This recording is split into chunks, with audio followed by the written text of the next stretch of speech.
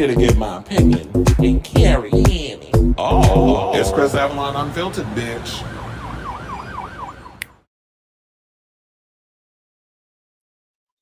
Well, hello everybody. Welcome, and happy Monday. Did you miss me?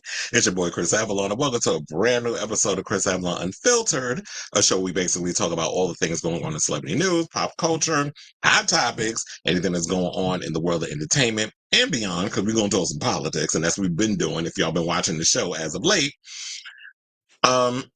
We talk about it on the show. So before we get started, can you please do me a solid and hit that like button, that subscribe button, and the notification bell so that way you know when we go live with a new episode of Chris Avalon Unfiltered. And we do have a lot of tea to spill because, I was gone for like, what was it, 3 days? I didn't give you a show Friday, Saturday, or Sunday because it was just crazy busy. And I was busy doing a lot of shows. I did a second Foo Fighter show yesterday. I did the Blink 182 show. So it's just been crazy. This has been busy with a lot of these concerts and things.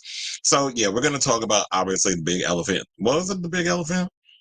Biden dropping out of the 2024 presidential election. We're going to talk about that, and Kamala Harris basically being the nominee. So I'm going to get my thoughts on that because, I had a whole situation set up. And then when that whole wrench threw a situation in my situation. Plus, we got to review Adam Lambert's Afters because it came out over the weekend. And if y'all been following me on social media, you already know my thoughts on it. But because this is the show, of course, I need to express it here because not everybody follows me on social medias. I mean, you should, but not a lot of people do. So down in the description below if y'all want to know.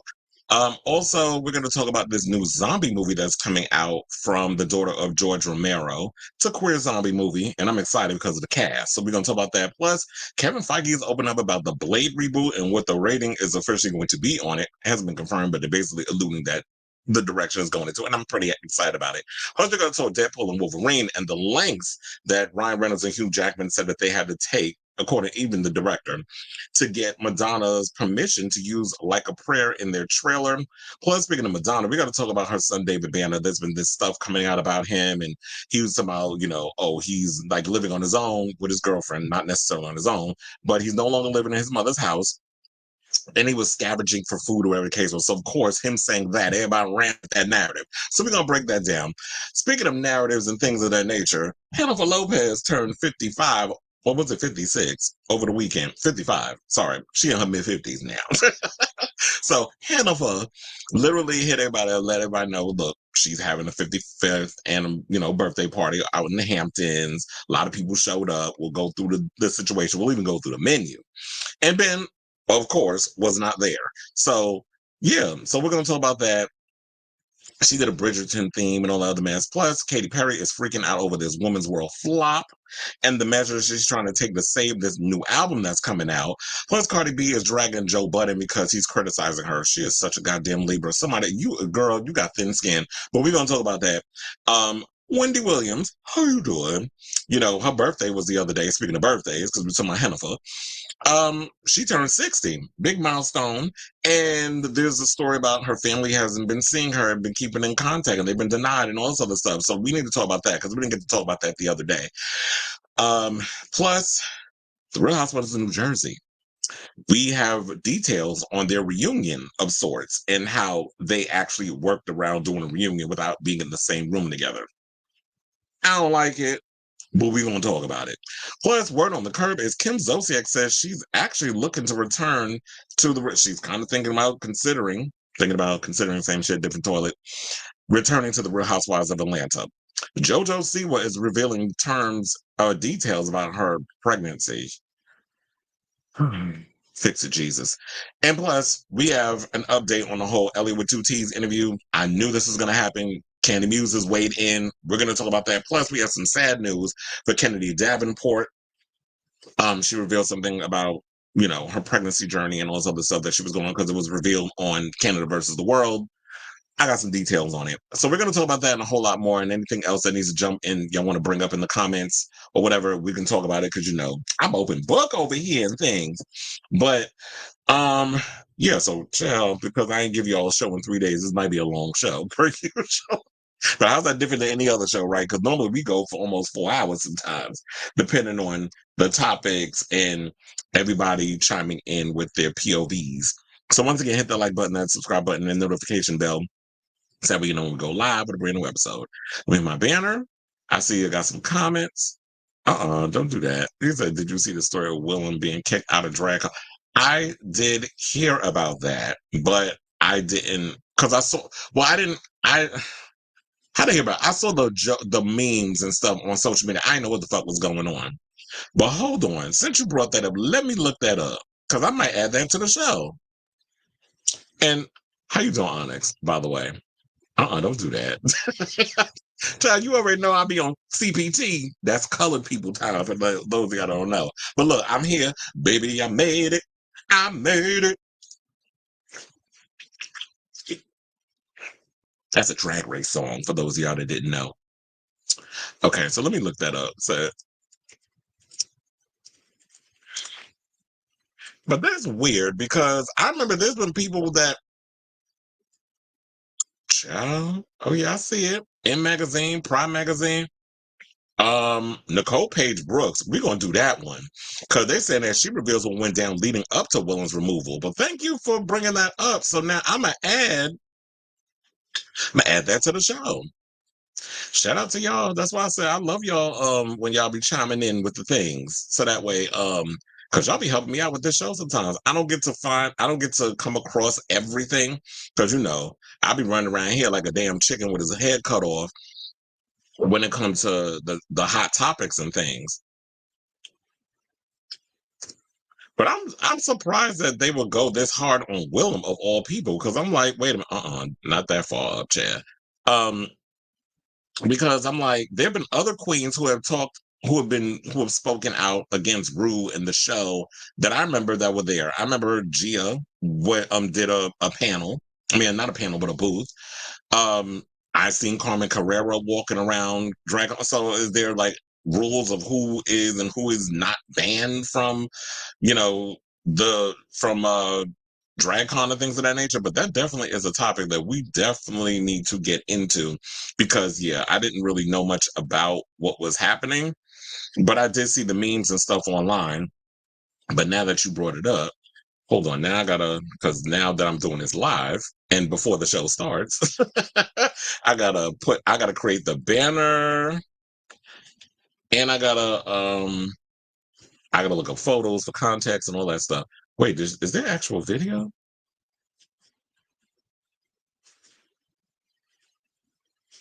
Oh, wait a minute now. Okay, so now I got it. So I went to Willam's Instagram and I saw that she posted something about what had happened about her getting kicked out. So we basically are going to use,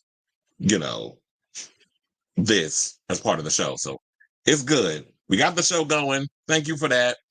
Cause you damn child, this show gonna be juicy and messy today.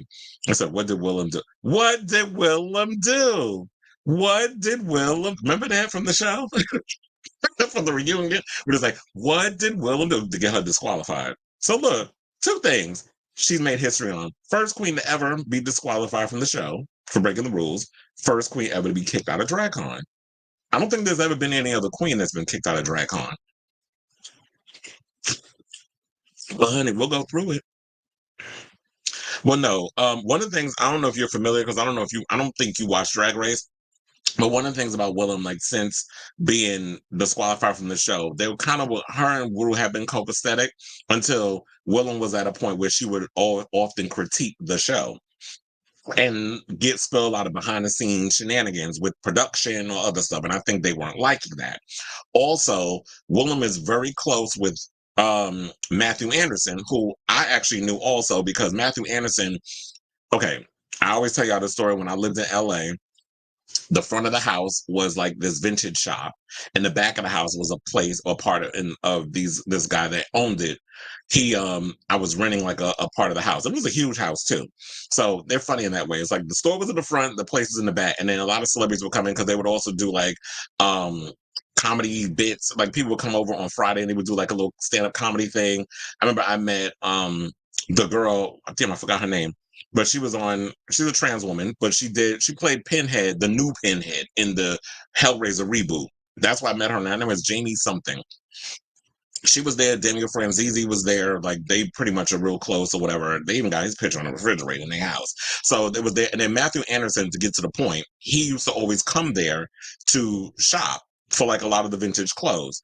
The thing with Matthew was also suffering from what they were saying from dementia. Like, he was having mental issues or whatever the case was. And he would just buy up a whole bunch of stuff and wouldn't like spend the money and use it, whatever the case was. So I remember hearing those stories. And Matthew and Rue, Matthew used to do would do Rue's hair and makeup. That's for a long time before he ended up in the hospice, whatever the case was. And then you had Delta on the show, who's also spilled some tea about the show and the messiness behind the scenes with them, and Raven. So, but Matthew handled the wigs and the makeup. The outfits was done by, what was it, Zaldi, and then he would wear them ugly ass Pee Wee Herman suits from Klein Epstein Parker. But then over the years, what happened was Rue and Willam got into a nasty spat because Willam was like, well, why aren't you going to visit him at the hospice? So they was like, well, fuck you too, this, that, and the third. And then they stepped away. So Willam was kind of like on the shit list of wow, because Willam is someone who has the balls to actually speak out against the institution of the show. And it's all like, we love Drag Race and all other stuff, but the way they go about things sometimes, you know what? I'm gonna probably save all of this for the later on that video, because I feel like that would be a good thing to add within that whole segment. So, but they said she made a video of her standing in line for the. Ooh, that's a mess. And said apparently he didn't RSVP to be at DragCon and was a danger to the. What you supposed to be RSVP? And look, I told y'all over the weekend, for those y'all didn't know, I said RuPaul's back to doing meet and greets. So what happened was they probably didn't want another situation like remember, if y'all saw the Matt Cullen interview that was done with Gia Gunn, where she said that she confronted Rue about the whole trans thing when they were on the show. And then they played into that being the elimination, the way of her nasty edit or whatever the case was. And then there was a whole drama that happened with that. So, Rue wants to be the person, I guess, that according to them, to steer the ship and look a certain way, but y'all not going to come up in there and try to change the narrative. But yeah, it was like, looking at it, it's like, yeah, okay, girl, Willam, now you out here being a mess.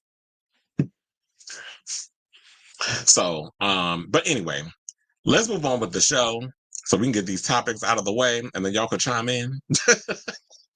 And let's get into the political stuff, which, look, in the beginning, I was ready to come up in here and windmill the Democrats over the shadiness that y'all was doing in regards to this whole, the callers coming from inside the house. Y'all were trying to get rid of Biden. And from what I was hearing, because I stopped watching Young Turks because y'all literally started to turn to Fox News over there, and y'all supposed to be independent as an independent entity, and people's donations and things is what get y'all whatever. But I stopped watching them because I just feel like y'all are full of shit over there. Y'all don't really be telling the true tea. So the person that I really stick to in regards of the show and stuff in regards to talking about politics would be Roland Martin. I always feel like Roland Martin to me always gives you the straight with no chaser. He ain't got time to bullshit y'all about nothing. And that's what I always like about the friends that I hang around with, the shows that I watch, and the people that I follow. It's like, if you're gonna give it to me straight, I'd rather you just tell me what it is so I know what it is. I don't spoon for me no BS. Don't beat around the bush. Let's get to the point. That's why I call this show Chris Avalon Unfiltered, because it's like you're just gonna get it straight with no chaser. I'm sorry, I ain't got time to ease it in. Like, you had plenty of time to put the lube in and put the little butt plug in your ass for you to loosen up them buttons. I'm shoving it right the fuck in. I know it sounds a little disrespectful, but it's like, I'd rather just give it to you than just beat around the bush and just column baby you, because you need to know what the way the world is. So the way that the Democrats have been going about some shit, and it was pissing me off the way they were going about trying to get rid of Biden, was like I said, it was very much the calls coming from inside the house. Like, you had Democrats, everybody all of a sudden panicking, goes, oh my God, Joe Biden's frail. Oh, he's so old. I'm like, but 4 years ago he was old. Like, what's the difference? The difference is he's stuttering a lot more, which he's always had a damn stutter. And yeah, he's frail compared to the other idiot, that wide back orange motherfucker who's running around here saying all kinds, don't even know his own VP's name, J.D. Vance. I'm not voting for the motherfucker. I know who he is. I ain't never heard of this hell for about 5 minutes ago. but I know who he is. How the hell the president don't know? Or the wannabe president, the former president, because he was a former president, unfortunately, because people thought they was going to get something different. Hell, Trump ain't never been nothing but a damn grifter. He been that way from the beginning. Like, we've all been in on his shit. Well, I should say those of us from New York who were always aware of the type of person that Trump was. Trump was somebody who always wanted to be loved, adored, famous, but could never get in those rooms. He was never fully respected, not even by his own mommy and daddy. So, while the Republicans went on their whole little tirade this week, turning the RNC into a damn circus, spewing their racism and their hatred and talking about they hate women. Clearly they do, because if y'all love women so damn much, why did Grindr crash out in Wisconsin? That's what I want to know. So yesterday, I was minding my business. I was on social media. Technically I was on social media, but I was also working on some articles for my website so that way I could prep and do the stuff for today. When I happened to see, because I had Twitter open too. I dead named Twitter intentionally because I ain't calling that other bullshit that Miss Musk wants us to call it. And yes, I'm calling her Miss because she is a big old queen. But so I went in this whole situation where just like I happened to see it said he dropped out or something. I'm like, who dropped out? So I click on it, and then all of a sudden I'm seeing Joe Biden's letter, and I had to make sure I was reading. I'm like, is this real? Because a lot of times, unfortunately, in the situation that we're in, I feel like we get to a place where AI is such a big thing now that, and Twitter ain't even credible the way Elon is trying to run that damn thing.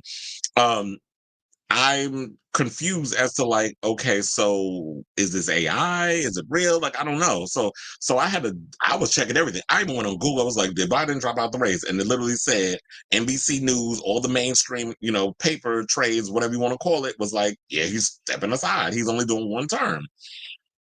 And when I first heard that, I was pissed because I was like, oh, here y'all go. When the going gets tough, the Democrats, per usual, lose their spine, act like little weak ass bitches, and go running for the hills. Yeah, let's just secede and give it to the other ones, and then hope in the 4 years that we could reshape the party into the image that we want it to be. Which I think would be a mistake, because if you're letting this idiot get in office, the way they talk about Project 2025 and all this other stuff, the whole point of that is he wants to create a dictatorship where he never gets accepted. He wants to be like Putin and all the rest of them, where it's like he is president for life. So anybody that tries to go up against him or whatever, like they're literally trying to peel back all the layers of democracy for power and money, which is why he got Elon Musk and all these other people supporting him. And that other queen that ran, what was it, Venmo? Cash App? No, it wasn't with him, Cash App. PayPal, that's what it was. I don't even use PayPal. I used to use PayPal back when I used to pay my producer. But ever since then, I don't be using PayPal. I stick to Venmo and Cash App, which if I scroll up, or if you look in the comments, whatever, you can actually Cash App me. Okay. Shameless plug. So I was pissed, as I was saying before, with the whole thing, because I'm like, oh, now they're going to give this shit to him because y'all getting scared over his whole stutter, the way he's talking, he's rambling, he can't think, put two thoughts together, make a sentence. Neither could the other one. The thing is that, that's like that old man when they suffering from dementia, allegedly, when it's like, when all else fails, you keep going back to your talking points, which is what Trump usually does, is repeat the same crap over and over and over again. They're coming to take your jobs. And I'm like, what jobs? Because first of all, these jobs you're talking about, the average American ain't doing. Like, me personally, there's no way in hell I'm standing in no field, because my ancestors did all that shit, so I ain't got to do that today. I'm talking about my black side now, because I am a mixed race. So we're going to travel over to my black side, which is over here. And my ancestors had to go pick cotton and shit. I ain't doing that. Hell no. For what? Well, they didn't make no money. They were slaves, so they had to do it. But when you got these immigrants, maybe I should travel a little bit in the middle to my Spaniard side or my Latin side. Well, my family is from Spain. So I don't know if there were Spaniards that was actually picking stuff, but since they want to be racist and talk about these people that are taking away the jobs, I'm like, what jobs are you talking about? Because the only jobs that they talking about is the only job the immigrants are going to do, which is, you know, picking fruit and shit in the heat for little to no kind of money. Kudos to them for being able to do that job, because I couldn't do it. And guaranteed, these same people out here windmilling talking about, oh, they're going to take our jobs. Y'all ain't getting out there to do that shit either. So stop it. And also, you know, it's just a lot. And I don't want to sit and go down this whole list of things, but what we really need to do is just focus on this mess. So now Biden has stepped aside. And like I said, I was pissed off about the whole thing because I was like, okay, so now we don't even have time to figure out who we going to have to be the person that steps in. And whoever, because y'all been busy talking about, oh, well, yeah, then Biden needs to step aside. But then who's going to replace them? And whoever y'all choose, first of all, we only have less than 3 months to decide on for the world to get to know this political candidate that's coming in. And when you do put them in, what does that mean? Like, what policies are you running on? Are you going to run on the same policies as the president and the vice president? That doesn't make sense. Like, what are you going to do that's different than what Joe Biden and all these other people were doing? So that's what I was wondering until they pulled the ultimate checkmate. And this is less than an hour, because while Trump and them was out here playing, you know, go fish, you know, the Democrats, meaning Biden and his people, the ones closest to him that was smart to pull this shit together, waited until after this circus that was the RNC to pull the ultimate checkmate, which ended up pissing Trump off. We're gonna read his post because it wasn't on Twitter. He did it. He was on that True Social shit. So we're gonna sit and get that in a second. But so they pulled the ultimate checkmate, as I was saying, and Kamala Harris, they announced, is the presidential nominee. And in less than 24 hours, she managed to pull in $50 million.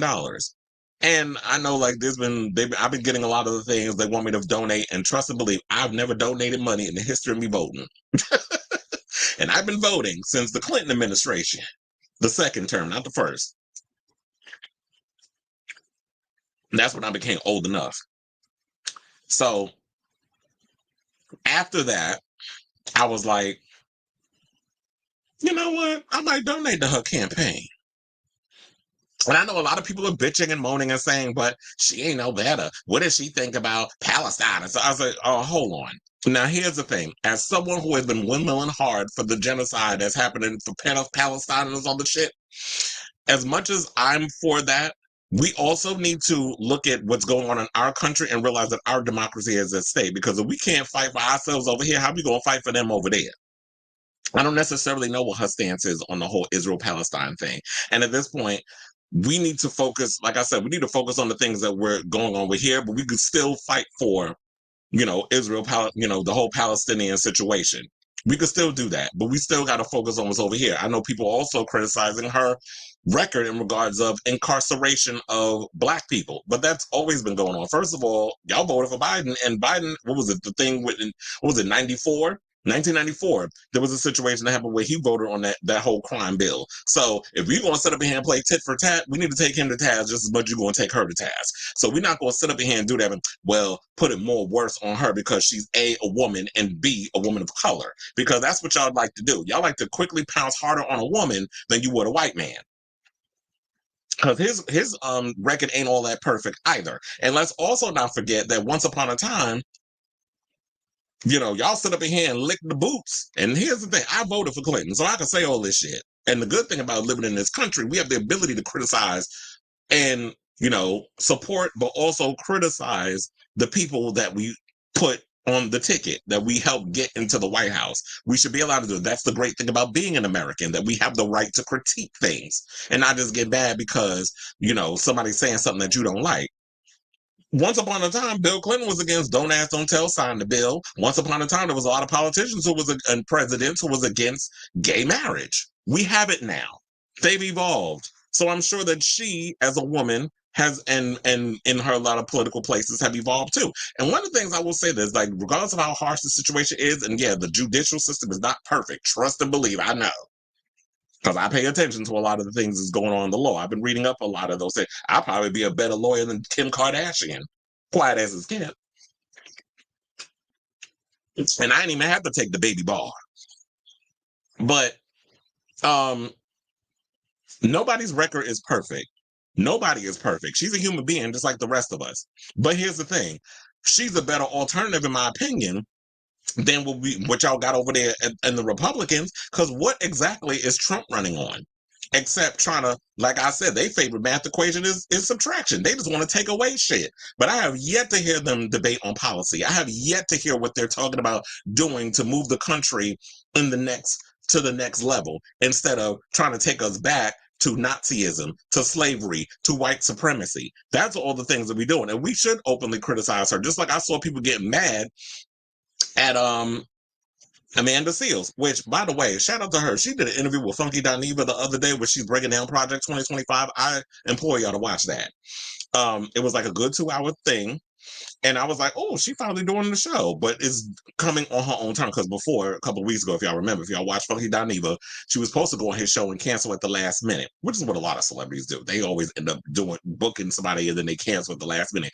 But she said she didn't feel that his show was a safe space for her to come on, I guess, because the reputation of how Funky Dineva show could be at times, and the people in his comments say the crazy things that they say.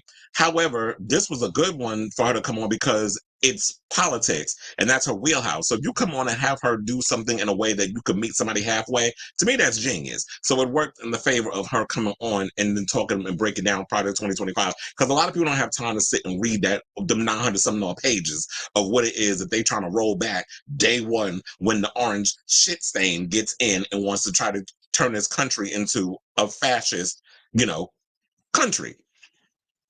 So but then also I want to say this. Shout out to, because I said, per usual, you're going to have black women having to step up and save this country, because black women, no shade, and I know a lot of y'all probably don't want to hear this, but black women have become and have always been the backbone of this damn country. Who you think built that White House? Black people. It wasn't white folks. When it comes to the Democratic Party, black women have always been the ones that have been the more vigilant ones to get everybody motivated to get out and vote. They've always come in as the biggest voting bloc. So that's why within 24 hours, she was able to accumulate $50 billion in the endorsement chest, or whatever you want to call it. So a lot of people were saying, like, and I'm sure there were people that was behind the scenes that didn't want her to be the nominee. But the good thing about it is that, she's able to come in and now be that person. So while y'all went and kicked Biden out kicking and screaming, he was like, oh, well, okay, y'all gonna kick me out, but here's the thing, I'm gonna openly endorse Kamala, so that way y'all don't try to be slick and try to push her out, because that was the rumor. The rumor was they were trying to get him out to get her out because they didn't want her to run. But you cannot be sitting here trying to put 2028 candidates in and have us try to understand who these people are in 2.5 months. We know of Kamala. Yeah, we may not know particularly a lot of her policies or what she stands on, because here's another thing that I will say is the fault of the Democrats.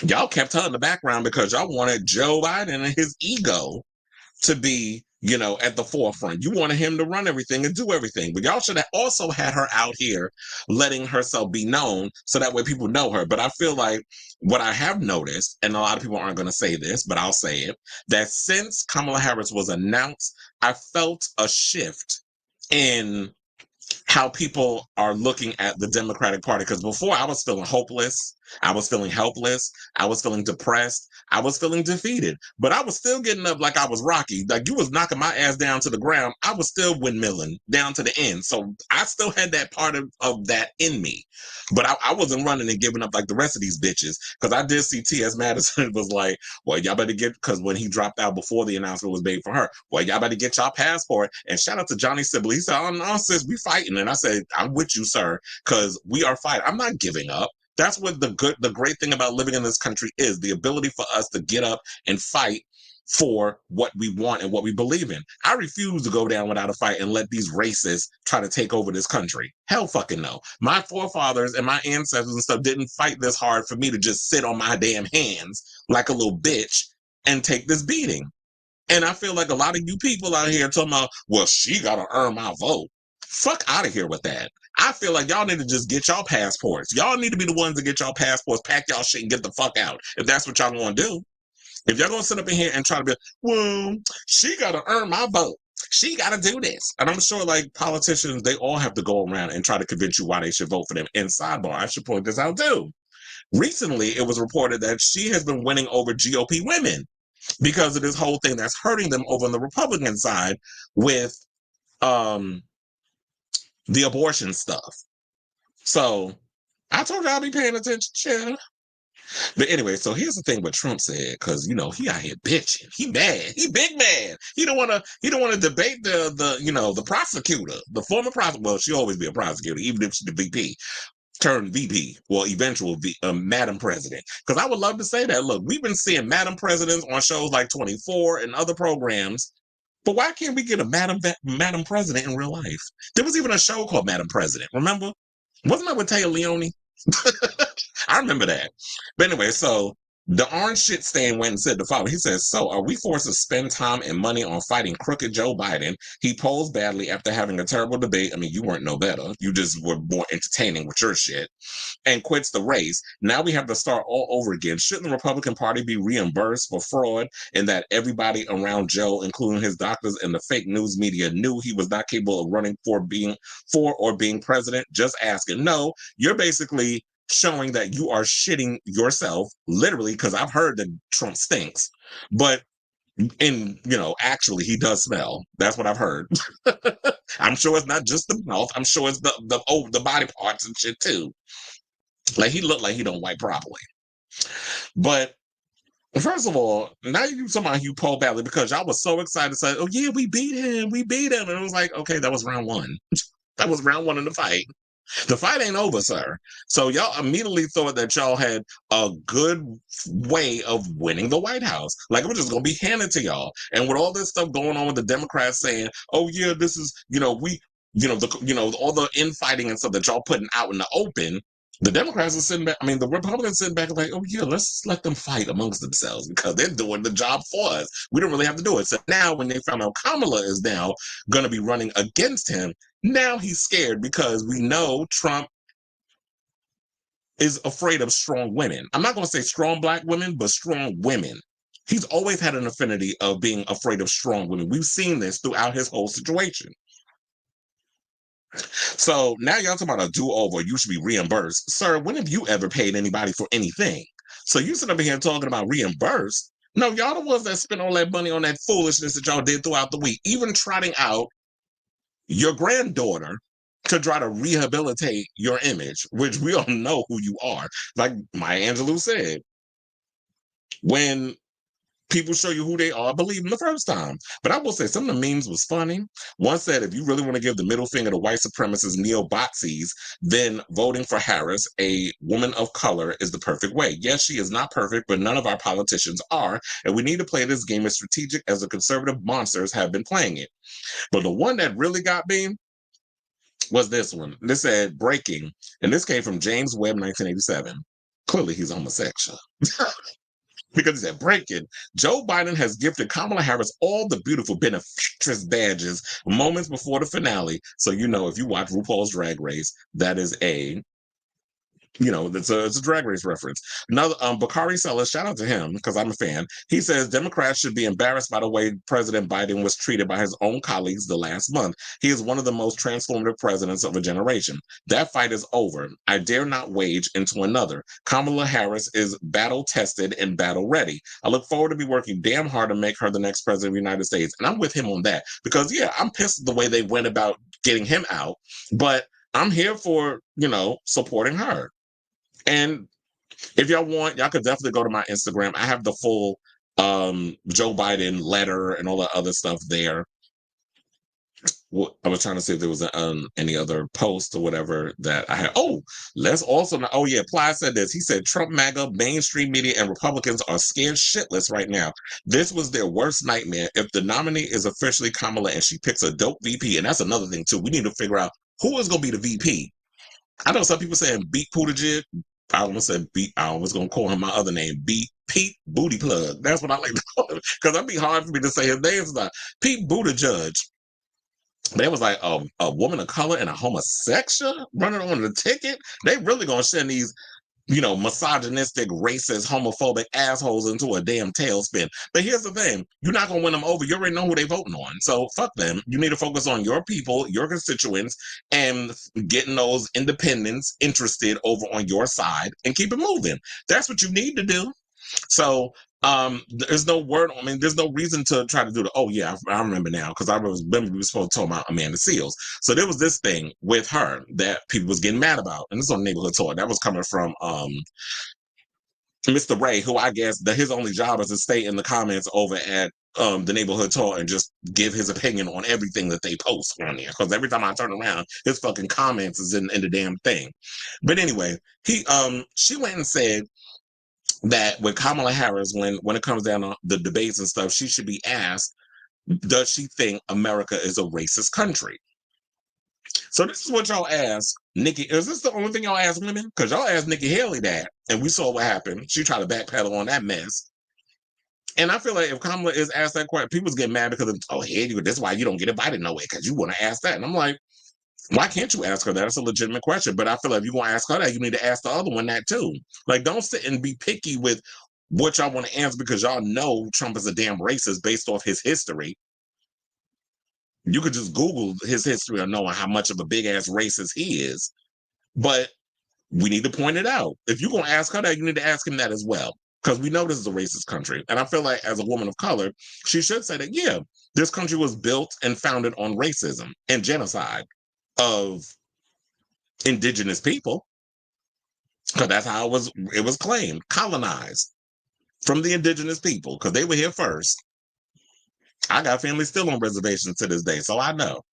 And let's not forget, Donald Trump sent Miss Kamala a check back in the day endorsing her, and this said September 26, 2011.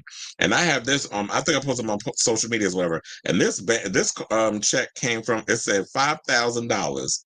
And that's what he said. He sent a $5,000 check. And it was basically to re-elect Attorney General Kamala D. Harris back in 2014. So this was literally 10 years ago when he endorsed her. But the question remains, did the check clear? That's what I want to know, because we all know Trump ain't got no damn money. That's why he always running behind, all these other people trying to fund whatever it is that he's funding. So if you Trump supporters really want to support a sister, and you really want to follow your your king, is this your king? From Black Panther, where Killmonger had said about T'Challa. Is this your king? Well, what you need to do is support this queen and get her elected. So I know that was a long one, but I knew like if it was going to be coming down to talking politics and stuff, we was going to have to break down all the things. But like I said, if y'all haven't seen the letter or whatever, I did post it with all my thoughts and everything, but as much as I did as possible. But I feel like I elaborated more on this. But I say all this to say, what do you guys think? Are you excited for this new ticket? I do feel like there's been a rejuvification to the Democratic ticket now that Kamala Harris is running officially on the ticket as the future Madam President of the United States. I've never been this excited since Obama. I feel like when it came to when he ran, like I haven't felt this kind of energy, and I really feel like if we stay vigilant, if we understand and see the big picture and stop thinking about the now and think of the future and what's down the road, then we too can move this country into the direction that we needed to, and then we can get into the things of trying to help people in other countries. Because I feel like if that's what y'all want to do, you said, protesting, yeah, that's one thing, but if y'all can get yourselves in the rooms and make the changes that we need to help people not only in our own country but worldwide, we can make this world a better place. Because I refuse to live in a country built on where they want to turn this into a world of fascism, because that's what we got. We either have democracy, or We get the fascism over on this side. So that's what we got a windmill for. But anyway, let me know what you guys think of this down in the comments below. And also, we need to figure out who is going to be the VP nominee. That's what I'm curious about. But anyway, we have a lot of comments, so let's get to them. Hold on. It says she made a. Oh yeah, you talking about Willam. We'll talk about that later. The original Scream 7 script with the core 4 leaked, and it looks like, besides Ghostface, all the people died because the surprise Ghostface set off a bomb at Oh, was that the one they were supposed to? Where they were supposed to actually take a trip to the UK? Maybe they should have did that. They should bring everybody back and kill them off. That'd be the opening sequence. Everybody dies, and then we get back to Sydney. That actually would have probably been a better one. But damn, I need to read that script, yeah, or where that is. But look, they're about to, from what I heard, they're about to start filming Scream 7 in Atlanta from September to December. So it's a good 3 months. And I'm excited for this new Scream movie. I know a lot of people are divided about the whole Scream situation with Melissa Barrera and them, but it's no shade. And y'all valid in y'all feelings. Trust and believe. I'm not trying to, make your feelings less valid. But as someone who's been following this franchise for over 25 years, Sydney's my girl, and Gail and them. I have no time. I mean, the core 4 were fine. There were issues that I had with both movies, Scream 5 and Scream 6, but my ties are to, and I love what they did with the core 4. There was, like I said, there was issues I had with the film. The third acts always fell apart for me. They were never the strongest. The plot armor and all other stuff. I'm still mad y'all killed off Dewey of all people. It's like, come on. Dewey has survived so many murder attempts, and then y'all go and did him the way y'all did him. This little frail ass bitch. When he got killed by this little frail chick, it would have made more sense if she would have been killed by what's his name? Randy Quaid nephew. Dennis Quaid's son. Jack Quaid. I could not remember his damn name. But it would have made more sense if he was killed off by him. But I understand they had to sell the situation because he had to be the alibi, like he wasn't in on it because the girlfriend and all the other stuff. So he had to play up his part. There were just certain things in the film that just irritated me. But overall, it's like, I mean, I've had my issues with the other Scream films too, but at least they were, in regards to the script, way more solid structurally than those other two ones that Radio Silence did. It's like Scream 6. I love that opening sequence. That was like the ultimate opening for me, the big twist where y'all revealed the kill in the beginning. I was like, okay, that's what we're doing. I like that whole thing, but then halfway through the film, it goes into this whole predictable, jarbled mess, and it just disappointed me. And that third act, to this day, is like, I can't sit through it. It's so stupid. I said the news dropped that I was on my way to Target. I wasn't about to read that whole... Okay? It was like, I wasn't doing that too either, because it was a lot. And I was like, just tell me, did he drop out the fucking race or no? That's all I cared about. I was not reading that whole, politically correct, letter with the good letterhead on it. And they said Kamala said something about Palestine before Joe did. She called for a ceasefire before. Oh yeah. See, and that's what people need to realize. But what are you doing exactly? Are you still sending money? And like, that's not even up to her at this point. She is the vice president. The root starts at the head, or however the phrase goes. Biden is the one making the decisions where he's the senator. But if she's the one that said that she called for a ceasefire before he did, then y'all know where she stands on that situation. And I believe she is pro-Palestine. So for people to be out here and just trying to nitpick because y'all just looking for an excuse to be mad, girl, go be mad at your vagina and the fact that you ain't getting enough dick, and vice versa. Be mad at your penis because you're not getting enough pussy or whatever you into. Don't be mad at the fact of that things aren't as perfect as you want it to be, because politics is not perfect. Politics is not this amazing, beautiful thing. Politics is dirty. Politics is messy. And it's, and they always say you can never win if you play dirty. I don't know who told, well, you can if you win politics.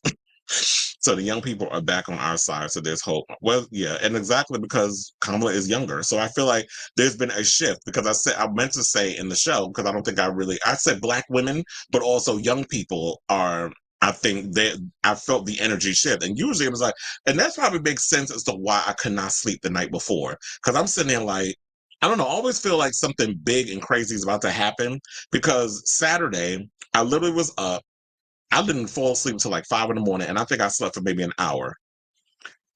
Saturday into Sunday, because I was like, I can't sleep. It was something that was keeping me up, and I don't know what it was. And now as this big thing came out, so I literally stayed up. I was binge watching Cobra Kai, and then I was watching some other stuff too.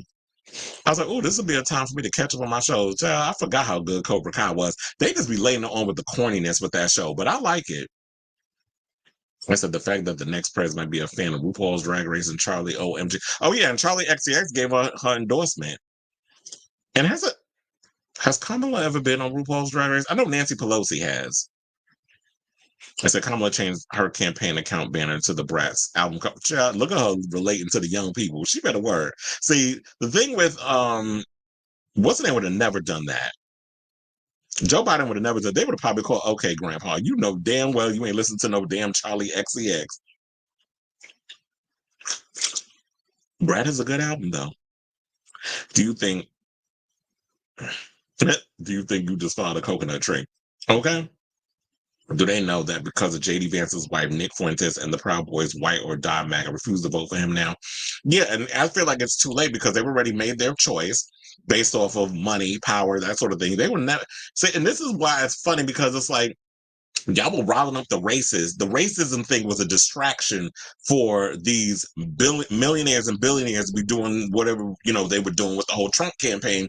But they never thought actually it was like, oh yeah, we're going to play with these races and then put these other people in place because we're not really thinking about the repercussions of the fact that, yeah, we trying to put all these power plays and stuff, but not thinking that races are racist and they're not going to vote for somebody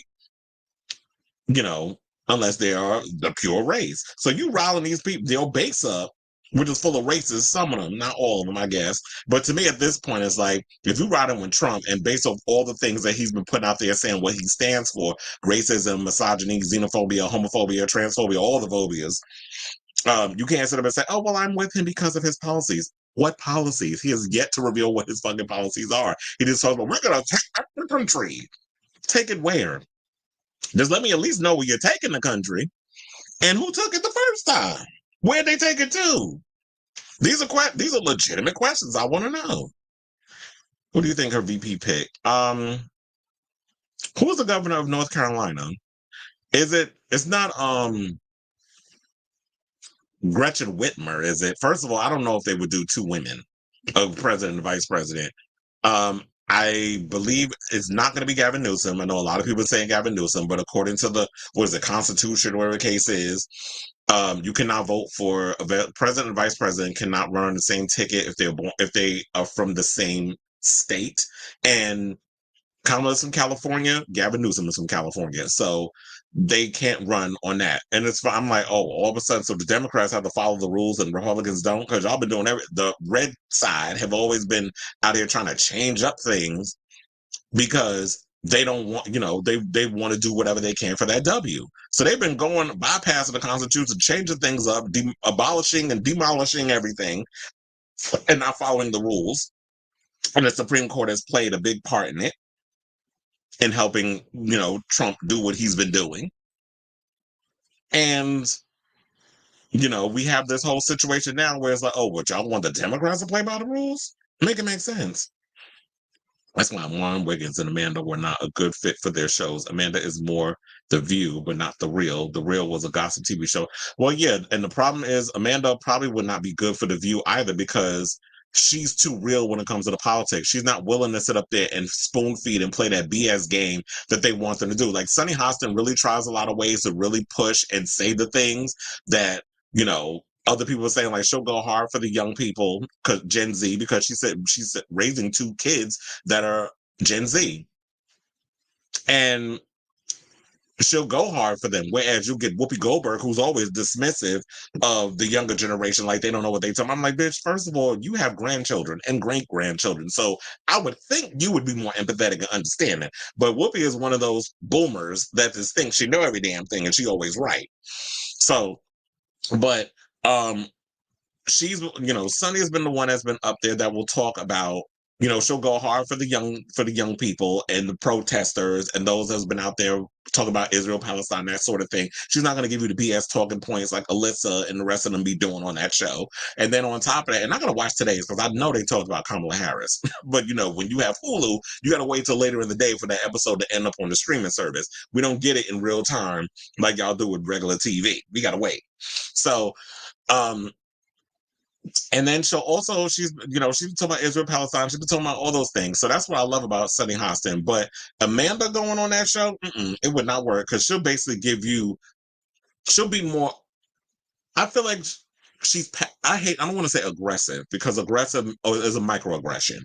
She's very passionate when she talks about politics and things of that nature. And she's not going to go up there just feeding y'all a bunch of BS because the producers or because, the people behind the scenes and who's running the show over there. When you say the wrong thing, you're going to end up suspended because they're beholden to certain people. So Amanda is good with being independent and on social media and really getting the word out there. So her doing her podcast and the stand-up specials and all this stuff works in her favor. Network TV, they can't handle her because you got to abide by certain rules. And if you cross over a little too much, then, everybody wants you fired. But Republicans, they get on TV and say all kinds of racist, xenophobic, homophobic, transphobic, anti-woman, misogynistic stuff, and they get to keep their damn job. But as Democrats always got to play, when they go low, we go high. I'm like, fuck that. You know me, I'm ratchet. My ass is, if you go low, I'm going under Hades. I don't know what's deeper than that, but I'm going there. We said Pete Buttigieg, who y'all think will be the president, the VP? I would hope, but I don't think that's going to happen. Imagine him and JD Vance going at it during debate. And but here's the thing, because I told you I don't watch Bill Maher, but I watched a clip. I think it was on Twitter. Pete Buttigieg was actually on Bill Maher's show on Friday. And he was talking about that he knows people like JD Vance and the grifting and all that other stuff that they're doing. There was another politician, black guy, I forget his name, but I think he's a governor of and maybe is that the one you're talking about? Were you talking about the governor of which one was it? You were talking about one of the governors from one of the states that maybe he might be the one that might get chosen. He said he knew people, like he knows JD Vance, and now he's introducing this fake side of himself to y'all, but he's reintroducing himself to people who knew him. So JD Vance, I'm sure can't debate. First of all, he's become hugely popular relatively quickly because the guy that runs, the homosexual that runs PayPal has basically been endorsing his career and ushered him up the fast track relatively quickly. So I'm like, there's only one way I see people. Roy Cooper, that's what he's about. He's someone who I'm like, okay, somebody's clearly bringing a knee pass to the meeting because nobody just gets fast track to that type of position without assuming the position. Nobody gets that way quickly through no damn hard work. So allegedly, let me protect myself. Democratic Party got 50 million donations. That's what I said. People are excited. The Democrats are riled up, and I'm happy that it's like I feel like we have a fighting chance. I was up till 5 a.m. on Sunday too. Oh, not porn. You say you were watching Devin Franco. First of all, can we just take a moment of silence for Devin Franco's hole, because I don't know how he takes the beat that he does.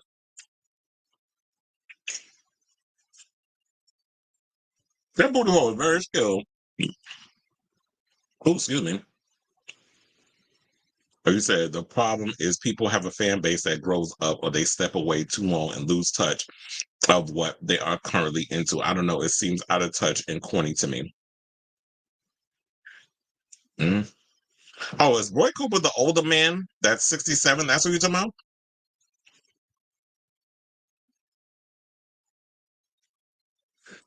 Oh, you said what I fear is that bigoted, insecure men aren't going to vote for a woman or vote for not a fake VP.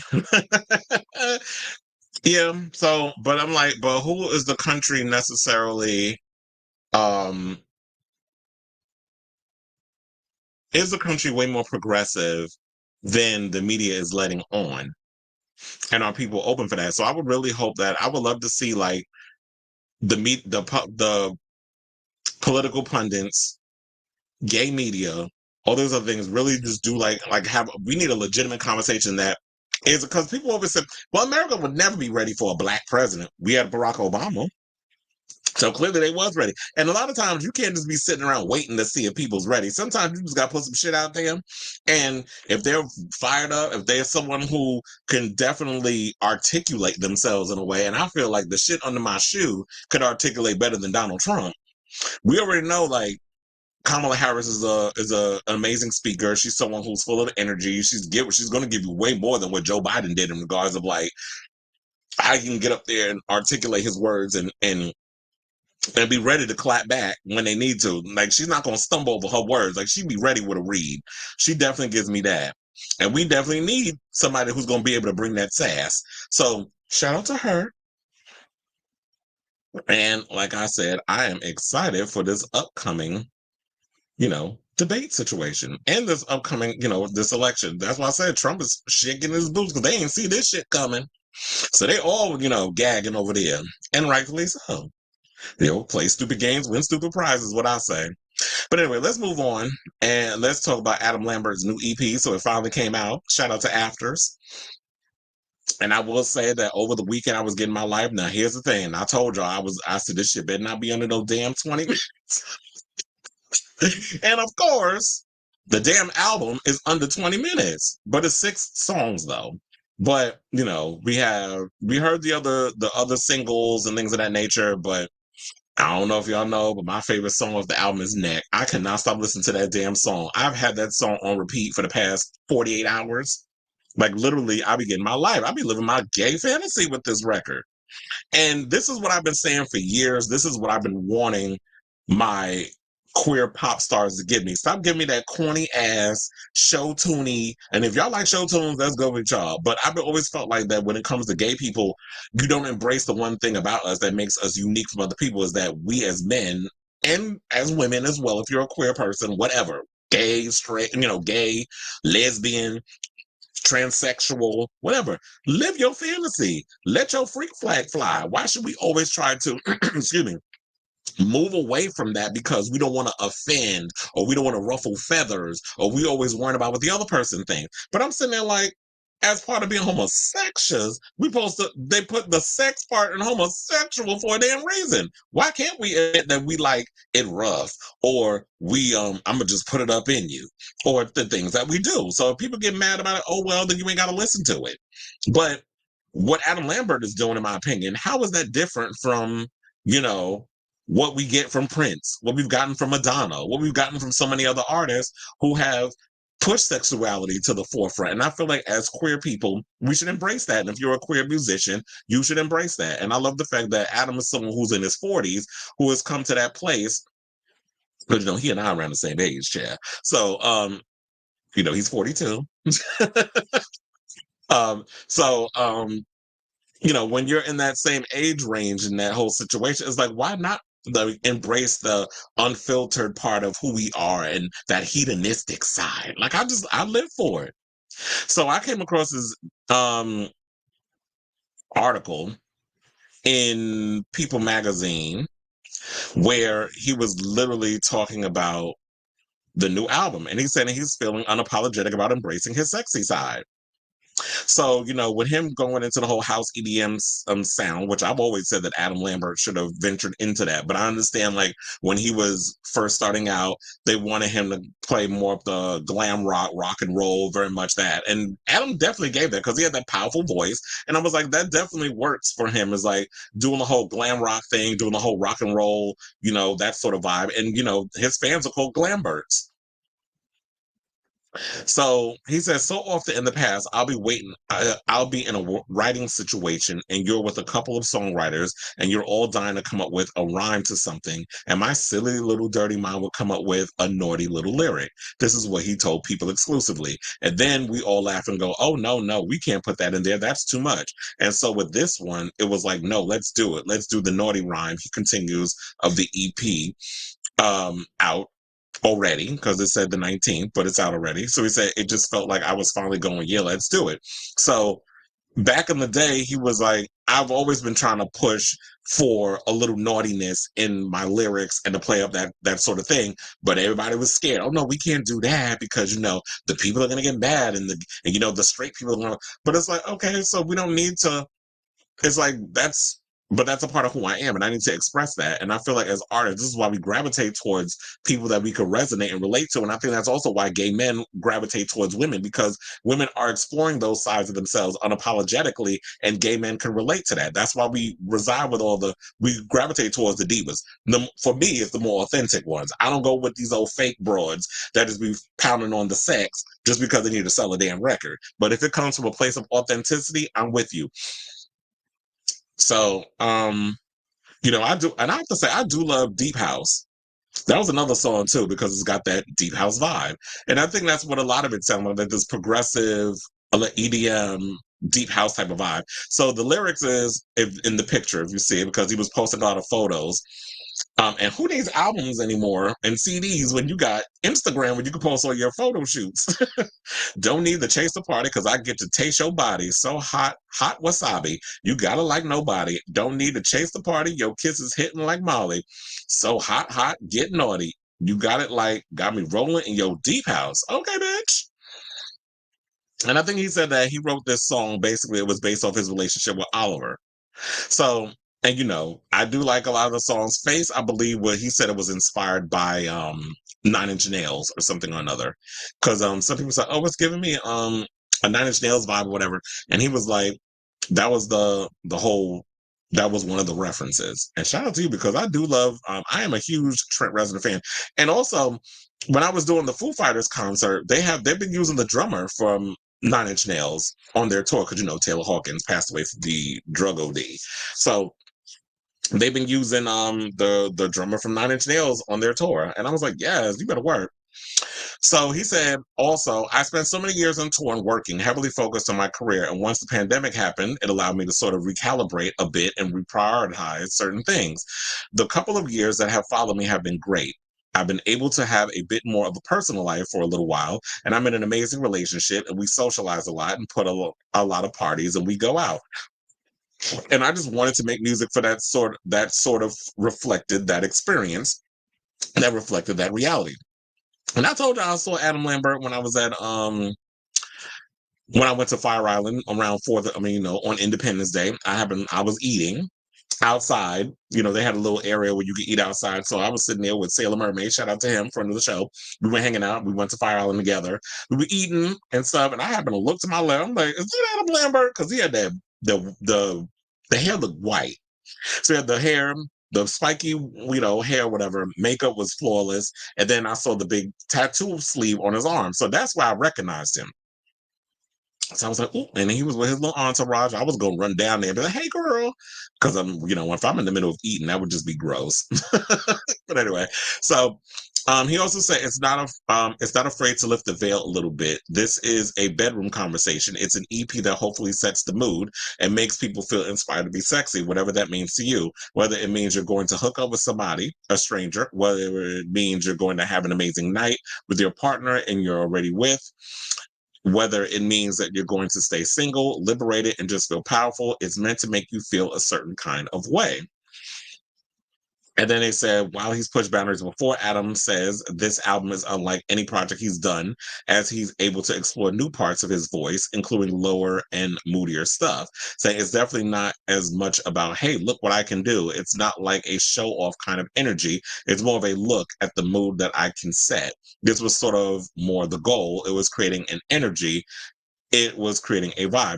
And that's the thing. Oh, yeah. And I love Cunty. That's another one of the mines. I love Lube. I love Wet Dream.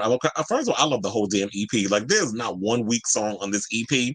And Another thing I will say this that think a lot of people forget about when it comes to dance music. Dance music is not always about, oh, well, I could show off. And that's what I've always called them, vocal masturbators, like Christina Aguilera. It's like, bitch, we know you can sing. Like at this point, you don't need to show off anymore. And it's not bitch in a bad way. I'm just saying, you know how we gays talk. Like, you don't need to show off. We know you can sing. We know you can do a little yang yang. Like, you don't need to show off. And I love the fact that I think that's what I really like about this EP is like we know Adam Lambert can sing, and there's parts in Wet Dream that you do hear him kind of go, you know, the usual, you know, wailing and all the other stuff in the chorus in the background. But for the most part, it's like it's all about setting the mood and letting the production do its work. But also we have those raunchy lyrics in there. We also have, you know, I'm singing basically just it's about a feeling. It's about a vibe. It's not always about, yeah, y'all know I can sing and I gotta show off, because I always hate that. And that's why I get irritated when a lot of people always go, well, so and so can't sing, because y'all always equate singing to be Aretha Franklin, Patti LaBelle, Adele, people like that, Mariah Carey. Like y'all think that's the only type of singing that people could do, and it's like that's not. There's levels to the music business. There's levels to being an artist. It's not always all about you got to be able to wail and have a 5-octave vocal range to be considered a singer. I don't agree with that. So if you're an artist, it's all about I'm creating this mood and this atmosphere with a lot of the singers. And so Adam has also mentioned a lot of his, you know, inspiration for the music. He said, there's an audience out there that responds positively to someone saying, I'm going to do what I want. Some of my favorite artists have been artists that have pushed buttons and were provocateurs. Look at Prince. Look at Madonna. Look at George Michael after he got busted. That's a read. Because I was like, you know, that is true, because George Michael was basically playing the game. I watched his documentary where it was like, you know, he played the game for a long time until I feel like he purposely got busted with the whole, you know, bathroom situation, because I guess he got tired of being in the closet. But he said, look at George Michael, he got busted. He leaned into it. He was like, I'm going to make this part of my art. And I've always really admired that spirit of pushing things and saying what others might not.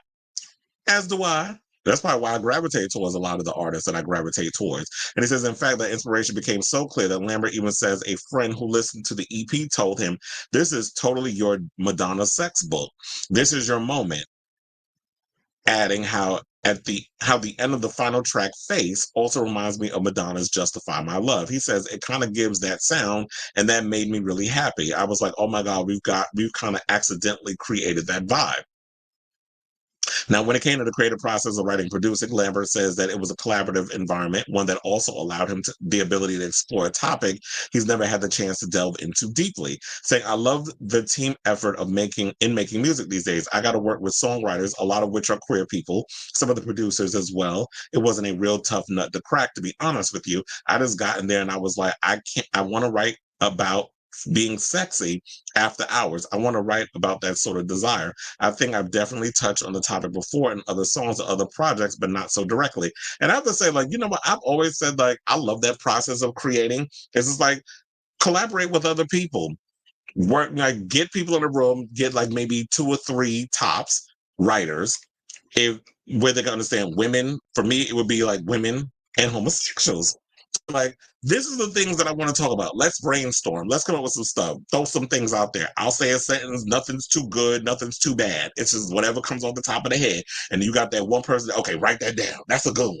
And I like that whole idea of collaborating, because there's no I in team. I'm always someone that I'm willing to be a team player. I can work with other people. I mean, yeah, my Virgo side every now and again is like, okay, if you can't do the shit right, I'm going to do it myself. But I've always been receptive and open to, yeah, let's take the time, let's collaborate. And if I'm working with producers, I'm like, sonically, this is the mood that I've been feeling. Like, I'm feeling a little Madonna today, a little raunchy, very much not vulgar with Sam Smith, but I'm feeling more holy water. Feeling very Madonna holy water today. Let's kind of create something within that vibe. Or, you know, I'm feeling very Kylie Minogue illusion. Or, you know, so we set the mood to that. And so, like, going based off of feeling and mood, in my opinion, is like where the creativity resides. And this is like trying to get something similar to that. Now, speaking of Kylie Minogue, and I'm gonna wrap this up. Girl, this is Adam Lambert people.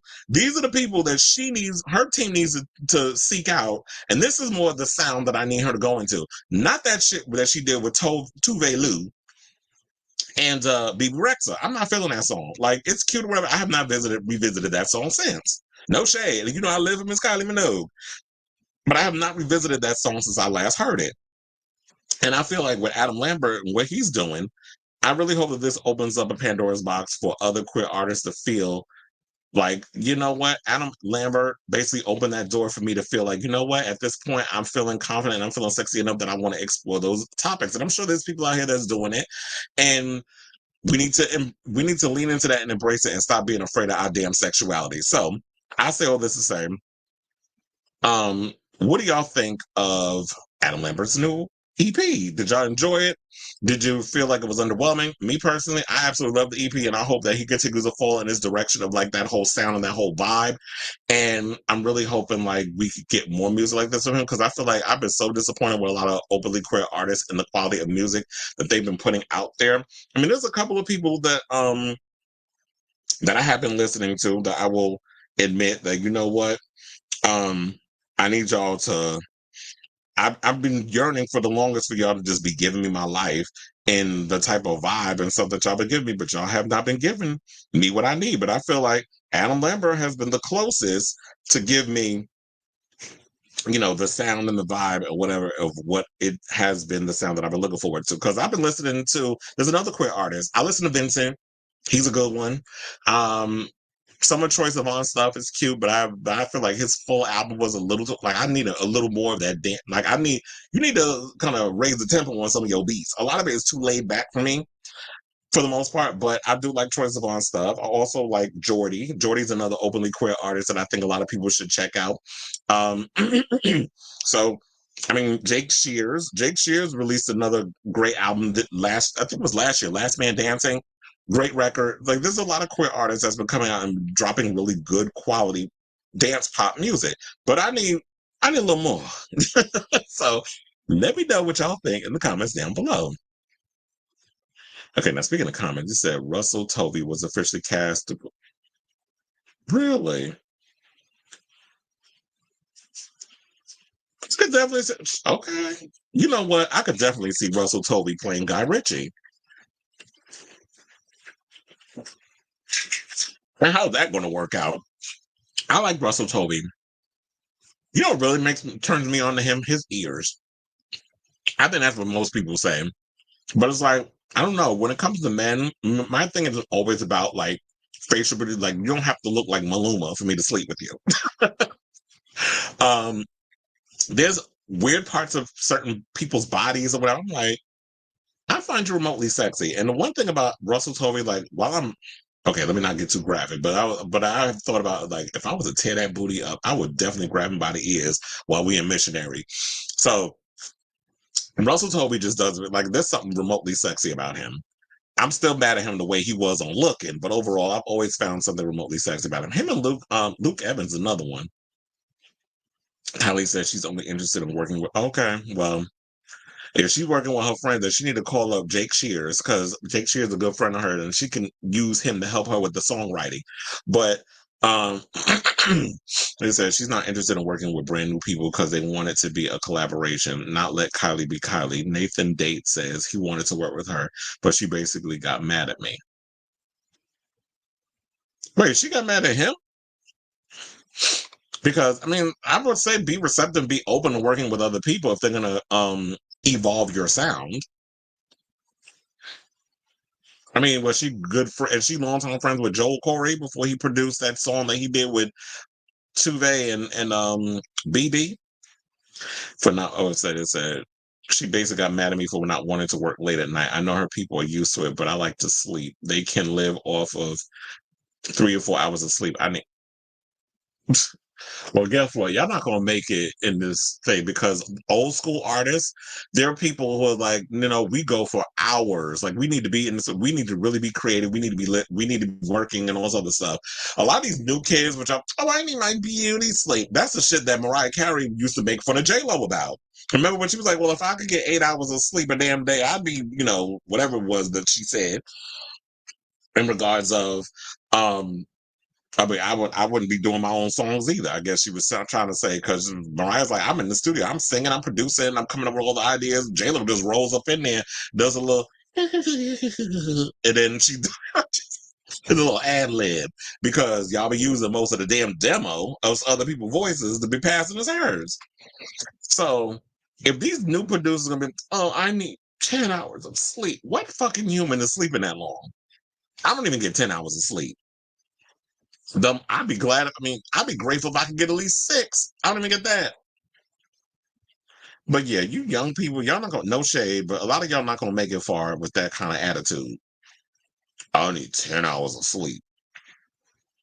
But anyway, let's move on and let's talk about this story, which I thought was relatively interesting. Now, y'all know that I'm a huge horror movie fan. I love horror movies, but one of the things I've always said is that what we need is a lot more queer representation, especially in horror, because queer people, we are someone who definitely resonates with a lot of things that's going on in horror, especially a lot of the monsters. Like I think a lot of times queer people relate to we kind of resonate with Pinhead, Michael Myers, Jason Voorhees, Freddy Krueger. When we see a lot of these, werewolves, vampires, all these other things, we always kind of resonate with a lot of these characters. So when we get into of course, the zombie genre, I was like, and I've always had this idea that I've been working on with, well, I have a queer vampire idea that I'm working on and a zombie one. But this story I found relatively interesting because based off the cast that we have being a part of it. So, daughter of director George A. Romero, I should say the late director, who done Night of the Living Dead and many of the others, Dawn of the Dead, Day of the Dead, Army of the Dead. Like he's done a lot of the Dead films. So his daughter Tina Romero is directing a zombie movie of her own called Queens of the Dead. Now this tea is coming from Deadline, so shout out to y'all. Jaquel Spivey from Mean Girls, Katy O'Brien, Love Lies Bleeding, which I just saw has been added to HBO Max. I need to check that movie out. Margaret Cho, who's in Fire Island, Bridget Lundy Payne from I Saw the TV Glow, which I heard was another one that's good, and I need to see that because then Justice Smith is in that, and Cheyenne Jackson, well, I've always another one I had a crush on. American Horror Story are among those set to star in Queens of the Dead, a new horror comedy directed by Tina Romero, daughter of legendary director George A. Romero, who did, like I said, all the Living Dead movies. Now, co-written by Aaron Judge and Tina Romero, the film pays tribute to the zombies from the elder Romero classic zombie films with a fresh, contemporary, and queer twist, promising to offer a genre-smashing glam gore thrill ride through the zombie apocalypse. They said the story follows an eclectic group of drag queens, club kids, and frenemies. I was like, first of all, when I heard this, wait, let me just finish reading before I go on my whole thing. So, excuse me. So it said the story follows an eclectic group of drag queens, club kids, and frenemies who must put aside their personal dramas and use their unique skills to combat the brain-thirsty undead when a zombie apocalypse breaks out during their drag show in Brooklyn. See, I wanted to actually say, put aside their personal dramas and use their charisma, uniqueness, nerve, and talent. See, that's what they should have said. That would have been a good RuPaul's Drag Race reference. But I was like, first of all, I'm mad because I'm like, why am I just not hearing about this? Because I would have auditioned. Y'all could have made me the gay cop, something or another. Like I would have loved to audition for a part in this movie, especially because it's giving me basically the vibe that I need. And I do be going to the parts in Brooklyn. I'm like, I wonder if they're gonna shoot a $3 bill. That would be a perfect place to shoot this whole a zombie apocalypse situation where somebody comes in, they're bitten or whatever, and then there's a whole attack going on in there. And you could use a lot of, the Brooklyn drag queens. You could get JK from Dragula and a bunch of other queens to show up and be a part of the film instead of, because one of my friends is being shady when they brought up that Nina West from RuPaul's Drag Race going to be in it. He was like, y'all couldn't have picked anybody else but her. I said, oh, you shady. So yeah, in addition to Nina West, Tomas Matos, who was in Fire Island. I actually like them in that role. Quincy Dunbaker from No Hard Feelings, Becca Blackwell from Bros, Charnette Renee Wilson from Black Panther, Dominique Jackson, yes, my girl Tyra O'Loy, Dominique Jackson Ross from Pose is going to be in it. Ricky Lindholm, as y'all can see, you can see Dominique in the photo. Ricky Lindholm from Knives Out and Eve Lindley. So this is going to be big cast, and I'm liking what I'm hearing so far. But I do hope that they put a lot of local drag queens from New York to make cameos and stuff in there as well. And I hope they're actually shooting it here and not just going to pretend it's New York, but it's fucking Canada. So it's that George A. Romero, often referred to as the godfather of zombies, revolutionized the horror genre with its groundbreaking films Night of the Living Dead and Dawn of the Dead, with his work influencing countless filmmakers and becoming a cornerstone for modern horror. While it's unclear if the project is still active, Romero's influence is clearly highlighted in MGM's 2022 move to acquire rights to a new Night of the Living Dead sequel, with Nanny Nikyatu Jutsu coming aboard to direct.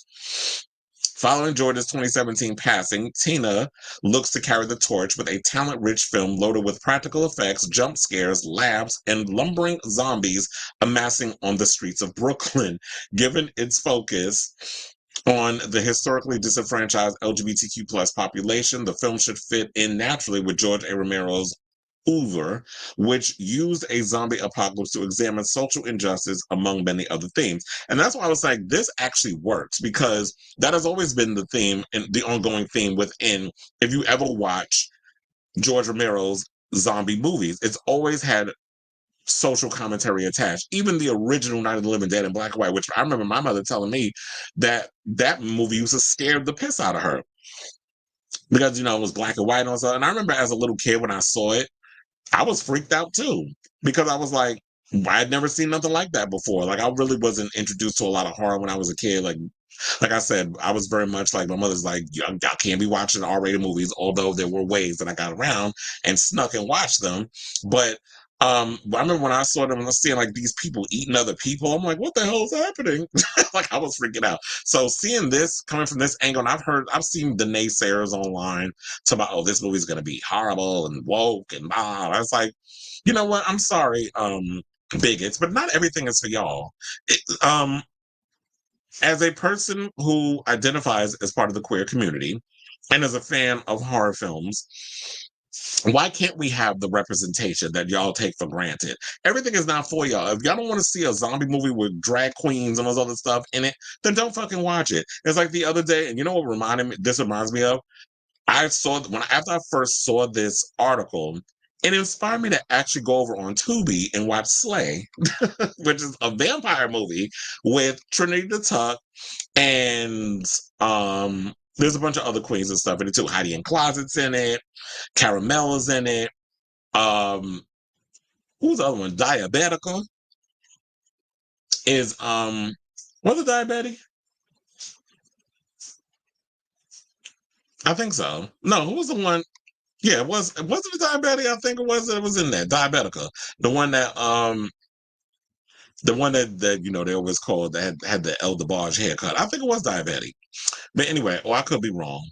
But anyway, that's not the point. The point is, it was a cute film. It wasn't bad. I actually thought, because I always hear this reputation, Tubi releases bad movies, and a lot of their films are shit or whatever. But I'm like, that's not necessarily true. So I sat and watched it because it's basically a bunch of drag queens who get hired to show up at some bar in the middle of nowhere, and it's a bunch of hillbillies and stuff that's hanging out in the middle of nowhere. Then there's a vampire that's going around biting people and then basically turns them into like vampires and all this other stuff. They have to fight for their lives. And then they burst into glitter, which was a cackle. So, and then seeing Trinity Tuck up in there, channeling her in a Buffy. And I was like, this is actually a cute movie. So if y'all get a chance and y'all got Tubi is free, first of all, so you ain't got to pay for it. Definitely check that movie out because I was entertained. But for the most part with this, they basically said Vanishing Angles, Matthew Lee Miller, and Natalie Metzger will serve as the film's producers. The film is financed by Creativity Capital. Stated Miller of Vanishing Angles said, as soon as we started casting, we knew we needed a team that could deliver on the film's bold, eclectic vision. This cast exceeds our wildest expectations. Their combined talent and chemistry are electrifying. Tina's vision is a game changer, and we believe this ensemble will create something truly unforgettable, honoring the Romero legacy while pushing the boundaries of the genre. And Miller's favorite fellow producer Metzger added, I've been obsessed with this script and Tina's vision from the moment that I read it. It's so incredibly fun and unique.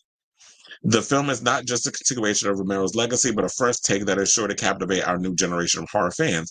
And so I will say that this is actually going to be, it sounds like a pretty cool idea. I'm actually excited to see it. I'm really hoping that she could pass the torch, that she has been passed the torch and be able to give us a quality horror movie. Because remember, y'all had M. Night Shyamalan daughter out here made that movie, what was it? The Stranger or something or another, where they were like with Dakota Fanning and they were stuck in like some glass house in the middle of nowhere or whatever, and people said that movie wasn't that great. So not everybody can, turn a turd into a diamond. It's not easy to direct a movie. I've heard mixed reviews on M. Night Shyamalan's daughter's movie. Then you also have, David Cronenberg's kids are out here filmmaking. So hopefully this is going to be a good one. I'm excited to see where they're going to go with this. I love, zombie movies is my favorite genre, and I'm definitely curious to see where they're going to go with this topic and where they're going to go with this film, and I hope it's actually going to be good. I didn't know if they were going to do comedy for, say, slapstick or whatever, but you got to have those funny moments in a horror film. Otherwise, if it's too serious for me, sometimes I'll just be on edge. So, like I said, I'm excited to see this film, but I ask you all, are you guys excited for this movie? I've always been someone that's just like, we need more queer representation in horror films. Like, just like every other genre has their own films that get to tell stories, and give a genre a different choice. So we need that excitement, and we need those different things that's going to come in and give us something nuanced and different. And if you have a great idea, put it out there. Who gives a damn about what the biggot's got to say? But if we go see a zombie outbreak situation with a bunch of drag queens and club kids, like, it's going to give me very much Party Monster meets Dawn of the Dead or Night of the Living Dead. I'm here for it. So let me know what you guys think of this story in the comments down below. And I should also say, you know what? I've been out here, and if there's some people out here that, if you're in New York and y'all want to work on some stuff, horror movie wise, I went to film school. I am a screenwriter, that sort of thing. If there's some people out here that want to collaborate and work on some stuff as well, hit a bitch up. So, we can collaborate and come up with some things. Because I've always wanted to be out here doing not only just like working in music, whatever, but film as well, and coming up with a lot of things that I love, horror and stuff. But I've always been looking for like-minded people that are into the whole horror thing, but coming up with those same ideas of genre, vampires, werewolves, or zombies, whatever, slash a gay. Like, I even have an idea, and I think I told Stella Merman I had this idea for a gay slasher movie, and he was like, "You need to write that, or you need to." So that way he could read it, and he'll probably come in and probably work on the, what do you call it, the storyboard visuals, all the other stuff, because he draws and things. So I was like, yeah, but I'm like looking for a fellow co-writer, somebody that I can collaborate with. But yeah, I'll write the shit down and then have somebody come in and kind of clean it up. But yeah, so anyway, enough of my stuff. Let me know what you guys think of this story in the comments down below. Okay, so he said Nathan Daw and Madonna casted Hugh Jackman to play Rupert Everett, and Rupert is pissed that they fell out of their friendship in The Next Best Thing, and is going to wait, this is actually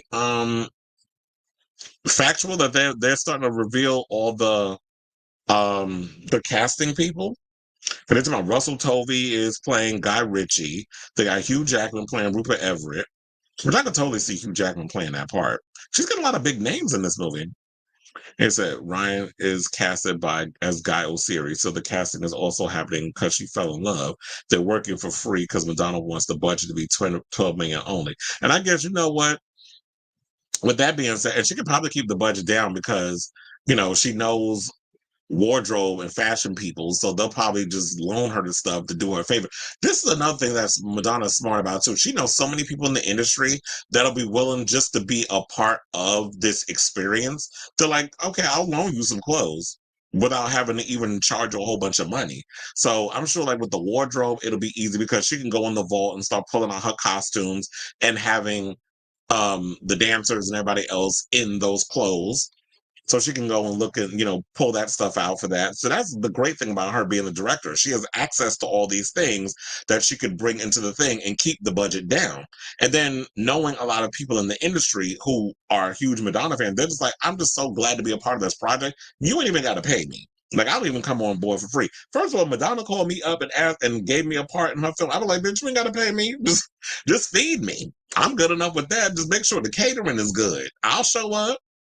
And I know some people think about, well, no, you gotta pay. No, just being a part of certain experiences. And this is me coming up in this business. There's been so many things that I've done for free.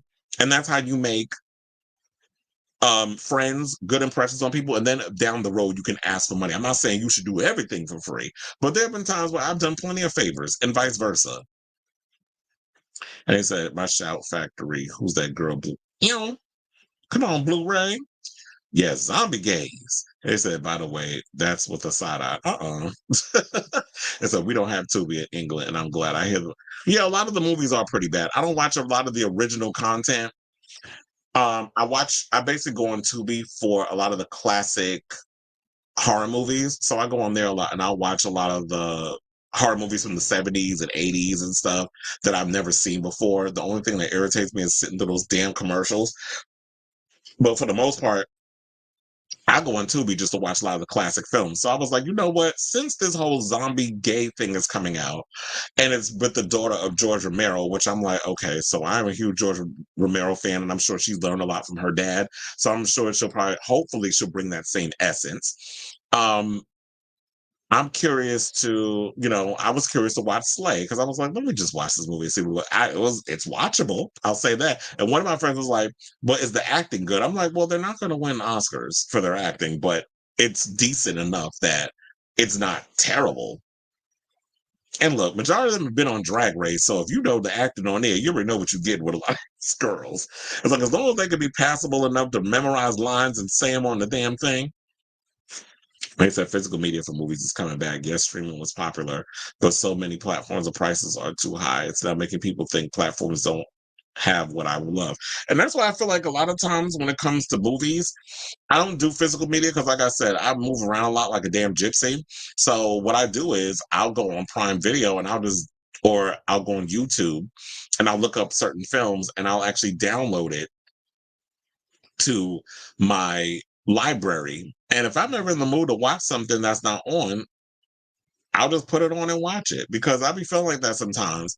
But then, like we were saying, like with the Charm Blue box set and Queer as Folk and all those other things, the reason why I buy those because they have the original music and stuff on there. And I hate like when you watch something and they lose license to music and they put something that sounds worse in there as the replacement. I'm like, y'all taking me out of the mood. One of the things I loved about Queer as Folk, and yes, the movie, that show's got its problems, but it was groundbreaking. It was before its time. The one thing I loved about it was those Babylon scenes because as a former circuit queen, I mean, I haven't been to one of those circuit parties in a long time, but as a reformed circuit queen, when I used to go to a lot of clubs, I was playing them pot and pan music. That's what I call it now. And one of my friends actually cackles when I call it pot and pan music, the circuit music. Y'all know what it sounds like. When I would go to those type of clubs and those other stuff, it was just like it just reminded me of that. When you would see Babylon, it reminded me of Roxy. It reminded me of Roseland, Palladium. When it reminded me of that whole vibe. So when I would watch that show, that's what it took me to that time. I mean, being young and somewhat underage, going into a lot of those establishments. Said, pay me, I have bills. Don't we all, Chair? And it said, Max has friends, etc. Unlike Spotify and music services where every library matches, each streaming service for TV media doesn't have all catalog because it was like the music. Yeah, that's another thing too, which is annoying. Wouldn't be making a comeback. Me too. I'm waiting for Deadpool, but you know what? I feel like as a memory refresher, because I'm actually going to go see it on Friday before I go to work, and that was because I had to get that ticket at the last minute. I know Sailor Mermaid Don't Kill Me, but we were supposed to go see that movie together. But the minute them tickets came out, I was like, I got to get this ticket now. So I ended up having to buy a ticket. I'm out of getting an early ticket. I'm going the 11 o'clock show, and right after that, I got to go do a show right after that on Friday. So, damn, I'm going to be busy this week. I just realized Friday I'm going to be busy. Saturday I'm going to be busy. Sunday, I'm going to go see Sleepaway Camp at the IFC Theater because I've never seen that movie in the theater. When did that movie come out? I probably wasn't born yet. Wait, was I born? Probably. I was like an infant. I think it came out like 81. Um, but I was an infant. So, um, I've never seen it in the theater, obviously, because a baby can't pay for their own damn ticket. So, I've never seen it in the movies. I think the director of the film is going to be there. The whole Q&A, that sort of situation. And so I'm going to go see that on Sunday. So, I think the next time we're going to be available to do a show is Monday. So it's probably, I'm probably doing this show today, tomorrow, and Thursday. So yeah, but I want to definitely refresh my memory and watch the first two Deadpools before I go see Deadpool and Wolverine. But I want to do not so many breaks, like 3 commercials before it begins, 3 at the end. First of all, why don't they do? I was going to say do it like Peacock, just put all your commercials in the beginning and then just give us the whole movie. I don't understand why they don't do that either. Like literally, we sit through 2 minutes of ads and then you just play the whole movie through. I hate when they break it up and put the ads in because it's annoying. I do agree with you that they need to change up their policy because that's what I do. I don't pay. I mean, I pay for the commercials with Peacock. I mean, if you watch a show, they should keep the ads in. Oh, it was 83. So I was 2. So that's what they should do in regards of to be the same way as Peacock. Except if you do TV shows, then you can put the commercials in between. So y'all should be doing that. But a movie, I agree. They need to put all the commercials, 5, 6 commercials tops in the beginning, and then we get right to the movie and just play it all the way through. I kind of wish they would take that approach. Hopefully they'll do that down the line. Or maybe if enough people write to them, they'll change it. They said, you move because I feel you get bored and want new experience. Yeah, that's one of the things. Or sometimes the rent could be too damn high. But I'm working on possibly moving back to Harlem. I said Netflix and the adverts are annoying, but it's not too often. But I will not be paying for no adverts. Agreed. Shout out to the Brits because I love how y'all say advertisement. Like we do ads or advertisement. That's what we say. Y'all be like adverts. Adverts. That sounds way more chic. It's like I lived in the same house for 9 years, hit 310 a month. I wish we had it like that in New York. They be playing too damn much with the rent out here. Yeah, I am working a lot. Well, I have this summer. I've been back and forth. I've been doing Madison Square Garden and I've been doing City Field. This week I was at City Field a lot because they had the concerts. Like they did the Blink 182. They do a lot of stadium stuff. I mean arena stuff. So I was doing a Blink 182 concert yesterday, and then Friday and Wednesday I did the Foo Fighters concert. And it's I'd sit through the Evers. They aren't getting any more from me. Bills and yeah, and that's why I was like, with some of them, I feel like I'm going to go back and do ads. And here's another thing too, that irritates me about Paramount Plus. Now, if you pay for the ad-free thing, why am I still getting ads? Why am I still getting commercials with Paramount Plus? Do I need to change my shit to just y'all putting the ads back? Because paying less because that don't make no sense. How y'all still charging me, but y'all still putting commercials and stuff in y'all thing when I said ad-free? Make it make sense. So I have my bank account all set up for me, one for bills and one for my lifestyle. I love being the beneficial to my grandmother's will that pays the bill. Let me find out. You better get that coin from your grandma. I need one of those. I need a sugar daddy, bitch. I'm tired of working and paying for myself. Damn you. I'm gonna damn my mother because she was just like, yeah, you need to go out there and get your own. Don't be dependent on nobody. I could have had so many damn sugar daddies, but I was like, no, I need to be independent. I need to take care of myself. But then again, that's probably good because, strings come attached with all that. I've, Netflix is about to get rid of ads. They got rid of their cheaper premium.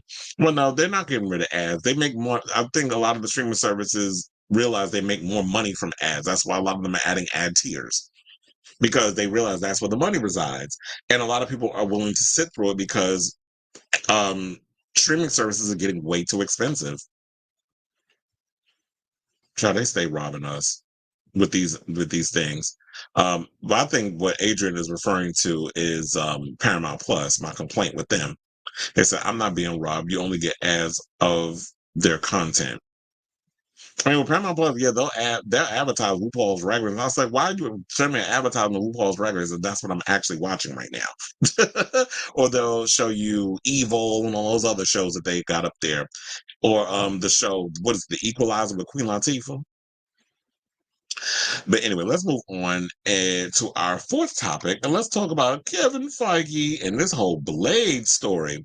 Because word on the curb is that he's saying that Blade reboot is going to be R-rated, which I guess is music to my ear because I know that was one of the big complaints. Everybody was like, "Is Blade going to be R-rated? Oh, it should be R-rated because like the original movie, it was R-rated." And I was like thinking, does Blade really need to be R-rated? Because even if you make it, you give it an R rating or whatever, does that necessarily mean that, okay, just because it's an R rating doesn't necessarily mean the movie's going to be good? Like, I just saw the trailer for Rebel Moon today. They got another version of it coming out. This one with sex and gore and blood and all this other stuff thrown in. I'm like, okay, so what was the point of this? And then people were saying, well, they had a deal with Netflix that if they give them what they want or whatever, then he could do the vision of what he wanted to do with his other film. And I'm like, oh, so I got to sit through this movie a second time just to see if it improves on the previous film. Like, I don't know if I want to sit through Rebel Moon again, even though I was irritated with the first two parts. I was like, this shit is stupid. I don't know if I want to sit through that again. But y'all let me know how it is. If I read the comments and saying that this elevates this movie to a better situation, then I'll give it a gander. But for the most part, I feel like I had my time with Rebel Moon. I'm not that interested in jumping back into that. But it's the same thing I feel about Blade. It's like, okay, so yeah, y'all gonna make it rated R, but does that guarantee that's not necessarily gonna guarantee that, okay, because you make it R rated like the other films with Wesley Snipes, that it's going to be a great movie. Even I've been hearing great things about Deadpool and Wolverine being good, even though that's rated R. So Marvel Studios is taking its time with the Blade reboot, as y'all been noticing, emphasizing quality over speed, according to President Kevin Feige. In a recent interview with Black Tree TV, Feige addressed the long-anticipated film, which stars two-time Oscar winner Mahershala Ali. The project, first announced in July 2019, has seen a revolving door of writers and directors. Now, I want to give a shout-out to Variety, who's reporting this story, by the way. Feige said not rushing the film has been the utmost importance for the studio. Now, he was asked about Blade in relation to Deadpool and Wolverine, what is the first R-rated entry into the Marvel Cinematic Universe, or as we like to call it, the MCU for short.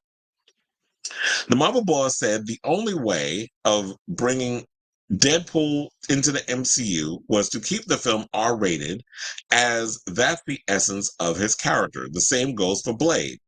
This is what Feige teased. He said, I think that's right. I mean, for the last 2 years, we've been trying to crack that movie. The most important thing for us is not rushing it and making sure we are making the right Blade movie. Feige continued by saying the following. He said, because there were some great Blade movies years ago, they were all rated R. So I think that's, like Deadpool, inherent with the character of Blade.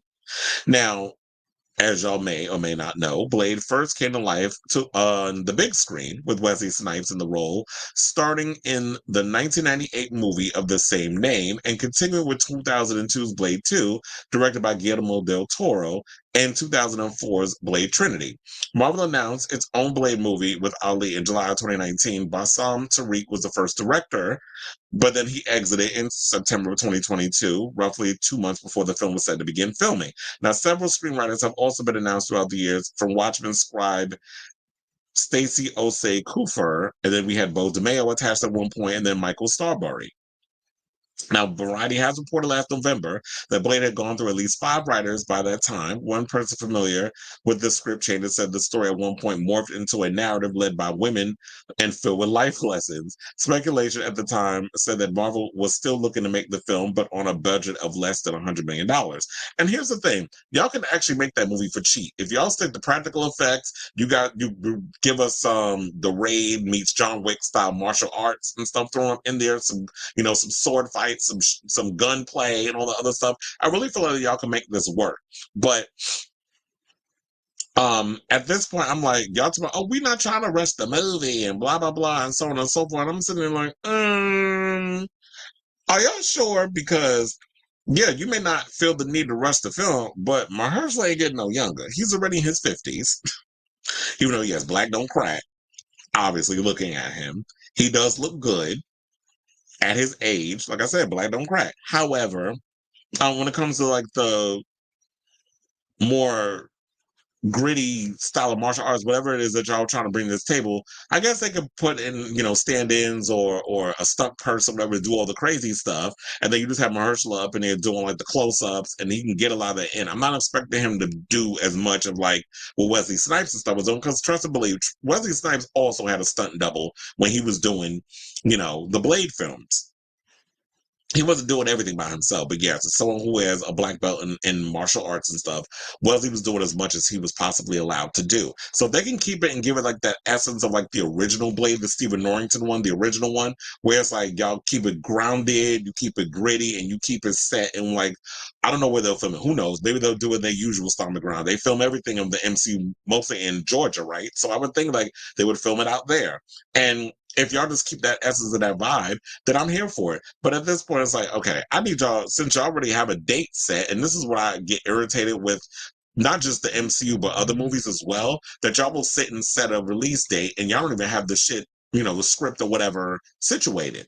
Because the latest release date for this movie is November 7th, 2025. So there comes a point where y'all need to start getting to work on this. And I understand you don't want to rush and you don't want to do all this other stuff, but at some point, y'all got to really come to the forefront and figure out what it is exactly that y'all planning on doing with this franchise and get it ready. So at one point, I was complaining, was like, we complain when Marvel rushes scripts and rushes things because y'all want to get things done before a specific deadline, and we have been critical of them for that. So I do applaud them for wanting to take their time with Blade, because I feel like there's a lot writing on this franchise. I feel like more people are overly critical over Blade than any other superhero film, in my opinion. I mean, I could be wrong, but I just feel like, for me in my gut, I feel like people have been overly more critical of Blade than they have been any other IP. And I think we want so much for it because we love the first two Blade movies, and we love Wesley Snipes in that role. So if you're bringing somebody in as like, even though Mahershala is an excellent actor, 2-time Oscar winner, he has a lot to prove in this part, and B, we care so much about this franchise that we want them to do a really good job. And we already know, like, the MCU is already on eggshells because they've given us a sort of a flimsy phase 4. But so far, it's like, I feel like Deadpool and Wolverine is going to be the overall thing that that solidifies and takes us into, I guess, the direction that we need to go in regards of the future of the MCU. So I'm hoping they do a good enough job. I'm really rooting for this franchise, and I hope they get it together. So shout out to you, Mahershala, and shout out to y'all over at the MCU. And I really hope that, now that Bob Chapek is out of the picture and Kevin Feige's back to taking over duties and being able to do what he needs to do, because he wasn't able to do it when Bob Chapek was there. Now that Bob Iger is back, they can work on getting the MCU back to where it was post Avengers Endgame and get everything back on track. So I'm excited to see this film. I really hope they get it together, and y'all need to get to getting, because the movie's supposed to come out in November of next year. So regardless of, all of this, what do you guys think of this Blade T? Are y'all excited to hear that the movie is going to be R-rated, as Kevin Feige has reiterated, and similar to, Deadpool and Wolverine? And do you think that we're finally going to get a really good Blade movie post Blade 2? Because that was the last one. Blade Trinity, child, I can't stand that damn movie, even though Ryan Reynolds was in it and Jessica Biel, and there was parts of that movie that was cute or whatever. For the most part, that movie was a disaster. And we already know all the stuff that was going on behind the scenes from what we've heard from Patton Oswalt and so many other people, and the stories that came out that happened where, Wesley Snipes and what was it? What's his name? David S. Goyer was going at it and stuff, all the shenanigans and things. I really am rooting for this franchise. So let me know what you guys think of this story in the comments down below.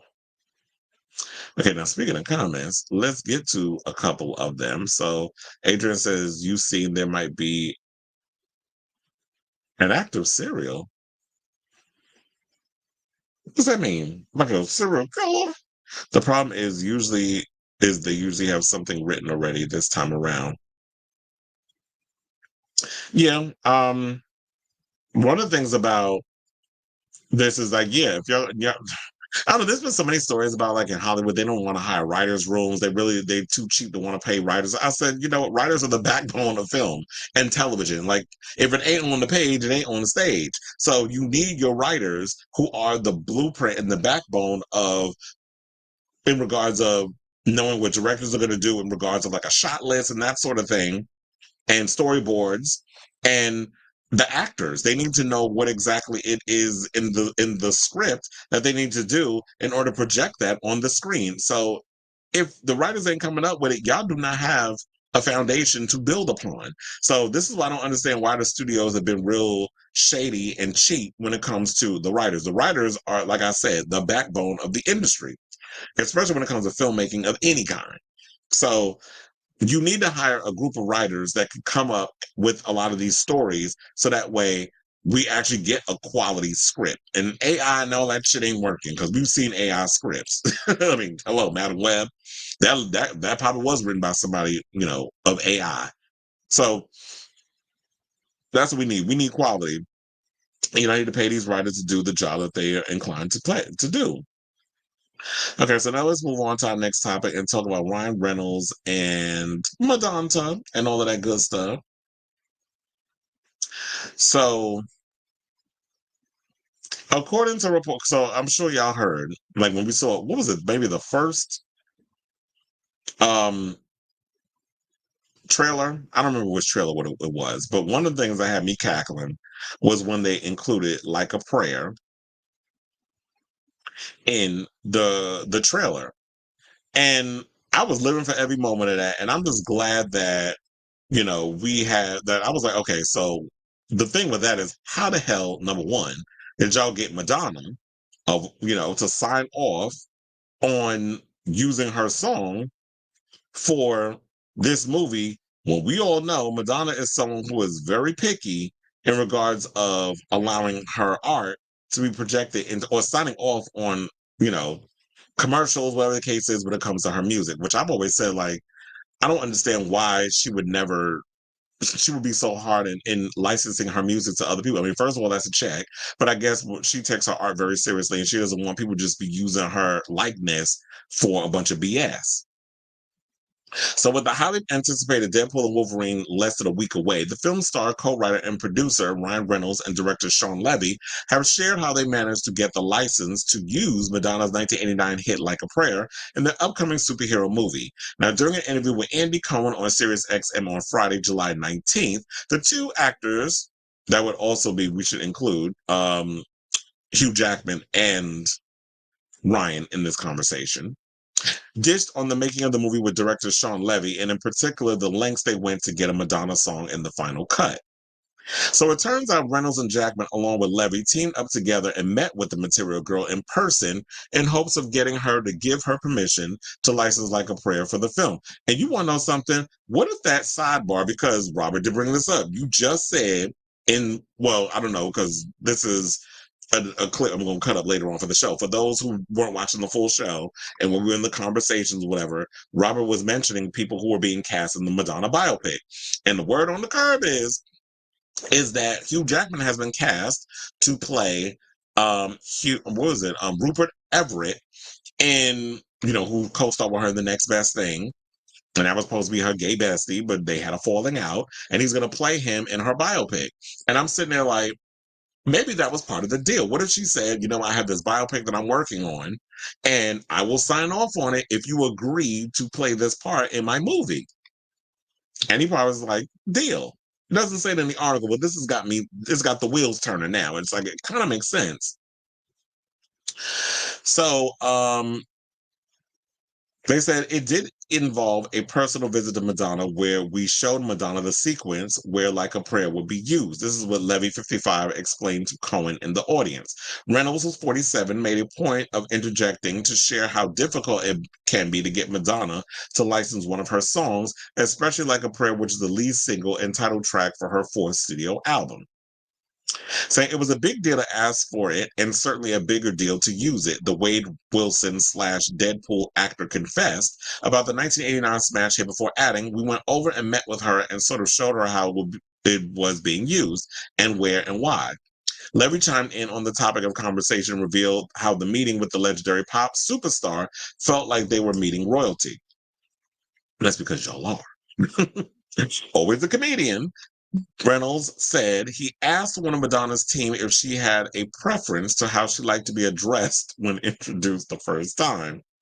Like, am I allowed to say Madonna? He recalled of their conversation like, hello, Madonna, I'm Ryan. Not only did Madonna sign off on the licensing for usage of the song, she also wrote down a few notes on where she thought certain parts of Like a Prayer would be a perfect fit. Saying, she gave a great note, Reynolds said. She watched it, and I'm not kidding. She said, you need to do this, and damn it, if she wasn't like spot on. Levy agreed with the assessment, and then they proceeded to make the change within the next 2 days, saying, we literally went into a new recording session within 48 hours to do this note. It made the sequence better. Now, while he didn't ask if she had seen any of the popular franchise, it sounds like the Queen of Pop's son, being a big fan of the first two Deadpool films, may have helped with their cause in the end. Now, co-written with Patrick Leonard, Like a Prayer and its elements of pop, rock, gospel, and funk, went on to become Madonna's seventh #1 hit at the time in 1989, and the album also received universal acclaim from music critics and went on to become an international success, reaching the top of the charts in 20 countries. So I should say this. Now, they didn't say which son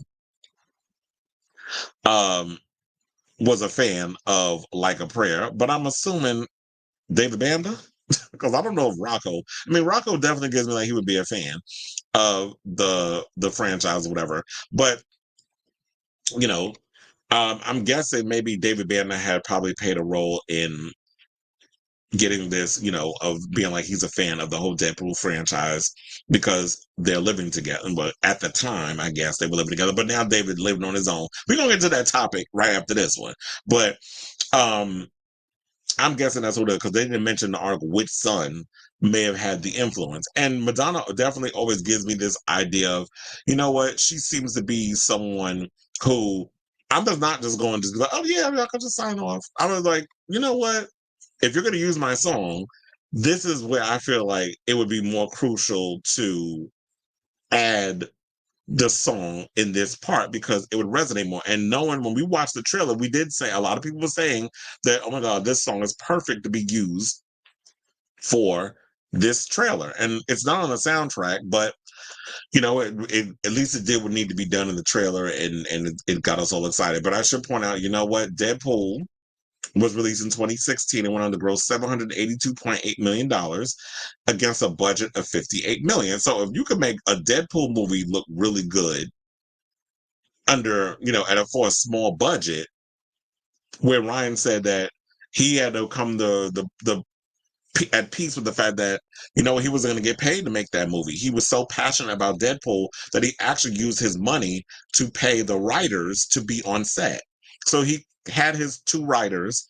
They all came and they worked on the script. And that's what I feel like is true artistry. That's something I would definitely do. I'm like, you know what? Fuck it. If the industry is not going to do what needs to be done regarding paying people a fair wage, then I, as a person who's in a position of privilege and success in Hollywood, I'm going to take this check that I have. I'm going to use that money to fund these people and keep them here so that we can get the best movie that we need to get out of this thing. And when you prove to these people who sit around here running scared and pinching every damn penny, realize, oh, you have a big budget or you have a big franchise or future IP on your hands, then they give you the freedom to be like, okay, so now we've made so much money.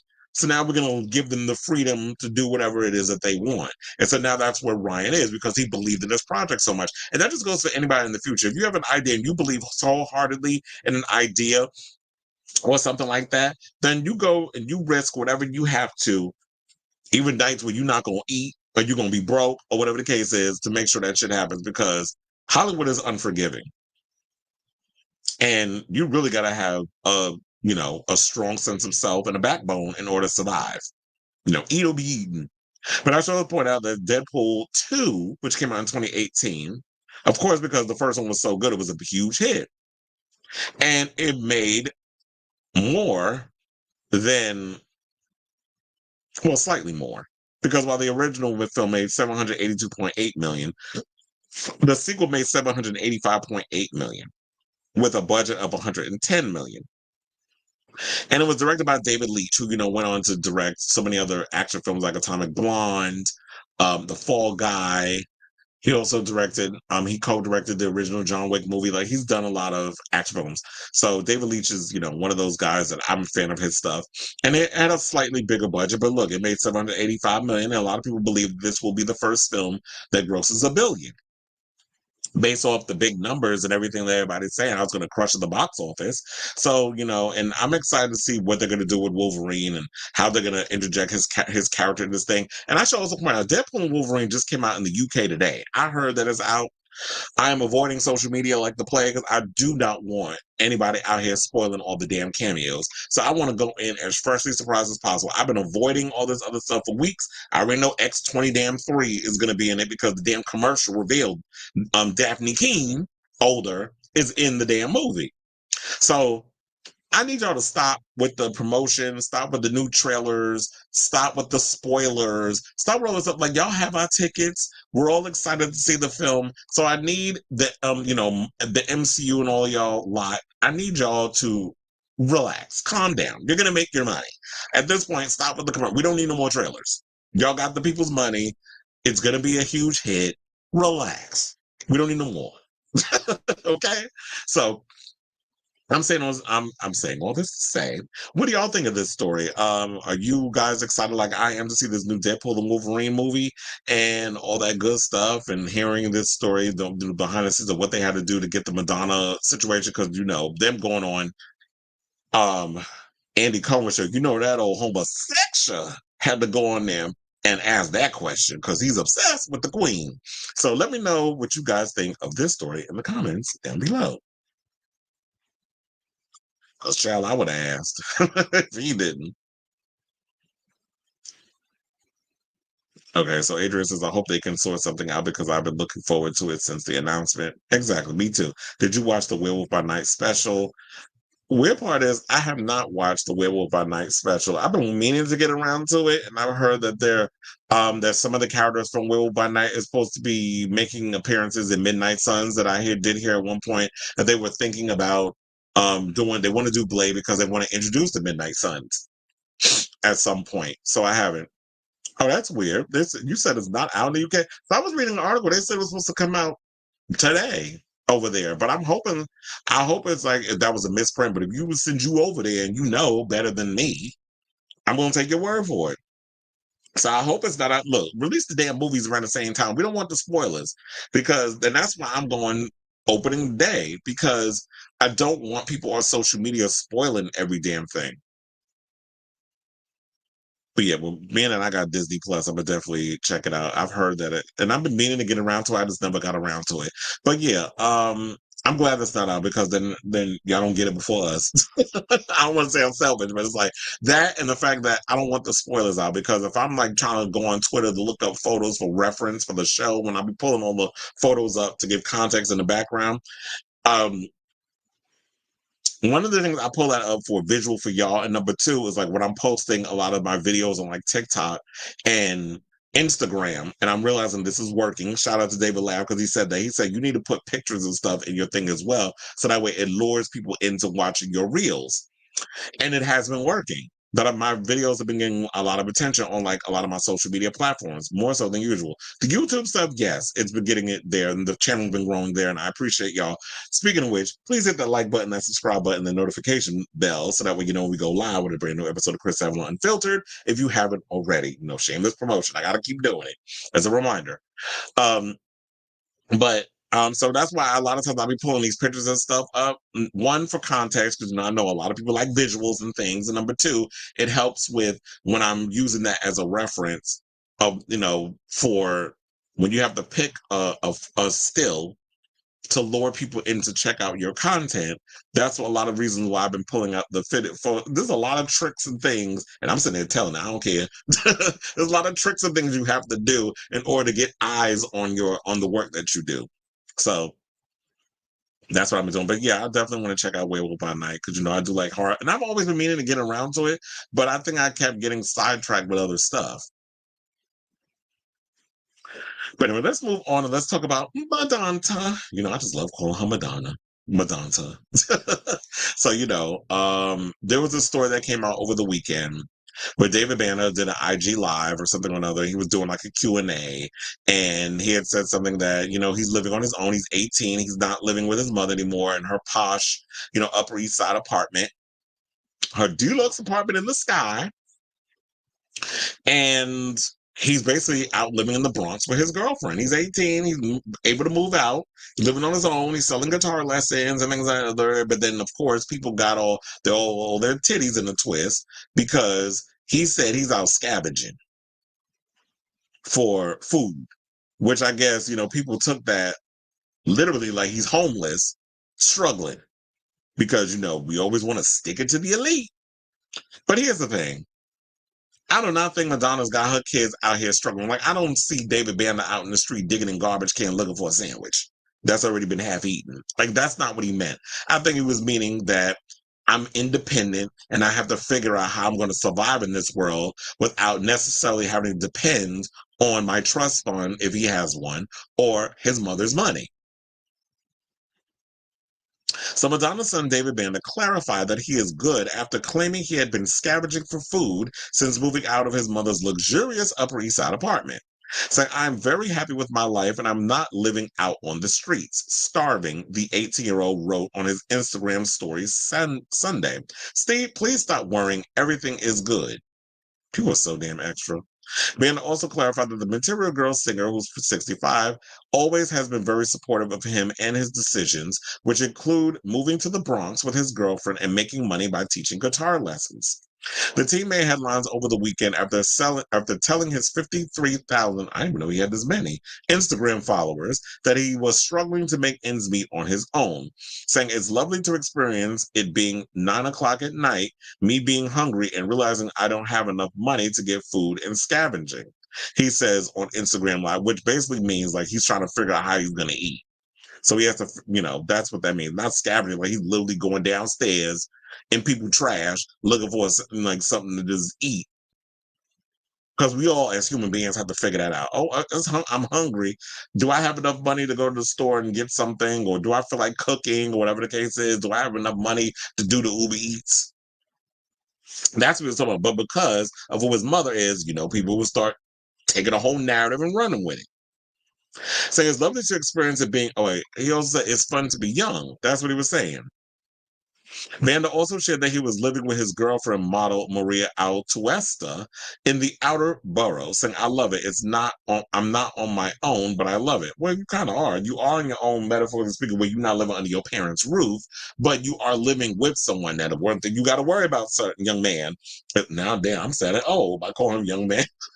Young man. Do, do, do, do, do, do. I said a young man. But, he says, but yeah, technically you are living on your own because you're not under your parents' roof or your mother's roof because she's single, except she got her little boyfriends, whatever. But, but you're living with someone, meaning your girlfriend. Like most people, we got roommates, girlfriend, boyfriend, whatever. But technically you are out on your own because you're not living under your parents' roof. So he says Banda is one of Madonna's 6 kids, all of whom were by her side during her near-fatal bacterial infection that resulted in the Vogue singer being intubated in the ICU in June of 2023. Now, upon her release, Madonna's sons Banda and Rocco Ritchie were seen coming and going from her Lux pad as she recovered. She later told her fans she was grateful to be alive and promised to reschedule her celebration tour, which, kicked off 6 months later in December, when, of course, the tour was successful, all the other stuff. But people started bitching and moaning about the late times and all the bus. I'm like, yeah, first of all, that's Madonna. She's gonna start late and give the gays and everything what they want. So I was trying to figure. Sorry, I went and I posted. I was doing something, but here's the thing. What I'll say on that. I'm actually glad that as young as he is, he's like, you know what? I want to be independent. I want to go out and live on my own and figure out how I'm going to live in life. And I feel like that's something that Madonna has always been all about. She's always been about, you know what, declaring your independence, going out, being your own person, and figuring out what it is that you want to do in the world. And she's allowing him the grace and all this stuff to do that. And I guess if he's feeling a little homesick, whatever the case is, he'll figure it out and come back home. It's the same thing with her other children. We don't know what Lola's situation is. Well, she's all doing her own thing. She models, she does other, she does music, does other things, and I'm sure she's living on her own as well. And Rocco, I'm sure, is living on his own, or maybe I don't know. I don't think he's living with his father, but I know he don't live with his mother. So maybe he is living on his own and doing his own thing, but he has his artwork that he's been selling that has been able to, fund and pay his bills and other stuff. So I love the fact that Madonna's children are independent. We've never heard any bad things necessarily about them, like them fucked up kids Brad and Angelina got, and all the shadiness is going on with them, and other troubled Nepo babies in the past when we've heard about their relationship, their crazy relationships. Like I don't see Madonna giving full on Joan Crawford tease when it comes to how she's been raising her kids. They're not a prop. She doesn't treat them like crap. We've always heard amazing things about them. And plus, I'm sure David has a little cointada in his wallet or his account from traveling with his mother and touring with her on that celebration tour. I'm sure all them kids got paid because she had them all on the tour except Rocco and Lola. They were all doing their own thing. So I love the fact that the kids have figured out what it is exactly they want to do, and he's making his little money, teaching guitar lessons. And who wouldn't want to benefit from that? Be like, oh yeah, Madonna's son teach me how to play guitar. That's a great thing to put on your resume. To be like, oh really? So that's another hook for him. So with him, of course, being attached to Madonna, he's going to be able to get things, I would say, easier. But I do not think that Madonna has her kids out here struggling, to figure out what it is that they're going to be doing with themselves in life and things of that nature. So, um, yeah. So I say all this to say, what do you guys think of this story? Do y'all think that people are just overreacting per usual because it was like the New York Post and the Daily Mail and them were just trying to make it seem like Madonna kids out here, starving and shit and begging for change and panhandling and stuff on trains to try to make ends meet because she done cut them out the will or whatever. Or the trust fund is dried up. Y'all ain't getting shit. You need to figure out what y'all gonna do financially. But so let me know what you guys think of this story in the comments down below. Okay, so by the way, the movie is out on Thursday. Oh yeah, well, same here that Deadpool and Wolverine comes out on Thursday, and we always get like first show 7 o'clock on a Thursday, and then Friday. I wanted to do that, but it was like IMAX and all those other ones were pretty packed, and I didn't really want to stay in the city late trying to catch that movie. Although I should have, because you want to know something. What I want to do, I was telling a friend of mine this earlier. So I'm going Friday. I was saying like I want to see Twisters in the movie. Shout out to them. They cleaned up over the weekend. $80 million they made out here over the weekend. I wasn't really expecting that, but then I'm not surprised because people love the original Twisters so much, and I saw the original in the movies with Bill Paxton and Helen Hunt and Philip Seymour Hoffman. May he rest in peace, and Bill Paxton, may he rest in peace. I should say because two of them passed. I love the original movie, and Jamie Gertz, love her. I love the original Twister. It's such and I feel like the way when you get older, when you're your 30s and 40s, you start to feel nostalgia for things, particularly a lot of the movies that you grew up on. And one of the movies that I grew up on was Twister, and I want to see Twisters in 40K because then it's like, oh, you feel the wind and the chairs move and it's rain and all this other stuff. I want to get that feeling because I was so disappointed when I went to the first time because a friend of mine recommended that I go see a movie in 40K. So I went to go see the last Thor movie, Love and Thunder, in 40K. So pissed off because that movie was such a disappointment. So I need my real experience to see Twisters in 40K. So that's what I should probably do. I should be like, you know what? Let me get a ticket to see this movie at a Regal for and seeing how that whole situation works. So I don't have to work, so that way I can get that great experience because I definitely want to see Twisters in the theater. If I see the original Twister in the movie, I want to see Twisters in the theater as well. And I like Glenn Powell. He's good looking. I was gonna say great to look at, which he is. Good looking man. Definitely a movie star. So he's like a cross between. He's got that Bill Paxton vibe, but a little Matthew McConaughey as well. Maybe because they're both from Texas. He wanted to experience real life outside the riches. Exactly. And you know what? That's one of the great things that I like about some of these kids who are celebrities. Like, you know what? I don't want to, I mean, yeah, I grew up in a place of privilege, but I definitely want to go and be out there on my own and have to figure stuff out without having to be like oh yeah, you know who my mom is, and be a spoiled brat and all of this stuff. Like I don't hate, hate's a strong word. I don't like celebrities like that. So I love the idea of them, people in, Nepo babies having that sort of vibe. It's like, I want to experience what life is like outside of being rich, but I have to figure some stuff. Child, don't even bring him up. And Remy Ma out here writing songs about her past pow pow situation, which I'm like, girl, did you read the room? Because your son about to go to jail for the same damn thing you was doing. Except allegedly he was a pow power for hire, where she just basically pow pow somebody because I guess it was over money. And now I'm hearing she going by her maiden name, which I guess the rumors is true. Her and Papoose is broken up. And I told her my sister went to school with Papoose, in Brooklyn. But anyway, so it's just like my cousin was classmates with Nas when they lived in Queensbridge. It says Scavenging, all Madonna's kids were just on tour performing on stage with her. Exactly. So he's not Scavenging. I just think it was just a term that he used.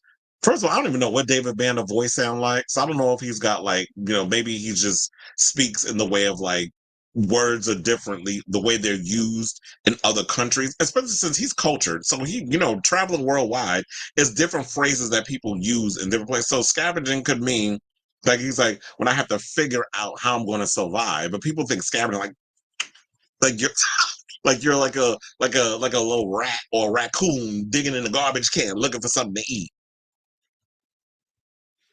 Because I'm just confused who he got into such a mess. Oh, you talking about Remy's son? I get he's grown, but damn. So I think people took the word he used. Yeah. Oh, but if you're talking about Remy's son, though, that was the same one that she had issues with because, when she went to jail for 7 damn years or whatever it was that she was 7 summers, whatever that damn album was that nobody cared about. And no shade to her. I live for Remy, but nobody cared about that album. We gotta be honest about it. And she is talented. She could read a bitch down to the floor in regards to the battle rapping. But like I said, nobody cared. But anyway, so there was an issue that she and her son, she missed out on so many years of her mothering him that I think there was some resentment there. So that could have been where a lot of that. I don't think they've healed their relationship. Oh, so that could have been it too. I'm sure at one point, David lived in England because Madonna has moved around a lot. So I truly believe that maybe he was using scavenging in, maybe it could be the British term. Maybe y'all use it in the way that I explained it, which is that scavenging meaning we need to figure out how to make this work, or I'm gonna figure out how I'm gonna be able to pay the bills or get something to eat if I don't have enough money in my account or whatever the case is. When people look at in America, we look at scavenging like you're down on your luck and you having to go to great lengths to figure out what you're going to do. So it's like in that way, like I said, we're some damn bums digging in the garbage can looking for a sandwich. So that's why, because in America, we can be very dramatic about things. Okay, so now let's move on. Let's talk about Hannaford, who, who celebrated her 55th birthday over the weekend. I think it was Saturday. And she had a Bridgerton type of theme in regards of, her birthday bash. So Hannaford Lopez brought a taste of London, speaking of which, because we have someone from England in the comments or watching the show and commenting, to her Bridgerton-themed 55th birthday bash in the Hamptons. In the Hamptons on Saturday. Should I just do that accent? No, let me not. Despite her marital woes with Ben Affleck. Let me just stick to my old shady self. So photos obtained by Page Six gave a glimpse of the star-studded party, which included guest actress Sarah Jessica Parker, the mother star Lucy Paez, and several members of Lopez's family. And you know Guadalupe was there because that's her mother. Guadalupe will show up to an envelope opening if her daughter was going to be able to open it with the letter opener. So Guadalupe Rodriguez her name, was all smiles as she was spotted walking with a clan towards the festivities. The matriarch wore a light blue lace gown for the occasion. I do have that photo. Please hold as we scroll to it. So they said guests were greeted at the entrance of the bash by a horse-drawn carriage, as y'all saw in the original photo. Now, JLo and her guests dined on classic fried calamari, meatballs with ricotta, artichoke alla romano, salads, chicken parm, spicy rigatoni alla vodka, spaghetti aglio olio, lobster benedict, grilled salmon piccata over spinach, and more. And they also enjoyed dessert from a choice of spumoni by way limoncello. What am I all of a sudden Italian? Limoncello cheesecake and mini cannoli. The Hustlers actress looked gorgeous in a white romper that was adorned with flowers. She wore her hair in a ponytail and paired her look with sunglasses. We also got that photo too. Please hold as I scroll to the next photo. Okay, that's her at the table, and they said like her son and everybody was there. I'm trying to wonder, is this look like Angie Martinez? I'm like, it was Angie there? Shout out to her. So yeah, there's the picture of her in her romper. We'll come back to that in a second, but we'll leave that picture there. So, there she is at the table having a conversation, her shades and things of that nature. So it said the hustler actress looked gorgeous, as we said in the romper. And then it said the Let's Get Loud singer's husband, Ben Affleck, because I know y'all was wondering if he was there. And child, from when we hear him with the splitation and everything, we knew his ass was going to be there, and he wasn't. So he said he wasn't in attendance for the fete as the pair are rumored to be spending time apart amid their marital woes. This is what sources told People. The Argo star 51 and Lopez haven't been photographed together in over a month, and he has remained in LA while his wife vacations in New York. She's been hanging out a lot at in the Hamptons. The couple who wed in July 2022 and last week celebrated their 2-year anniversary. Not together, but they had a 2-year anniversary. Also spent their second wedding anniversary apart. The Hustlers actress was seen driving around the Hamptons with her manager on the same day Affleck was seen coming out of his office in California. Now, Page Six exclusively reported that Lopez spent her anniversary evening dining with her son Max and her assistant at Arthur & Sons in Bridgehampton. Despite the rumored tension between the A-listers, the two continue to wear their wedding rings, and Affleck's children have visited their stepmother during their time apart. Because, I believe that Violet was in the Hamptons with, that's the one that always wears not the damn mask, the masks. She's always wearing the mask and stuff when it comes to whenever you see her out in public, she always got the big old mask on. So she was hanging out with Lopez. I don't know if Serafina was, but I did see a picture recently of Serafina with Jennifer Garner, the other Jennifer. So it's cute or whatever that she's out here celebrating her birthday. Jennifer's out here living her best life, and she's going to continue to live her life as she wants, while Ben is out here doing whatever he wants to do. But I feel like at this point, can y'all figure out what y'all doing? Because I'm tired of every other day we having to have a conversation about will they or won't they? They're still wearing their wedding rings. They're together but not together. They're together but they're apart. Like it's a headache, child. But I guess with this is a great way for, even though Hannah ain't working, she's still in the news. Because everybody keeps saying that she need to take time and just go away and like disappear so we don't have to keep talking about her. But if you continue to put yourself in the tabloids and creating this narrative that you want to use these photos and those other stuff as a way of showing, yeah, I'm living my best life and I'm still doing me and I ain't got to worry about all this other mess while he's off in LA, not looking miserable, because we've seen pictures of Ben and Ben does look like he's less stressed. But I feel like at this point, you know what? Cut y'all losses. Figure out if y'all, y'all going to move on or whatever. I mean, unless y'all don't have a prenup, which would be dumb on y'all part. If y'all don't have a prenup. And just go y'all separate ways. You keep your money, he keep his, and y'all continue to just do what y'all do in Hollywood. He continue to direct and write and make his movies, and she continues to do whatever it is that she wants to do. Who knows? I don't even know if she's willing to come back and do music. But I say all this to say, what do y'all think of this team? First of all, the Bridgerton thing was cute, but I feel like it's being overdone at this point. That everybody's trying to do this whole Bridgerton thing, and I'm like, wait a minute, if you're doing a Bridgerton theme, a horse and buggy, that can't be the Bridgerton, the only sign of Bridgerton. I would have thought that y'all would have just had all the women show up in them outfits that they be wearing in natural. I don't know. I ain't never seen an episode of Bridgerton, nor do I care. That is not my judge. But I would think that if you're going to do the whole Bridgerton theme, I would think it would kind of be more posh than y'all sitting up in there eating calamari. Like, where's that Bridgerton? And from the looks of the outfits, some of it had Bridgerton vibes, but I don't think women were wearing rompers in that day and age. Child, I feel like every time y'all sit up in here trying to Americanize something that comes from another country, y'all just gotta always put some stupid twist on it.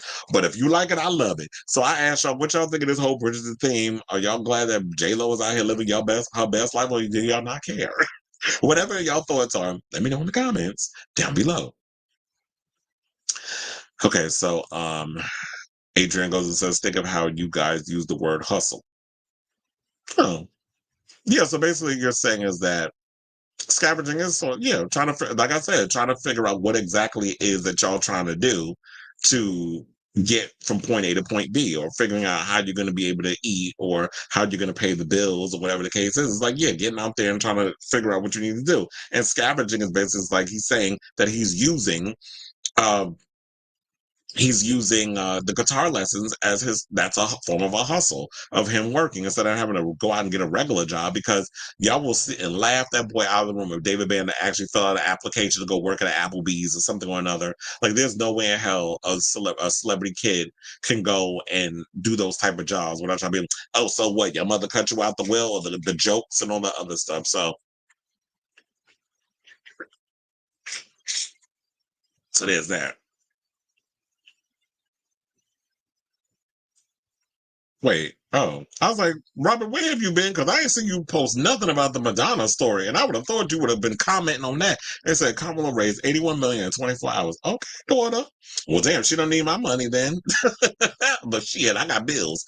And Adrian was like, Robert and I want to be here, and her and Bernie.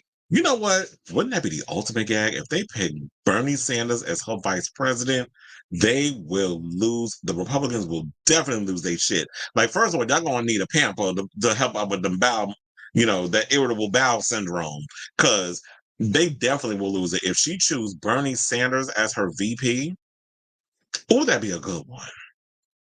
And that'll definitely pull in the independents and a lot more of the young people, because she got Bernie as the VP. And he was out here windmilling when they were someone trying to get Biden off the ticket. And they said, by the way, are we and have been over, quiet as it's kept. I feel like a lot of people been over Hannibal and her shenanigans. But anyway, like I said, so we are halfway through the show. If y'all could please do me a solid, hit that like button, that subscribe button, and notification bell, so that way when we go live with a brand new episode of Chris Avalon Unfiltered. You probably got like a good child. I think this is gonna be at least a show. We have so many topics, but it's been a lot going on, so we got to get to it. It's some juicy tea today. But look, I got the energy. I had that Red Bull. I got my water. I want my water and my chat. So let's get into this Katy Perry story. So, because we definitely got to talk about this. Now, after Katy Perry's comeback, single Woman's World came and went on the Billboard 200 like a fart in the wind. It looks like the hot and cold singer is having a pop emergency crisis. And it's funny because I've had people in the comments about, oh, she don't care about the chart. She don't care about this. She gonna do whatever. I said, child, y'all clearly don't know these artists. Of course she's shitting a brick over the fact that Woman's World is like a song that should have been dropped 10 years ago. Let alone, I should say, I'll go far back and say 3 years. Back when, because it sounds like Stupid Love, the song that Lady Gaga did on the Chromatica album. Quiet as a skit. I know y'all probably don't want to hear this, but Stupid Love, even though I don't particularly care for that song, I really wish y'all would have released Alice as a damn single. That is my song. And it should have been a little longer. But because it's kind of got like a little gospel housey, deep house type vibe, and I live for it. That and what's the Babylon? I do love that song too, but I know this is not about Gaga, but if you're gonna rip Gaga off, I guess we're gonna talk about her in the conversation. Stupid Love is like not one of my favorite songs off that album. It irritates me, which is probably why I don't also like Woman's World. It sounds similar in the by numbers pop vibe that they have, but it just goes to show that this song is dated. And Katy didn't care because she was more interested in getting a hit by any means necessary. So, according to the Daily Mail, they said Katy Perry is pointing the fingers at everyone but herself after her comeback single Woman's World failed to set the charts alight. Oh, yeah, okay. That is what it says. According to insiders who claim she is desperately scrambling to devise a new plan to save her musical comeback. The singer, who's 39, released the lead single from her forthcoming 7th studio album, 143, last Thursday, but the track, billed as an empowering feminist anthem, was quickly dismissed as unoriginal, hypocritical, and formulaic. The Teenage Dream hitmaker also faced criticism for the sexualized nature of the accompanying video, as well as her decision to work with music producer Dr. Luke, who's 50, after his highly publicized legal battle with TikTok singer Kesha, who's 37. Now, with the single plummeting down the US iTunes charts less than a week since its July 11th release, Katy is said to be freaking out and demanding that her team go back to the drawing board to save her album from suffering the same fate. Saying, and I quote, Katy is freaking out right now because she is very aware of the feedback that Woman's World is getting, an insider exclusively told DailyMail.com. She is pointing the fingers at everyone but herself, but it is her own fault. Especially when there was a story that was done that they had told her that she needs, that I don't think it's a good idea to work with Dr. Luke knowing the circumstances. Now, I will say this. There has been no proof stating that Dr. Luke assaulted Kesha.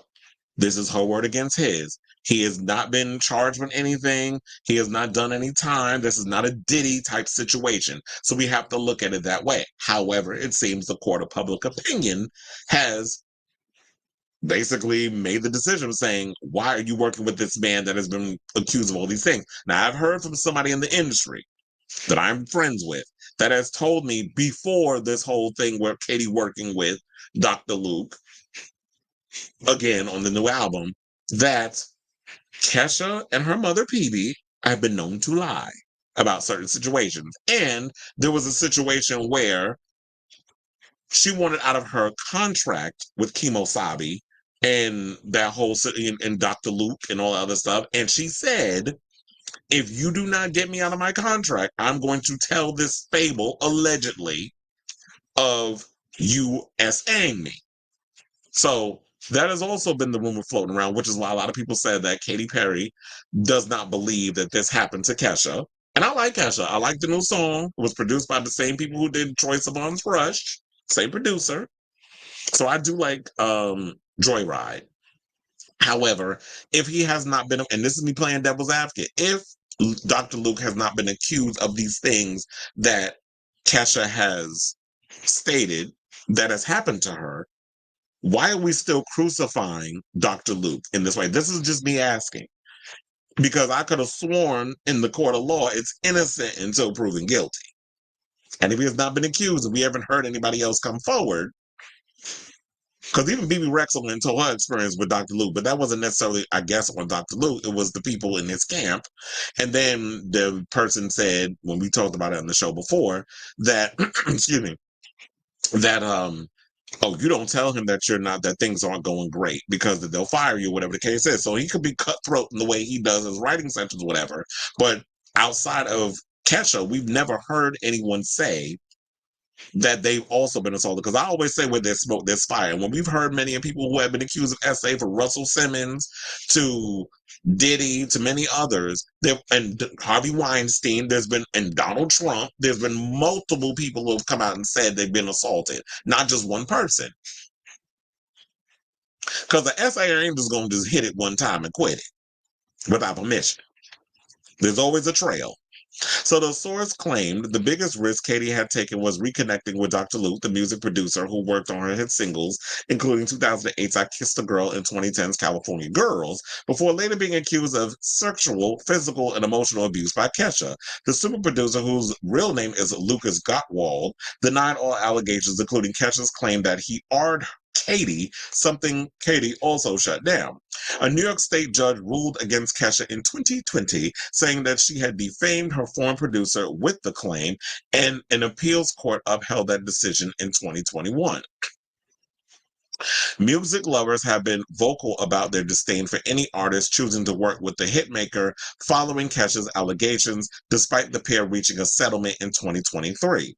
Some of Katy's fans have defended the star by claiming she was forced to work with Dr. Luke due to contractual obligations, but Katy previously confirmed that she has no ties with the producer. So yeah, because while y'all have heard things in regards of like Kim Petras and Doja Cat, which we've also heard has been they said that they've been contractually obligated to record with him. From what I'm hearing is that well, she said that no, that's not true. But I don't have to work with him. But that's the narrative that y'all was putting out here. So I guess there's that. So she also announced that the public feedback would be if she chose to collaborate with Dr. Luke. Working with him at this moment would not be received well because of this lawsuit. This is what she stated. When asked if she thought working with Dr. Luke would have a potential impact on the success of a future release, the Dark Horse singer responded, "People would protest against it, a smear campaign, just 20 different narratives than the one I am that I am." Huh? I think there was probably more added to that. I don't know. That doesn't make sense. So after the DailyMail.com previously revealed that Katy had been warned not to collaborate with Dr. Luke for the new album, the source confirmed that the War singer had ignored pleas. She was insane to think that Dr. Luke was a good idea. She didn't listen to anyone, the insider stated, and instead of diving deep and creating art, she put something out that sounded like it would have been on the album of hers in 2010. Not only did the track see Katy team up with the producer, the track was also mainly written alongside men. Dr. Luke, Aaron Joseph, Vaughn Oliver, and Rocco Did It Again all co-wrote and produced the track, while Katy and Chloe Angelides, I think is how you say her name, are the only women who helped pen the song. Not a single woman produced the album. That's what some people were saying. I was like, if you're going to write a song of a woman's anthem, shouldn't you have collaborated with other female writers except the one? And shouldn't you also have hit up a producer? And I always said this, even if the stain, the dark stain is on Dr. Luke, what she should have done was either work with another producer, a female producer, and if you want that Dr. Luke sound, like if you're feeling nostalgic and you want to just take the energy and the vibe of that song and incorporate it on your new stuff, similar to what Kesha did with Joyride, it does sound like signature Kesha from back in the day, her TikTok era and stuff, but it also sounds fresh and new. You work with somebody who can give you that sound without necessarily having to sit down and collaborate with Dr. Luke. Many people have done it. And you probably will be more forgiving. Problem also, I think, is not only the Dr. Luke thing, the song just isn't good. So they said, you don't make a song about female empowerment with basically all men. This is what the source said. Katy cannot identify with other women because she lives in her celebrity bubble. She knows nothing about what it's like to be a woman in a real world. She is not using her star power to make change in the world. She is using it to make money. Well, duh, that's her thing. And I've always said, like, you know what? Katy's always been about as deep as a pond. And if you're someone who is not tapped into having empathy and understanding what other people are going through, especially if you're trying to write songs catered to that community, then that's not something that you should possibly do. I mean, if you're going to give us dumb, silly pop music, I'm here for that because I love dumb, silly pop music. But if you're trying to write something of substance, then maybe you should collaborate with people who can make your stuff more substantial. But Katy has never been given that. She tried that with Witness and all that other stuff, and it didn't work. Y'all didn't buy into it. Y'all like when she gives y'all the fluffy, stuff because she was that safe pop girl back in the day. She was good at a time when we needed it, but now it's just like, she's just meh to me. She's never been someone that I've really looked at as like that girl that I'm really excited to check out her music. Like I said, her album and Nelly Furtado's album comes out on September 20th. I'm more excited for Nelly Furtado than I am Katy Perry. But I've always been a Nelly Furtado fan since her Whoa Nelly days, where she was giving us that hip hop with the Brazilian fado music and folk and all the other the different genres she was mixing into that. I was the kid that would walk around in like white beaters with belt, those baggy denim jeans and the Adidas shell toes. That was my look. That was my rave look back in the day, among other things. I told you I used to dress like it was kind of giving that vibe. I used to give Seth Green tees from Can't Hardly Wait. That was my look. Damn, I need to find them pictures and post it on social media. But it said Katy's apparent response to critics who slammed the supposed message of the accompanying music video did little help to promote the lackluster single, and that she was trying to post that it was meant to be sarcastic, blah, blah, blah, blah, blah, but it didn't work. And they're saying the source also went on to say, but I've always said, like, if you have to explain that it's supposed to be a joke and it's sarcastic, then it's not funny. If you have to explain a joke, it's not funny. So the source also went on to say, Katy is now demanding that they go back to the drawing board ahead of the release of more singles, and they are adjusting the album right now in a desperate attempt to salvage her comeback. She should be very grateful that they have 3 months to do this. Now, it appears Katy is planning to give control. This is why I said this is where y'all about to fuck up. Because she wants to give control over to the fans, as she announced on Stationhead on July 14th that she would be creating a poll for her followers to help choose what the next single should be. It is not clear how many other tracks of the new album feature Dr. Luke. Well, from what I heard, there's another song that she posted on. That's what making the rounds. I don't remember the name. I'm not sitting there thinking about titles, nor do I care. But if y'all know, y'all can write it down in the comments. I did hear a snippet of one of her songs that sounds like more of a up-tempo house track. And then I saw Perez Hilton was so excited over it. Oh, yeah, this is the song that she released. But I'm like, I'm hearing that song was also produced by Dr. Luke. So she's not getting it. If she's thinking about the Flanders, I just feel like any song with Dr. Luke's stamp on it, people are dragging her for it. So I should also point this out too, because they said that, you know what, this is the first album since 2020 Smile, which was not a chart success.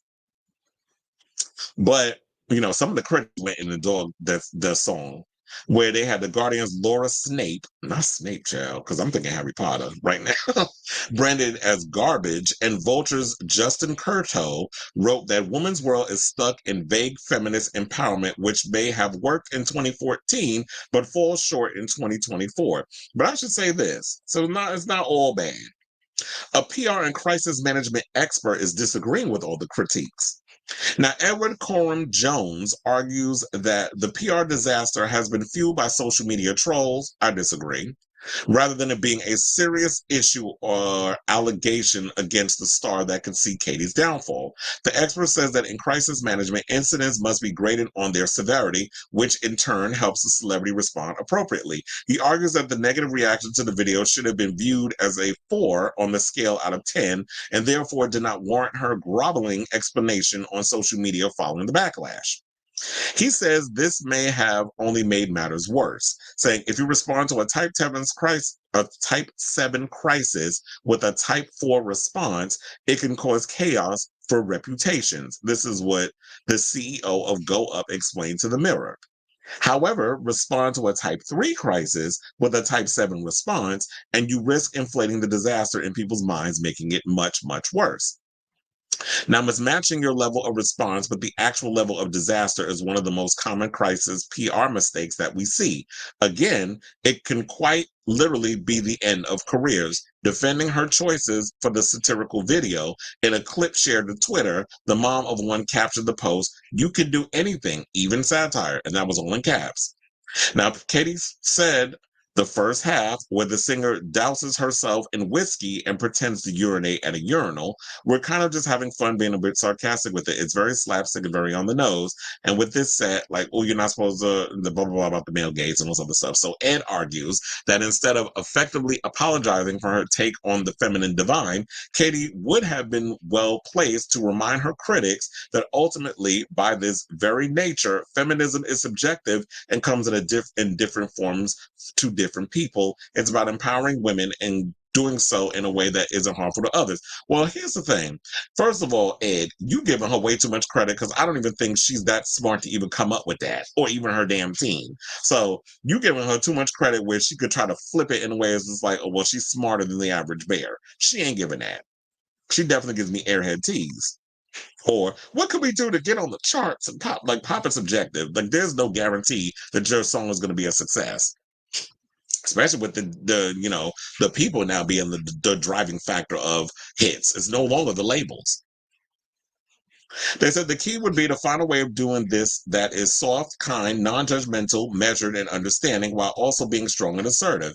This is, he says, while the track isn't her finest move, he reminds fans that she hasn't done anything behaviorally that's reprehensible or out of the ordinary. Well, clearly you haven't been paying attention, because Katy has done things that has pissed people off. They showed her one time she was voting Republican, even though I did see that she posted Kamala Harris on her Twitter out and her other social media platforms. I don't know if she's being informative or this is her really, because some people feel like, oh, if you vote Republican or whatever, and you show yourself voting Republican, then you vote Republican all the time. That's not necessarily true, because there are some Republicans that I know that will vote Democrat against someone else if their ideals don't match with theirs. It's like, oh no, we're not voting for no damn Trump. They're not in lockstep all the time. I think also the same thing with Democrats. We don't all follow a whole lockstep idea. I don't want to get too much into politics. We already did that with Kamala in the beginning, but I'm just saying that. So is that also some of the problematic things that people said that she has done in regard, like she grabbed Shawn Mendes' butt on the red carpet without his permission, whatever. People was mad. People talked about that. She was on Justin Bieber inappropriately. There was like, we saw footage of that. Then she went and kissed someone on American Idol without his, like, he was like, I've never kissed a girl before. And I guess he had a girlfriend at the time, and she tricked him and was like, do the whole thing on the cheek. And then when he went to go, she kissed him on the mouth. So there's been things that she has done that people have come at her and said has been inappropriate. So for this person to say that, I was like, clearly you have not been following her career, doing her research. You're just looking at it from this standpoint of this song and thinking that this is the only PR disaster that she's had. So he said that she finds herself in the difficult position whereby, and after said absence, her new work is always going to be compared to the most acclaimed of her older work. Having said that, Edward claims that Perry's brand seems to be stuck in her heyday of 2010 and doesn't blame her. Talking about returning to the world stage after a period of absence, Ed said it's only natural for her to revert to her tried and tested formula that propelled her to the mega stardom. From a marketing and PR standpoint, by far the safest option for a new mom returning to her career after the longest absence is to revisit the tried and tested. The only other option would have been to take the huge risk of completely reimagining herself, both branding wise and musically, stepping away from the ingredients that brought her such stratospheric success in the past on the punt of a new, untested musical strategy. But we're not saying that you're going to have to go far too over to the thing in order to change up your zhuzhification or your whole style. But if she's dabbled in pop and all the stuff, she could have, as said before, you can work with someone who has a, like what Kesha did, and so many others. You take the sound that you're known for, but kind of just, you could still take a nod back at what made you pop and what made you famous, but also bring something fresh and new to the sound. Which is why I say Kesha's song works and Katy's does not.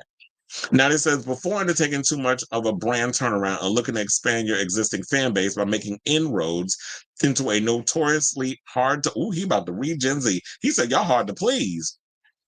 He said, it's first important to shore up your support with your existing fans. By departing too much from her brand, she risks ostracizing those diehard admirers that brought her fame in the first place. That's not to say that there aren't strategic PR tweaks that she can and should make.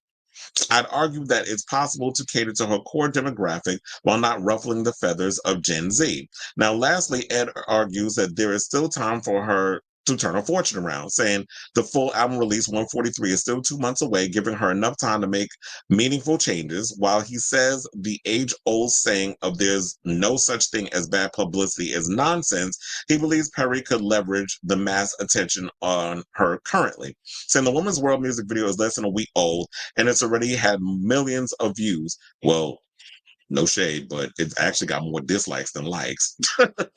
So it says, thrusting Perry straight back into the center of the international pop music conversation. She can and should leverage this with interviews, appearances, profiles, you name it. She should be doing it. Yeah, get ahead of it.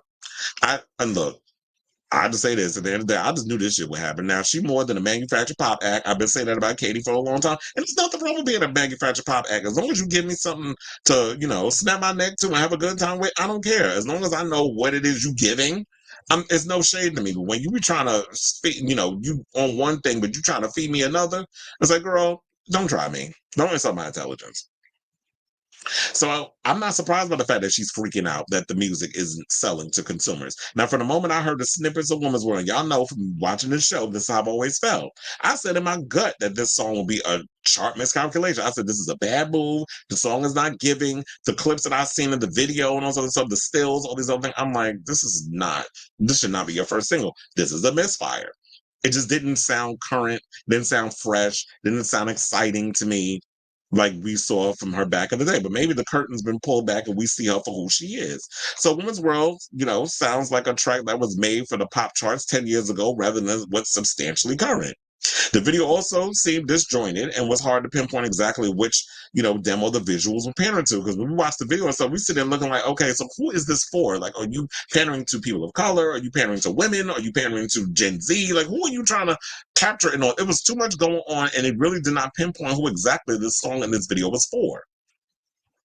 So, and I've been saying this for months, we are in a different time right now, and Katy's music feels like it's stuck in 2014 with no signs of evolving. And while I'm a fan of fun, dumb pop music, I just feel creatively and sonically, Katy is about as deep as a pond. And the moment you start allowing your indecisive fans to dictate your next career move by allowing them to choose your next single, it's showing cracks in the dam. So do I think that this new era is doomed? Well, I definitely think she shot herself in the foot by including Dr. Luke on her upcoming album. And while she's never he was never convicted, as I said earlier, of S.A.ing Kesha.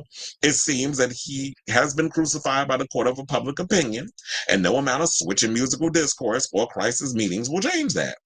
Now, if Katy was smart, she should have done what Kesha did, which is hire a producer who could give you the sound that you were known for, the Dr. Luke sound, without actually having to work with Dr. Luke, like I used many a times throughout this article or this topic. Kesha's Joyride sounds like signature Kesha, but it sounds fresh and current. So good luck, girl, because even with your 7th album dropping the same day as Nelly Furtado's 7th album, I just don't see 143 being the dark horse in the musical comeback that you were hoping for. So I say all this to say, guys, what do y'all think of this story? Do you think that Katy does have an opportunity to make the comeback that she wants in regards of not, she stumbled with the first single. The second single, I will say, does sound promising. I told you, as a music fan, as someone in media, I'm definitely going to check the album out to get my overall opinion on it, because I'm not just going to be dismissive and biased. Like, oh yeah, she's trash because she worked with Dr. Luke. If that's how y'all feel with the situation, that's great. But someone who is in the media space, I have to do my due diligence and listen to the stuff, and same thing with movies, and watch the things. So y'all don't have to. And I'll give y'all my overall assessment and my overall thoughts on it. So speaking of thoughts, let me know what y'all think of this story in the comments down below. Now, Lord, we got a lot of comments, so I got to scroll up. I said, Chubb, we got a lot comments.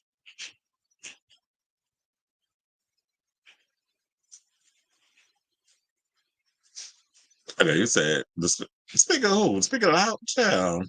Are you talking about that old 4-eyed heifer?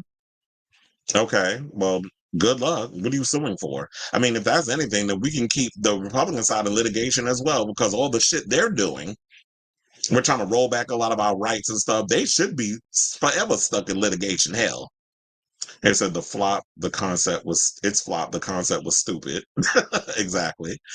Katy needs to go into comedy acting. Her music is too dated. Well, she's not even that funny, even with the ideas and stuff that she come up. Like I remember, didn't she mock somebody about doing silly stuff in their visuals? I'm like, sis, that's what you've been doing too. Like the whole braces in your mouth, and like you've always played into that whole childish kids table type of comedy. That's not very funny.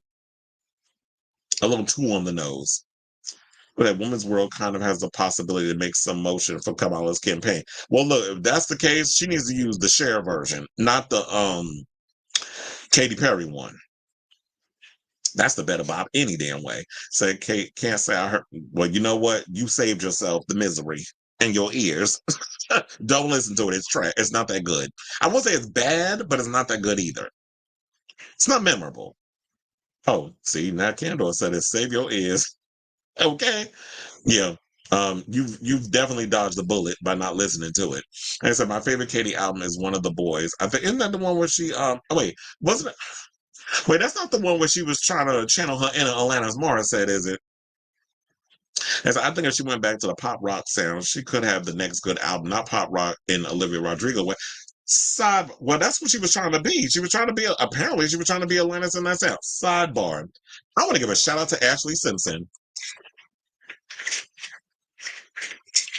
Because child, if y'all go on her Instagram or one of her social media platforms, I saw it on, I forget where I saw it, but she was saying she was at Avita and she did Pieces of Me, and it seemed like she's reviving her music career because I was like, you know, the whole thing that happened with the whole SNL disaster and everything. I think she was so embarrassed by the whole lip syncing. She did the whole hold down dance. That I feel like she thought that that was going to ruin her career. You could have found a way to come back from it, but I feel like at the time we didn't know how to get around that because there was this whole thing about lip syncing that was really frowned upon in America. I know in the UK and other places, lip syncing is allowed on shows like Top of the Pops and a lot of that stuff. In America, they also lip sync too on Soul Train, and I'm sure they did it on American Bandstand and stuff as well. But you know, it is I don't know why it's such a bad thing to lip sync and stuff when you do so. If you have a voice, you actually lip sync. But I know it's the whole Milli Vanilli thing, so people was still feeling a little stink a dink dink about that. And she used that was the one thing that ruined her career. But Ashley Simpson had her own little thing going, and it seems like that now she's in a place where she's and I feel like this happens a lot when you're in your 40s. You get to a place where you look back on the past and it's like you get that nostalgia vibe and you look at things that's familiar, but then you also start to feel a way where it's like, I'm at peace with a lot of things in life. And you want to get to that, you know, you get to that place of like, okay, I'm ready to come back and I'm ready to just do things. I don't know if she'll put out new music, but she can go around to different places and perform her old stuff. And I'm sure the people will come out and support her. Or maybe she could release new music. I don't know if it'll do the same what it did back in the day. But if she's thinking about getting back into music, I say, why not, right? I mean, a lot of people are independent these days. It said no one else has come forward but Clarkson, Pink, and many more have come forward and said Dr. Luke is weird. Yeah. I mean, yeah, he probably is weird in other ways. I don't know what that means. Maybe he's socially awkward. It could be a bunch of them. Not that I'm defending anything he's doing, but I'm saying like there needs to be more specifics in regards of what is weird about him. Does he make like little inappropriate jokes, or does he say like there's levels to being weird? So I need to know what that is. But I do believe Kelly Clarkson and Pink, since they have a lot of people have worked with Dr. Luke. So I don't want to sit and say like from what I've heard from some people, they've said that Kesha lies about certain things and will weaponize and say, "Oh yeah, you assaulted me because I want to get out of things, or I'm not happy with this." But I don't want to sit and say like that she's not telling the truth. But I've heard people say that she is known to lie. Just saying. So it's a good question. It's a is she or as a pun of her song, is she floating on air? She's floating on air. It said, Kendra, I will not YouTube the song then. Please do not. And it said, honestly, I wish I never watched it. To me, it was, yeah, that video was so damn stupid. And that's probably why she realized, let me hold back the video. Let me drop the song and the video the same day because she knew that shit was going to be trash. And it was like, let's release it at the same time so that way y'all get best of both worlds. Because if y'all would have trashed that song before y'all seen the video, y'all wouldn't have probably said watched it. Deep as a puddle. Okay. And so I was listening to this is how we do the other day. And can I just say Katy Perry was such a fun pop girl? Yeah, and you know what? And I think maybe that's what it is. But you're saying that she was such a fun pop girl. Maybe also what hurts her with the song, she sounds bored singing it. She sounds robotic, she sounds soulless, and she sounds bored. And and I always say, you get back what you put out in the world. So your energy, if you're going to give boring, if you're going to get bored, if you're going to give all these different emotions, then people aren't going to, if you're not invested in the song, then why would the audience who's listening? Well, that's what she probably should do. Cry about it later.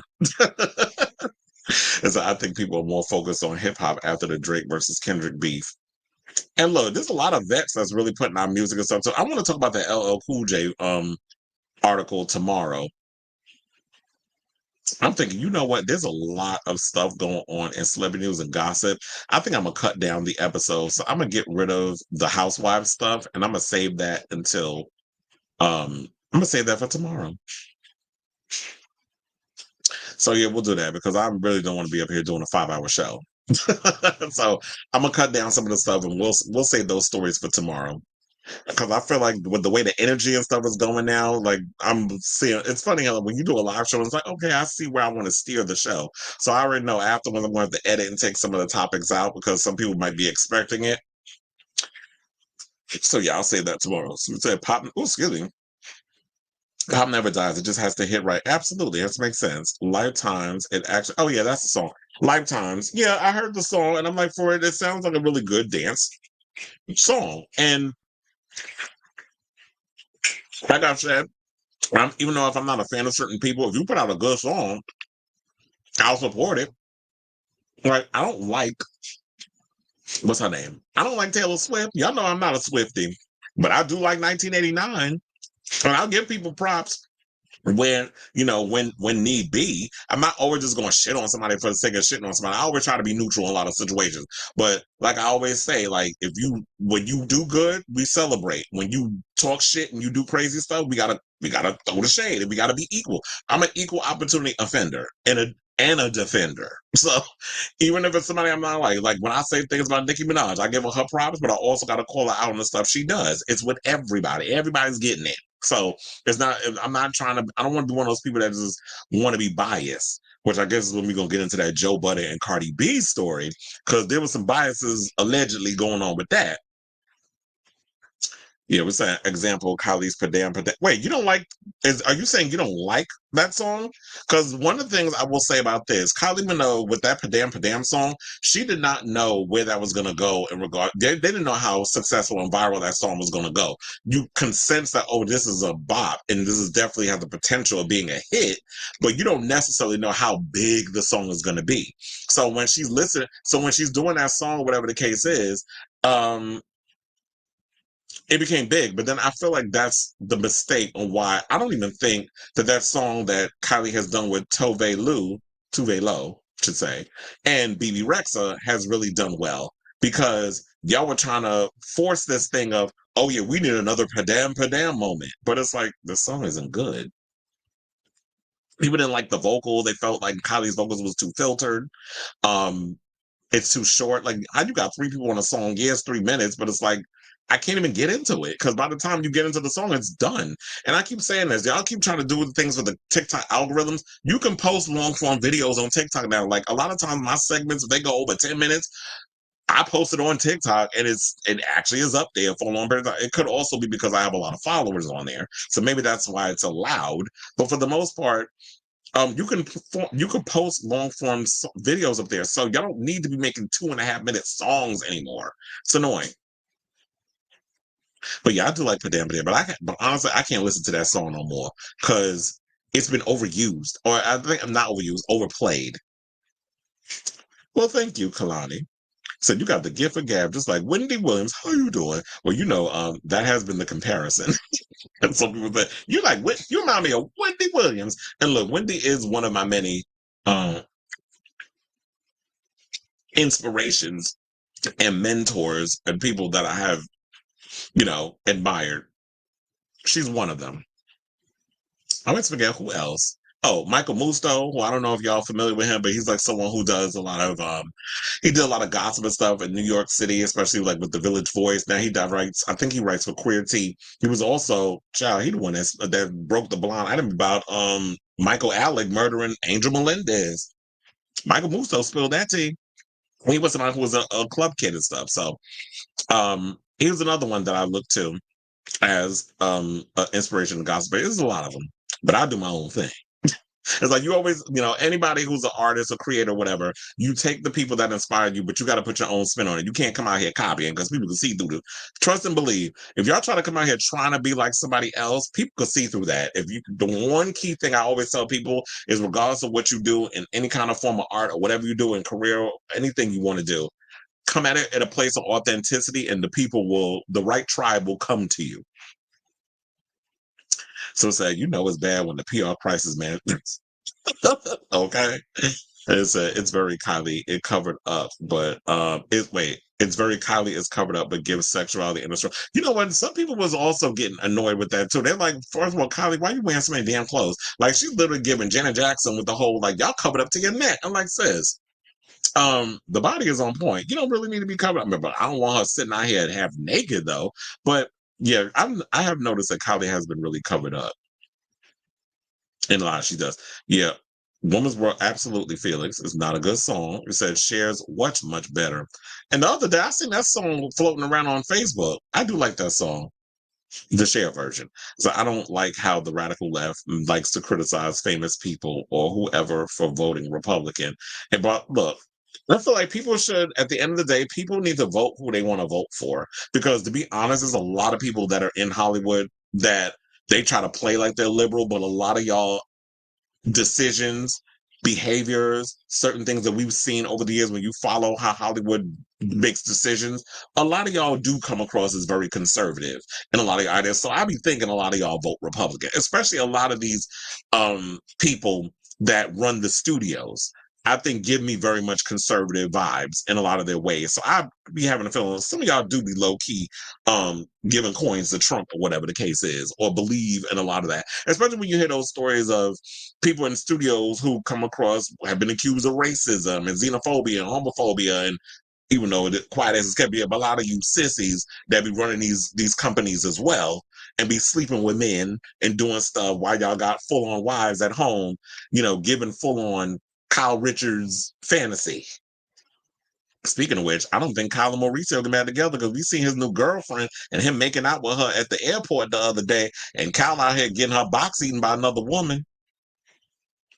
Well, I don't even think it's alleged. I think it's pretty much out there at this point. It said Katy back in the day on the UK X Factor was a lot better. Did she judge that show? Because I remember she was, she did do American Idol. I didn't watch American Idol. I told you I stopped watching if the Adam Lambert didn't win. After that, I was done. And then y'all did the same thing to David Archuleta. He should have won his season too.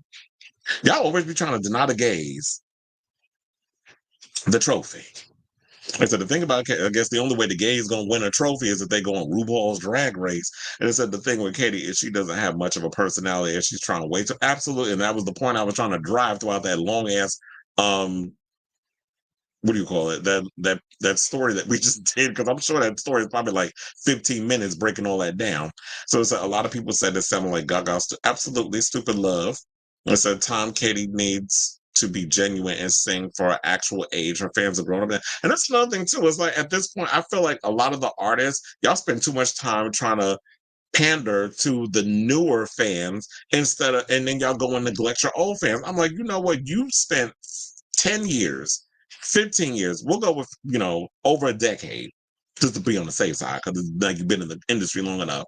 If I've worked my ass off to solidify my fan base and I've worked to build the fan base that I have, if I have my own version of the Katy Cats or the Katy Cats or the Barbs or the Rihanna Navy or whatever, I'm focusing on y'all. But I'm gonna also experiment and make those songs like, I need to genuinely be me, but also give y'all like we'll see what's the newest type of sound that is young and fresh and different, whatever, then possibly the younger kids come in and get into. Like Madonna, she's still has her fan base, even though y'all be bitching about her going younger with a lot of her sound and stuff. But she still has accumulated her older fan base. But she has a lot of the younger kids listening to her because she would collaborate with other artists. But she never, in so many ways, I guess, compromised her sound. Although there have been some misses in a couple of things she's done, but for the most part, she's never truly compromised who she is as an artist. I feel like just focus on your fan base, and if the younger generation wants to come aboard and get excited, and that's a good song, kind of like what Kylie Minogue. She did Padam Padam. Even though some, I guess, her older fan base didn't like it, she did pull in some of the younger kids, and then they went and they listened to Light Years, the Stock Aitken Waterman stuff, Fever, all of that stuff, and then they're like, oh, so she do got some vibes. Oh, I like this song. Now I'm more interested. Now I want to see her live. So it happens in that way. Like I would see older people. I was shocked. I'm like, there's people here that's older than me. They're like they're in their 50s and stuff at an Olivia Rodrigo concert. I'm like, first of all, I don't know. In my head, I've been looking at y'all like, y'all giving me pervert tease. But then I got to stop getting in that mindset and thinking like, you know what? Older people just like music. And if they could relate to some of the stuff that you're singing about and they just like the music or whatever the case is, then we should be supportive. Because I also think Katy also struggles with going out of her element and what she's used to. Like people been saying multiple times, this song sounds dated in 2016. She needs to experiment more. Exactly. And it's like if you're just gonna stick to not taking risks, then you shouldn't put out music because people aren't gonna pay attention to it. Just be a legacy act and just tour with the music that you put out. Some people are doing that. They just don't have it in them anymore to, they have their moment in time. As Whitney Houston would say, I don't really care who she works with. The song was trash. And so that's one thing I've always loved about Madonna. She always experiments with her sound and takes chances. And that's why I think that was one of the things that drew me to her too, because she was doing sounds that I would never expect her going to. She experimented with like the whole trip hop, drum and bass, electronic music sound before it became popular in the US. It was hugely popular over in the UK because I was at that time when Ray of Light came out, I was listening to a lot of the artists that was out in the, in the UK and all that other stuff. I was listening to Massive Attack. I was listening to Tricky. I was listening to Goldie. I was listening to Ronnie Size and New Forms. Yeah, I'm pulling out names, child. I was listening to Skunk NNC, who, was a lesbian, black, bald-headed rock and roll singer. I was listening to a lot of those artists. So, and then Madonna was taking that sound and she was incorporating it into, when she did the remake to, what was it? Is it called I Want You by Marvin Gaye? I think it was. And then there was like an electronic sound she did with Nelly Hooper, who, Nelly Hooper produced a remix of Six Underground, which is like one of my all-time favorite songs from Sneaker Pimps. I'm so mad that they broke up after that first damn album over the fact that they didn't like the lead singer Kelly was becoming more popular. It's like, child, anybody listen to y'all for the beats? We was all about the music. Portishead, remember them? Like I was all into that whole sound. But I told you I was a huge UK music head back in the 90s and the 2000s. And then Madonna was incorporating that sound, and that's what came with Ray of Light and all that other stuff. So that's what got me really excited, and the fact that she was paying attention to what was going over there and brought that sound into the American mainstream. They said Top of the Pops was a tiny studio. They couldn't sing loud. Oh, that makes sense. Well, I think a lot of those places people don't realize are a lot smaller, but cameras make everything look huge. Like, well, Watch What Happens Live. That look like a huge studio. That's like a damn closet when you actually sit up in there, which is probably why they can only have 10 people sitting in them chairs in the audience.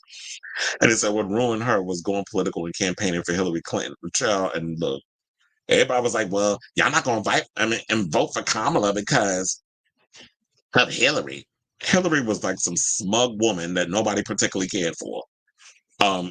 Quite as Kevin, I wasn't really a Hillary fan. There was just something about her that just turned me off, and it had shit to do with a woman. I have no problem with women politicians or strong women. I was raised by a strong woman, so why would I be intimidated by one? And I know strong women. My aunts, my cousins. When you've been raised and been around strong black women, you're not intimidated by them. So, yeah. So I forgot that she and Taylor Swift was going through it. Well, yeah, she might as well be. You don't want to ruffle no feathers. It's like people be so scared to just say anything political because, Chris, I was saying Padam is an example of what. Oh, yeah, okay. I hate Kylie collab. She works better on. You want to know something? I'm going to agree with you on that. I do prefer her singing by herself. Like, you don't, like, and I feel like Robert and I had this conversation where he said that Kylie is going through her Madonna phase right now, where she's in her 50s. She's like not really, I guess it's that whole thing of the ageism thing is starting to play into her career with a lot of people. But I feel like she's been able to escape from that whole thing.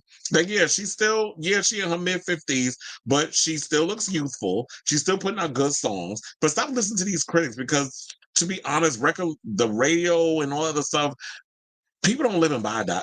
People don't live and die by radio anymore. It's all about, excuse me, social media and what people are listening to. And they're the ones who are the movers and shakers and deciding what it becomes a hit and what does not. The old guard of the industry does not work anymore. And that's why these industry people are shitting a brick because they don't have control over that. But I do agree, she does work better on her own because whenever I listen to her collabs, I don't like it. Like that song she did with The Kids Are All Right. I can't stand that song. And I love Robbie Williams. I cannot stand that song. And she insists on singing that song on that damn tour. Whenever she tours. I'm like, girl, please. Can you stop singing that damn song live? Leave it in the vault. I think TikTok went political. I haven't heard viral music. You want to? I never go on TikTok for music. I spend more time on TikTok watching, posting my own videos up there of the show, clips of the show, and I spend more time on TikTok watching other people's videos than anything. I don't think I've ever listened to music or anything on there. So I totally forgot that's what TikTok was once used for. Or watching influencers and their videos and stuff. It's child, I wouldn't be surprised. I mean, we've heard stuff about Mark Wahlberg. That's one of the reasons why I don't particularly care for him. Hunty, a lady sips her H12 with a straw on live show, not gulp and gulp. Well, which I want me to give like a cup. Yeah, I got this big old thing. I'd be like, this is why I consider myself. No, I'm not a lady. I'm a butch queen. I can't even watch Drag Race these days. It's so well, child. We got a drag race. We got a couple of drag race stories coming up, particularly one with Willam getting kicked out of DragCon. I can't wait to get to that story. And it's are Republicans in Hollywood? Wait, are Republicans in Hollywood conservatives, sports and stuff? It's just the public. Well, look, and there's a lot of people that we've heard is that a lot of people who own a lot of the sports leagues, like Dana White, which this is one of the reasons why I don't particularly care for MMA anymore, and the Ultimate Fighter UFC. He's a Trumper. You get people who are in the NFL that are endorsing Trump. Like, there's a lot of people in the sports world that are pretty much Trump supporters. This All Stars was totally. I said, "Child, don't even get me started." We went on a whole thing about that in the last. That Roxy Andrews, this clearly been positioned for her to win. And there was this girl. I forgot her name. I started following her. And so she's a lesbian, but she also does drag. Shout out to all the cis women that do drag, by the way. There's this YouTuber that I follow. I just discovered her and I've followed her, but I'm horrible with names because if I don't watch enough of your show, I'm not gonna remember your name. But I watched like 2 shows of hers. But anyway, she did a video no, it was like a year ago, where she went in on the Real Friends of WeHo. I don't know, even though I've dogged that show many a times, I went down a rabbit hole and I watched her video. But then she also did one on why I don't watch Drag Race anymore. I'm sure if y'all go on YouTube and look it up, or like type in why I don't watch RuPaul's Drag Race anymore, her show will probably pop up. But she's funny too. She's funny and sarcastic and shady, which is, I guess, the same attributes that I have, which is why I gravitate towards the same tribe. But anyway, she was talking about that, and she said basically what you were saying, that a lot of what's happening with the show, like I think what people are saying, like the last really good season was the season that Bianca Del Rio was on, which I always forget. I think it's, what was that, season 5, season 6, one of those. So I feel like the season Bianca Del Rio was on was the last good one. Season 7, child, we always try to forget that one. That's what Ginger Minge except there was one iconic moment that came out of that was when Pearl went in on RuPaul. That was the iconic moment. But overall, and Kennedy Davenport was on there. See, there was a lot of good queens on there. Katya was on there too, but that wasn't a good show. That was not a good season. But what they're saying is that a lot of people feel that the production has gotten so rigorous with the situation. Shout out to my girl, oh my God, I forget her name, and she's on Alyssa Edwards. Shout out to her for that with rigor mortis. You know, people said the show feels so rigged at this point that they don't really get into it, and like they can't really watch it. To me, I just watch the show because I've been such a fan of Drag Race for so long, that I just watch it, and I just call the show out on the obvious um rigor mortis that be going on, and production clearly stepping in to push a narrative on situations. I mean, we know shows do all that anyway because they have to tell a story, but when y'all make it so obvious, it's like, yeah, but we went on that whole thing about Roxy in the last episode. What we talk about, it's pretty obvious that, you know what, the first two times she was on the show, like she was despised by a lot of the fans because she was being a bully, as they felt, towards Jinx Monsoon. And I always say this whenever I talk about it, it's like one of the regrets that I have was like when I interviewed her during that season, when it was like 5 of us there to interview, because this wasn't as big as it is now, where everybody named Mama all of a sudden interviewing queens. It was me and a handful of us. It was Logo TV and me and a couple of others. You can count on one hand how much media was there at the time that was interviewing the queens. And then I got to the point where I was like, you know what? I really don't like interviewing drag queens. Although maybe I should have been the one to do that Ellie with 2 T's interview instead of Joseph Shepard. We're going to get into that too. We got to talk about Candy Muse. I don't know, for those of y'all that are just now coming in, Candy Muse did give her response, and I knew she would. So we're going to find out this week that Roxy is going to win the show. We definitely feel it. So Kendall says, I wonder if they give Roxy a... Can you imagine? Be at the bus stop when I was 3. Not a transfer and a check, yeah. A Metro card. And so also I think with Olivia, it's 90s alternative music before it changed to a dance pop sound like Tuve Lo, Lord, and others. And you know what? That 90s alternative sounds correct, because when I tell you that both nights, well, I can't say the first night because the first night it rained and we had to cut it early. But the second night on Friday, the Foo Fighters concert, definitely stadium was sold out. So all you Swifties, when Dave Grohl allegedly said what he said, it was like, but he ain't sell out that arena he's in. They never sell out the back part of arena, stadium. Oh, that's what I meant. Sorry, stadium, because stadium is outdoors. Arena is like Madison Square Garden inside. So when you sell out a stadium, they don't never sell out the back seats because people cannot see the stage. So I'm going to pay for a ticket and I'm looking at the side of the wall. Like, obviously they can't sell it because that's where the stage is. So yeah, they're not going to sell out that part. There's a certain part where it's like the base of the way his stage was designed. You had to sell a certain area, and every part, trust and believe when I tell you, that place was sold out because I was looking. And I was there firsthand working both shows. So when people go up there and try to be shady and, hey, he ain't sell out that stadium. Yes, the fuck he did. So if y'all want to go up in there and try to throw shade at the Foo Fighters, I will go firsthand and windmill for them and say, yes, they did sell out that stadium both nights. So I do feel like the whole rock vibe is coming back. And that's why it's like Olivia Rodrigo and a lot of these girls like Chapel Roan, they're really doing successful because I do feel like that sound's coming back. And I feel like it's a variety. Dance music, hip hop, rock music, all that can exist in, you know, those places.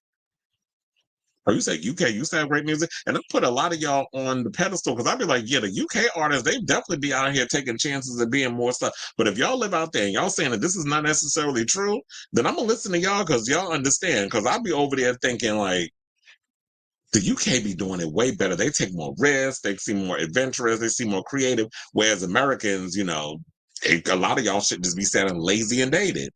But now you sit up there and they used to have great music. Today's music to me feels dead. So we might be going through the same thing. There's very few people out here that's really taking creative risks with their music.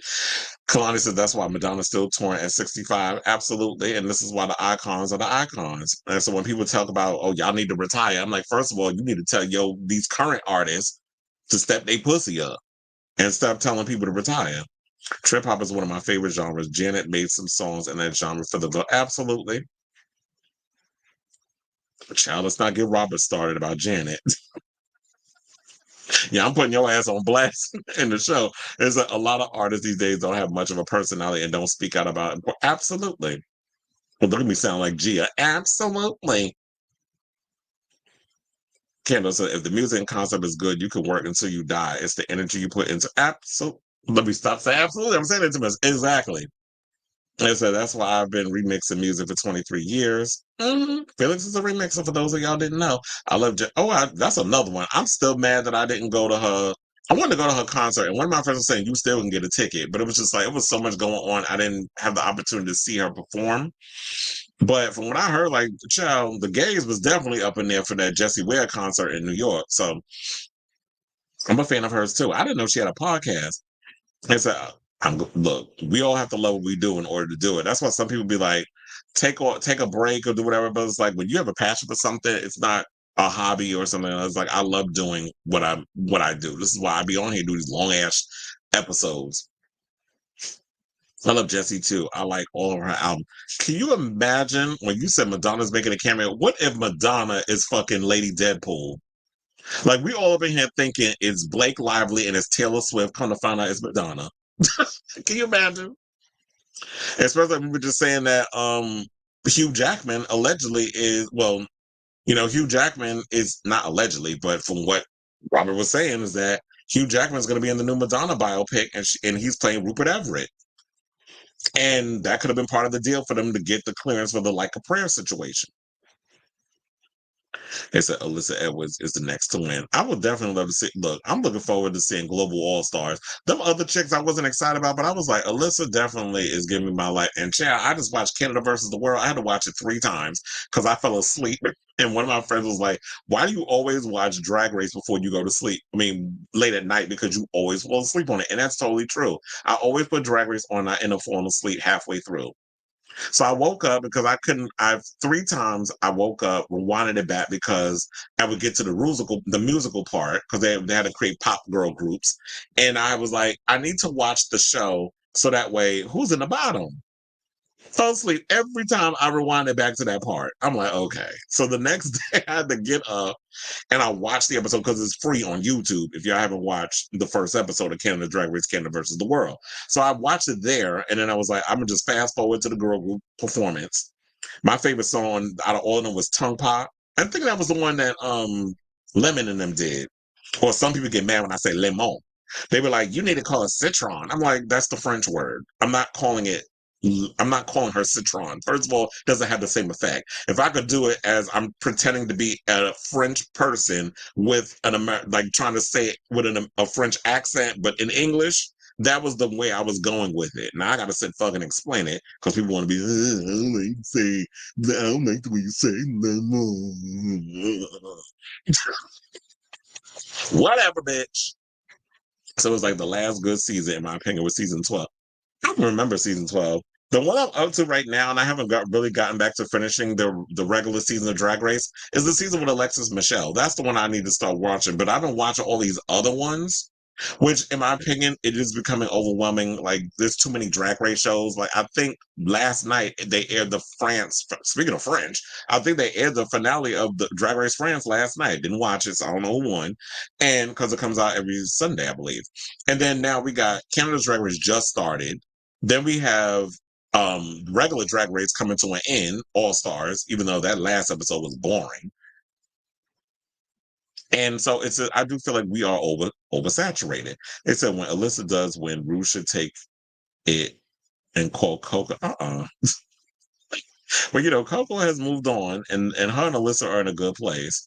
So it said when Alyssa does win, she should take. Oh yeah, you wrote that already. You wrote it twice. Excuse me. Some people think Global All Stars might be Alyssa's win, but I think Jujubee is not on the show. That was a joke. We was making a joke about the whole Jujubee being a part of it.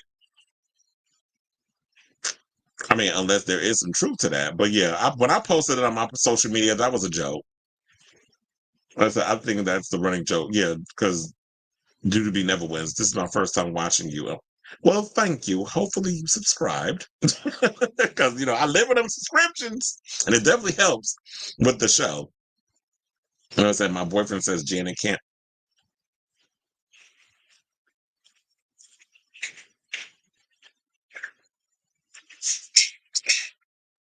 Janet whispers. That's why she gotta have that big ass microphone in front of her mouth so y'all can hear what the hell she's saying. And I live for Janet. Cher's giving me my life in a lot of songs, but y'all are shady. And we don't like Joe Jackson. But y'all, no shade. I am definitely looking forward to seeing that new Michael Jackson movie. Janet, look, I'm not reading that. We already got the gist. Y'all can see it. It gives me blonde ambition ponytail. The recent All Stars episode. Really? Believe it, because the funny, and I told her, didn't I tell y'all? Well, like, because I always be having the inside tea before a lot of people, so I always be spilling the drag race stuff. Like I told her about the Ellie with two T's interview 2 weeks before it came out, and then I told her that RuPaul was doing meet and greets at DragCon before that tea came out, and now I didn't know about this, but I told her, I said, from what I heard, that this new episode is literally no drag. Like, none of the queens are going to be in drag, and they weren't. They put other people in drag. They put the crew in drag. Y'all done that challenge already. And it was a mini challenge. And then then he did like a bunch of, he said it's basically going to be them doing the whole tic-tac. And I'm like, I don't give a damn about them doing those stupid tic-tac thing. And then, they're talking about, well, I fast forwarded through all of that. I was like, this is the episode. Y'all didn't need to if y'all need to come up with something, y'all gotta come up with something better than that. Y'all didn't need to give us a fucking tic-tac episode. I was bored. So that was boring. And that episode was boring. And I'm glad that you said that it was the worst rated. I don't even know, I'm like wondering, did they even do a Roscoe's episode in Chicago? Because like, how do y'all do that interview? I think y'all should just be like, fuck the episode. Let's just have to sit here and y'all ask questions about the whole season or whatever. Because this shit is boring. That's what I would have did if I was Naysha Lopez and them. Because how do y'all dissect this thing, or how do y'all give y'all critiques or whatever? I'd have been like, this shit is boring. Let's just talk about whatever. And I wonder if they did do that, if they did film an episode. It's an ass kiss fest, no drama. They're all lovey-dovey. And that's I think also due to these drag queens trying to produce themselves, because the fandom, y'all are horrible. Like, as much like, there's some of y'all that mean well, but these the RuPaul's Drag Race fandom, the way y'all be going in on these queens like y'all know them, and y'all the trolling and the unalive yourself and the racial stuff, because a lot of the fans are kids and they keep skewing younger and younger and younger. That was another one of the complaints that she said, and that was also a complaint of mine. Y'all skew younger and younger and younger, and then RuPaul keeps getting older and older and older, and he tries to use these references. I'm like, they don't know who the fuck Elder Barge is. They don't know who, well, I was sure y'all would know Showgirls and Mommy Dearest. First of all, those movies are the quintessential gay anthems. I'm sure y'all know Paris is Burning. Every homosexual under the sun has seen Paris is Burning. If y'all haven't, you better get HBO Max and watch it, because that was a good one. So it said not too much on. Yeah, we're going to leave Janet alone, because I know we got a Janet fan. And I like Janet. But like I told y'all, the one thing, I'm an equal opportunity offender. I will love you in 1 minute and throw shade the next. I'm like, was that a read? That's always been my gift.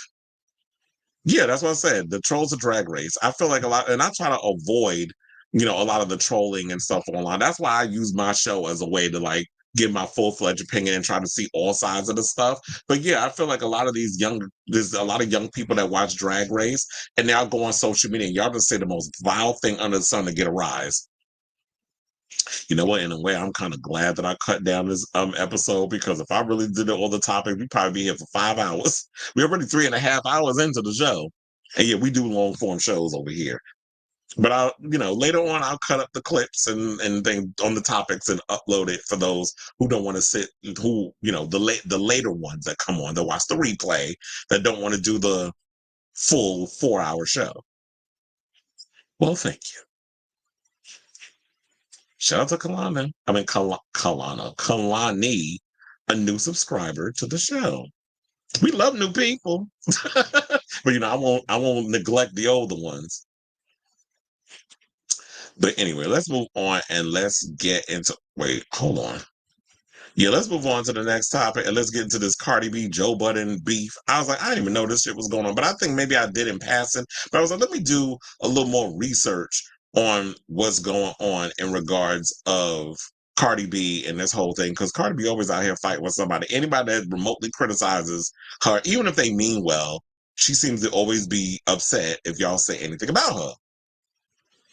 So Joe Budden is not shy about critiquing another artist's career because he's in the media space. So that is his job, which means he must also know that he opens himself up for someone else to make a similar assessment of his career and some of the controversial things he's done. Cardi B, according to Page Six, is calling Joe Budden out for constantly dragging her on his podcast for no reason, even going as far as to accuse him of using drugs. She's saying, bro, I gave you a lap dance 2 times in a New York strip club starlets. I believe it. You was high as fuck. I would have said high than Cooter Brown, but that's always my phrase that I go. She said, high as fuck on the booger sugar. And she uses the N-word, which of course some people get mad at her for using that because they feel like since you run around saying you're not black, then you should not be going, you shouldn't be using that word. But that's a whole nother conversation for a whole nother day. We're just gonna stick to this. She said, I can smell that booger sugar through your breath, the WAP rapper who used to be a stripper claimed during an X Spaces session on Thursday. Oh, yeah, I did see, like, when I was on social media, I did see she was doing a Spaces. I didn't listen to it because I was just like, I forgot what I was. Oh, I think we was doing the show when that came on because we did a show on Thursday, and I did see that her Spaces was up, so that's why I didn't really go into it. And I just guess at that point, I was just too, after doing these shows, you don't realize that it's a lot of energy doing these long shows. So afterwards, I just don't like. I close my stuff. I put everything. Once I'm done with the show, I don't care what these celebrities are doing. I don't care what's going on. I go on with my life because at some point you can't sit and take this stuff with you once you're done with the show. I go in, I give my opinion, and that's that. And that's what, and first of all, I didn't even know people had cocaine breath. I didn't know that was a thing. Well, I'll say this. Y'all know, look, I've already sprayed y'all with my own tea. Like I told her, I've experimented with drugs in the past. I've done the booger sugar, but I ain't doing no lines. I've done bumps. There's a difference. Because I ain't doing like this is not Scarface. Like I'm not sitting there doing a pound of the booger sugar on no damn desk and being paranoid. Sidebar, shout out to Bobby Lights who says he's off the stuff, by the way. So she said that she don't give a F when people talk ish about her. Well, that's a damn lie. But that he is incessantly dragging her. It's the fact you always talk ish about me, Joe Budden, out of nowhere. You would think I did something to this N-word, she said. For the past 2 years, this N-word has only talked bad things about me constantly, she added, before asking why. Because you got an interview? Wait, did he ever interview her? Because we all know he interviewed Nicki Minaj. And I guess what they were trying to say was that because he's interviewed Nicki Minaj, that he don't go on her. She ain't saying it, but I'm gonna say it. He ain't going hard on her like he would on Cardi. But I feel like I don't think that this is a bad thing for him to be asking, okay, so you taking damn near a decade to release your second album, which she says, by the way, is coming this year after saying months ago that because I guess her fans was acting all stinking ungrateful that she wasn't putting out an album. But then I'm like, does she have the power to say that she ain't putting out music? Like, I think her label would be the ones like, you owe us this in my XYZ on the contract that we're gonna put this thing out. So with Joe Budden being a former musician, because he was a rapper once upon a time, who now makes his money in the media space, people like him and myself and so many others, we have a right to come out and weigh in on certain things. It's like, okay, what's taking so long with the album? Why are you not putting out new music? I guess at this point, you're going to be a singles artist. And some of the people that was his co-host on the show, because he got like 5 other them alongside him. I don't know why you need that many to do a podcast or a show with, but if you like it, I love it. He goes and it was like one of the guys that was on the panel, or whatever, I don't know his name. He was like, you were right, that it just seems like you only putting out she only was going to be a singles artist, whatever the case was. But he was just giving a criticism of, or just assessing what he's been seeing. That's all he was doing. And she's getting upset. And Carter, you need to understand, unless you come at it in a real nasty, vicious kind of way, like if your spirit is dark when you trying to spill that tea and that celebrity news and gossip, like trashy damn K, whenever she talk about celebrities and things of that nature, like her spirit is real dark. Black it did black, black, black. That's when you come at it from that way, to me, it's like, okay, then your reasoning for going in and complaining about people is warranted. But if we're in these YouTube podcast, celebrity news and gossip spaces, we're just looking at on the outside looking, and we're assessing the situation, and we're just giving critiques. I'm not going to sit up here and kiss your ass and sugarcoat things just so that way, in the hopes of me getting an interview where the case is. We're just genuinely. There's a genuine concern. I don't know if there's a genuine concern on his part, but it just seemed like he was just saying something. He was just assessing the situation, and you getting upset over it. So when Carter goes on and says, I don't get upset over what people say. Girl, you've been doing it so much, I don't even think you realize you've been doing it. Like, you always, every time somebody says something about you, you get mad. You do. So for you to sit up here and say that, that's a damn lie. So she says, every 5 or 6 months, you compare another female rapper towards me. You compare new artists, old artists, every single effing artist with me, bro. She said, if you love these bitches so much, why are you not talking about their album? You compare females to me that my worst records beat their best records. I don't give a F about none of these bitches. Well, I don't like the whole. One of the things I will say, because I don't really pay attention to Joe Budden like that. Every now and again, depending on certain things, if it's on social media floating around, I'll take a gander. But I'm not a Joe Budden podcast watcher. Not like if I'm over, like I was over here watching TGIF and Funky Dineva and the rest of them, but I was watching, I would see little clips every now and again, or it would just pop up on my YouTube channel and I'll see like, oh, there's certain things, and I'll see on the side, he has a little rundown on top. I'm like, oh, that sounds interesting. Let me see what their take on it is. And 9 times out of 10, it'd be like, y'all be dropping too many of the N-word and all the other stuff. I'm like, I can't listen to y'all because y'all sound like a bunch of old fuddy-duddies that don't know what the hell y'all talking about half the time. So I really can't get into what Joe and them do over there, but you know what? Good luck to you, sir. You doing what you're doing. But I don't like the idea of when people get up here and they want to compare, oh, well, your song wasn't as hot as Glorilla's or JT's or Ice Spice or whatever the case is. Like, can you just judge me on my own shit and not what the next person is doing? So I think that especially men have a tendency to always compare women, but y'all don't do the same thing to these other male rappers. So I do agree with that. Cardi also called out the broadcaster for claiming that her recent relationship drama with Offset was a publicity stunt ahead of her forthcoming album.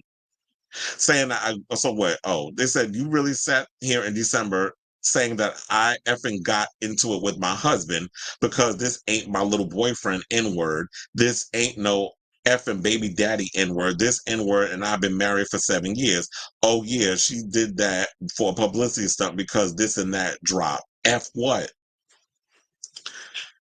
Cardi expressed her anger and said that she was no longer going to ignore his commentary and play nice. She said, now I'm this girl. Now I'm Cardi B, the bitch you always talking shit about. I've been giving you 4 years, sparing you for 2 years. Even when I call you out, I don't even disrespect you. You always try me, always try me. She ended her long-winded rant by telling Budden to stop being the effing hater. Now, this all stemmed because on the Thursday's episode of his show, he said he believed Cardi wouldn't actually end up putting out a new album. She said, well, we'll never get another album again. I'm standing on it. Cardi got something dropping with my man Rob 49 on Friday, but that's what Cardi's going to be now, a single artist. But it added, I'm sure Offset wants Cardi to put out an album out. Hey, fellas out there, boyfriends, you know that feeling, right? When you want your bitch to get a job, you in the house and your bitch won't leave. Ain't you got an album to do? Ain't you got a single? Why don't you ain't saying that to Offset? Shouldn't Offset be putting out music too? So I do feel like when you saying that and you trying to use it as a reference, it just feels typical Joe trying, with his misogynist, commentary. And you got Melissa Ford just sitting there like I guess I get it, you being the only woman in the room, but girl, you need to grow a backbone too. Because you got a whole lot of, let me not. Let's just continue. It said the media personnel ultimately ended up issuing a half-hearted apology to the rapper.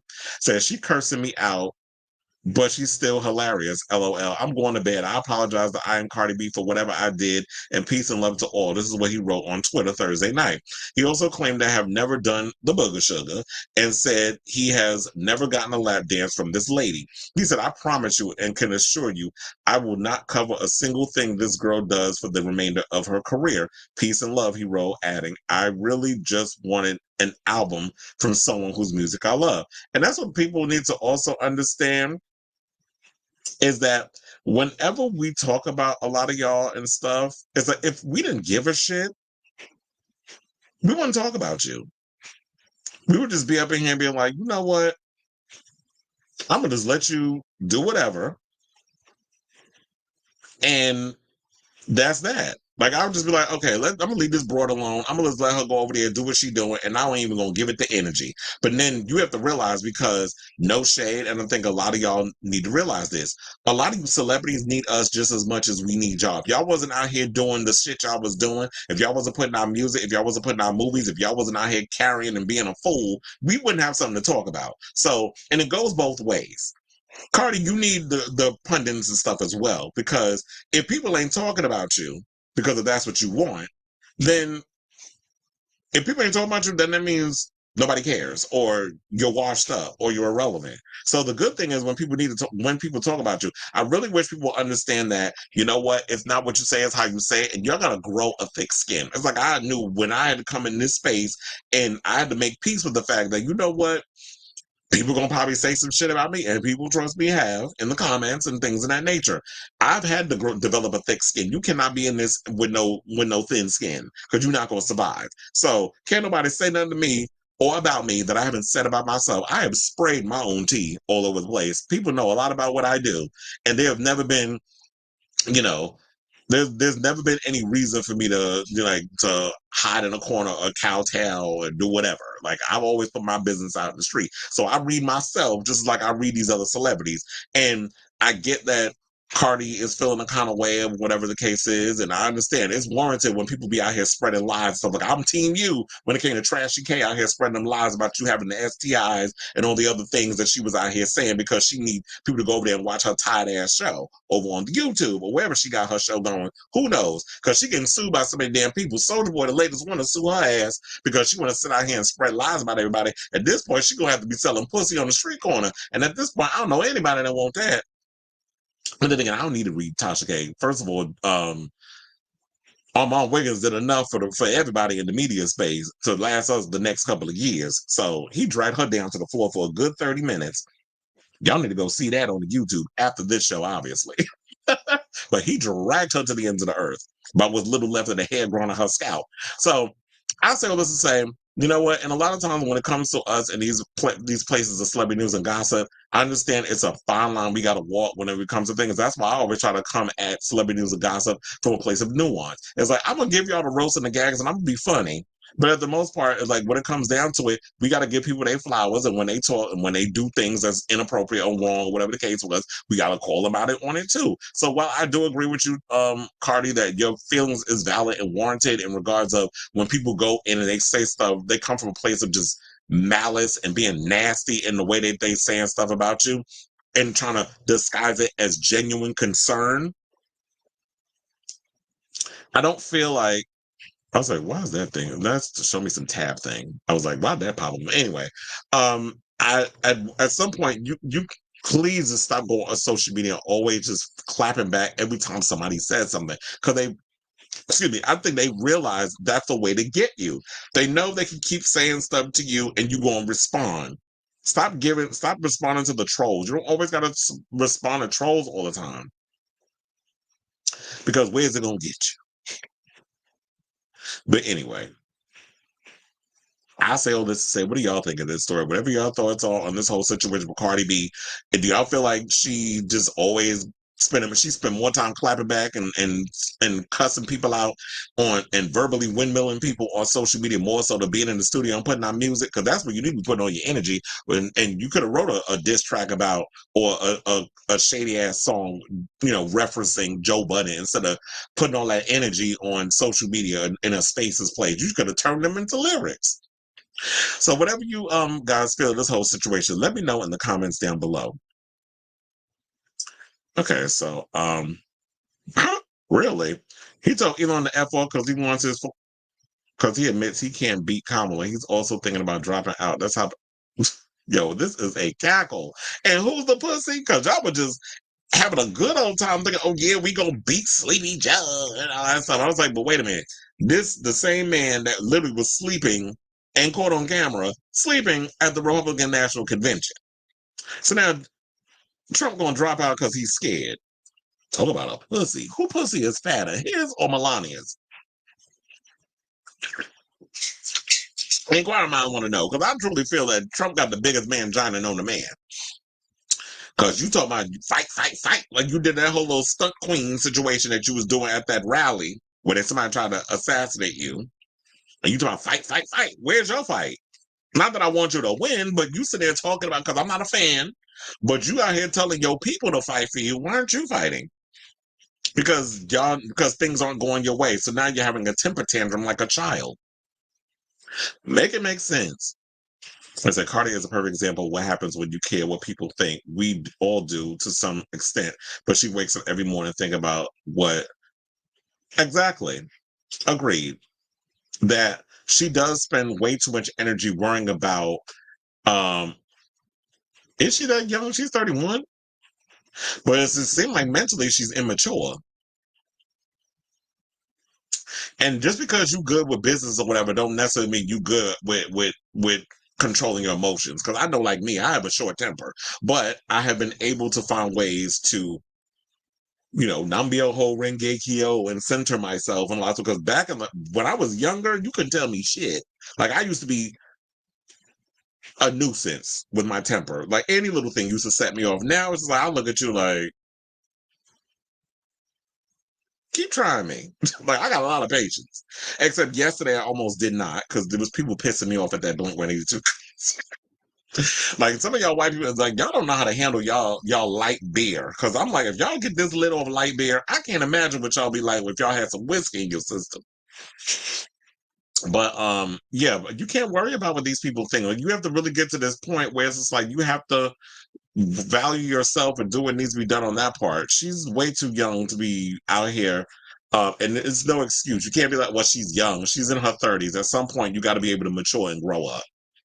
And I don't know why she keep going back to Offset, who keep treating her like damn crap. I told y'all they was back together. I knew they was back together before they announced it. When I saw them at the Knicks game, they was at the playoffs in the front. I seen them right across from me.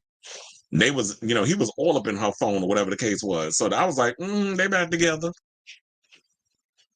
She had like that's the only dick she can get. Like it's like, girl, like now we don't want to hear nothing else. So the next time he come out and do your ass wrong, we don't want to hear it.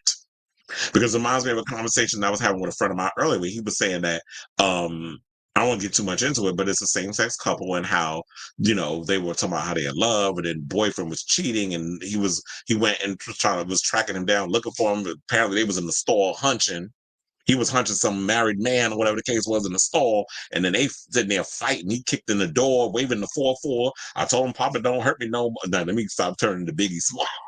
But they started fighting and all this other stuff. And now he said that he saw them recently and they back together. So it's just like, y'all fighting, break up to make up, and y'all keep doing this. I don't want to hear it. That's why I be telling people, it's like, if you're a friend of mine and you be talking about that shit, and I've dealt with stuff like that. I've had friends in same-sex relationships because they all be thinking it's just women and men fighting. No, the gays be windmilling literally each other in relationships over cheating and stuff because y'all don't be talking that shit out in the beginning. If y'all gonna get in a relationship with somebody, you need to let them know if y'all want it open or not. Don't start talking about, oh yeah, I'm all for it, or I'm not for it, and y'all go around cheating, and then you get mad because y'all lack the communication situation, and then all of a sudden, y'all out here physically assaulting each other, and then y'all break up, and then y'all back together. And it's like, but I was sitting up in here having your back and all this other stuff, and now I'm the one that's looking crazy. Nope, not doing it. If y'all want to sit and beat each other to a damn pulp, you go over there and do that. I love you from a distance. I love you dearly. But y'all want to beat the shit out of each other,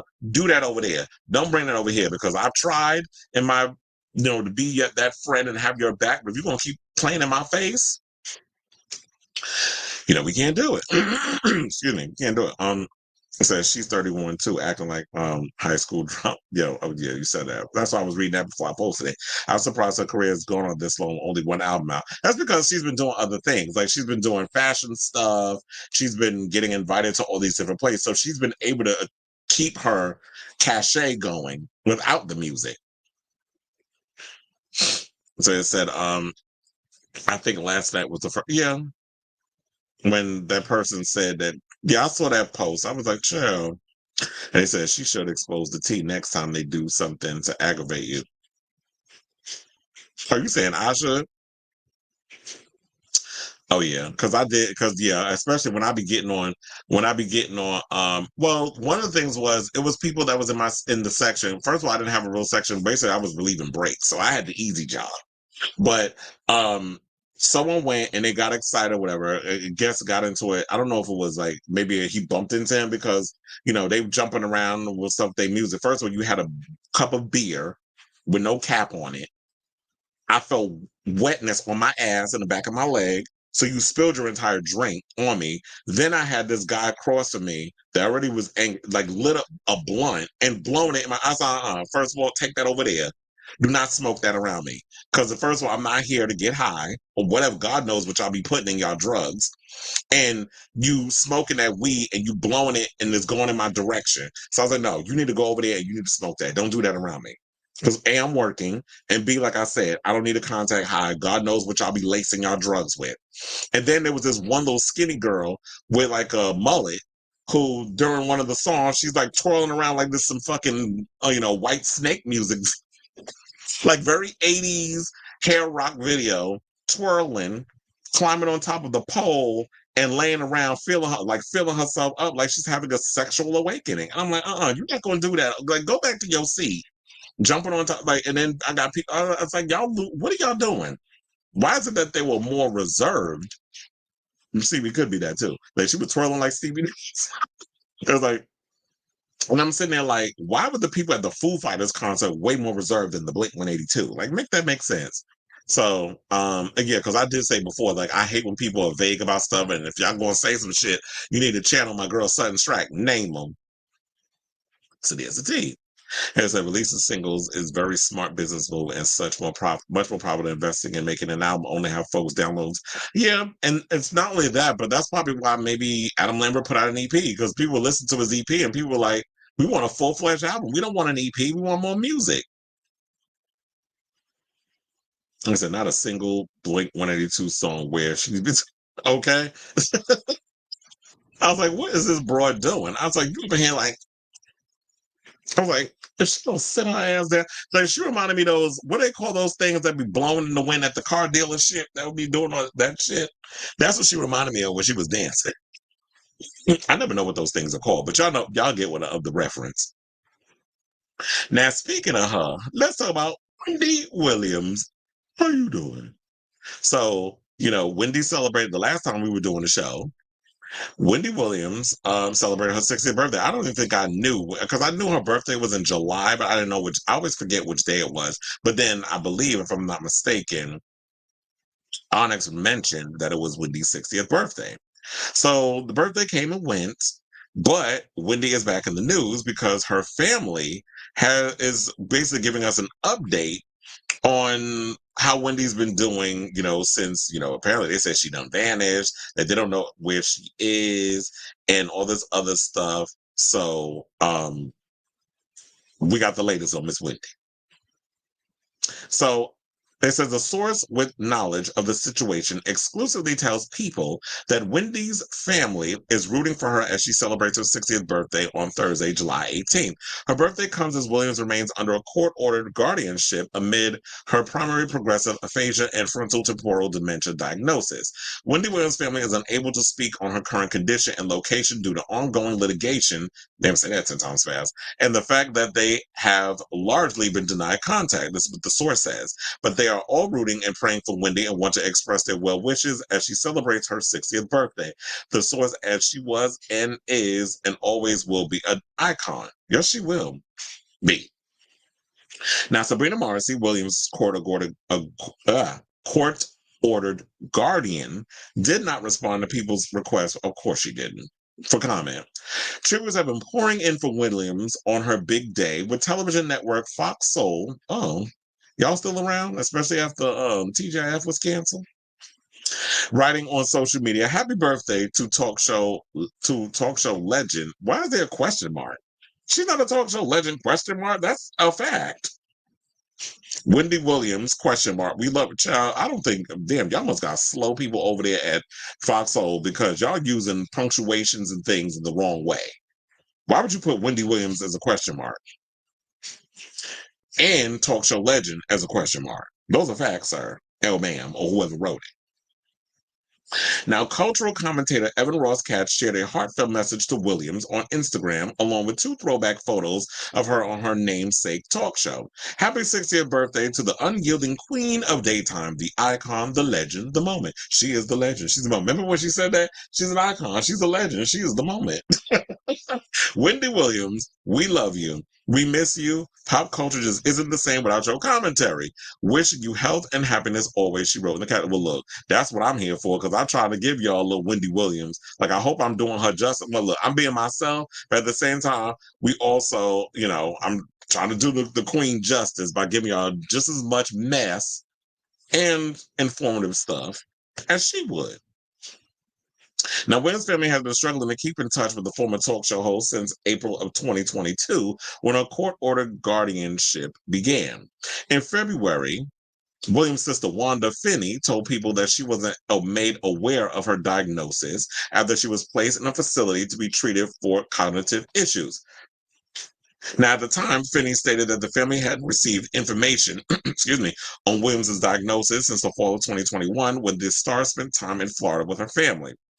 Now, saying when she was in Florida, there was a number of people involved, even beyond family. There were doctors involved, people in Wendy's professional world that were involved, Finney said. She had a health team in place, nurses in place, and she had family in place. She was getting healthier. And I believe that in the past, we have shown y'all that we saw her, that she was in bed. She did look pretty much healthier. She looked like she was in great spirits, looked like she was very much cognitive in a lot of ways. Now it just seems like she's a shell of her former self. We saw that docu-series that they had on TV where Wendy looked a hot ass mess. And I'm like, who is this lady? What has happened to her? And these people that she was surrounding herself with, to me, in my opinion, were just taking advantage of her and feeding her alcohol, which from what we were hearing, played a huge role in her frontal temporal dementia and aphasia. So they said that the family alleged that Morrissey is the only person who currently has unfettered access to her, which some people were saying that she's taking advantage of Wendy because she's getting that coin. How does she go from this aunt or sister that we love and is healthy 1 minute to this person who is in and out of the hospital? This is what Finney asked. How is that system better than the system the family could put in place? I don't know. I do know that this system is broken. I hope that at some point Wendy becomes strong enough where she can speak on her own behalf.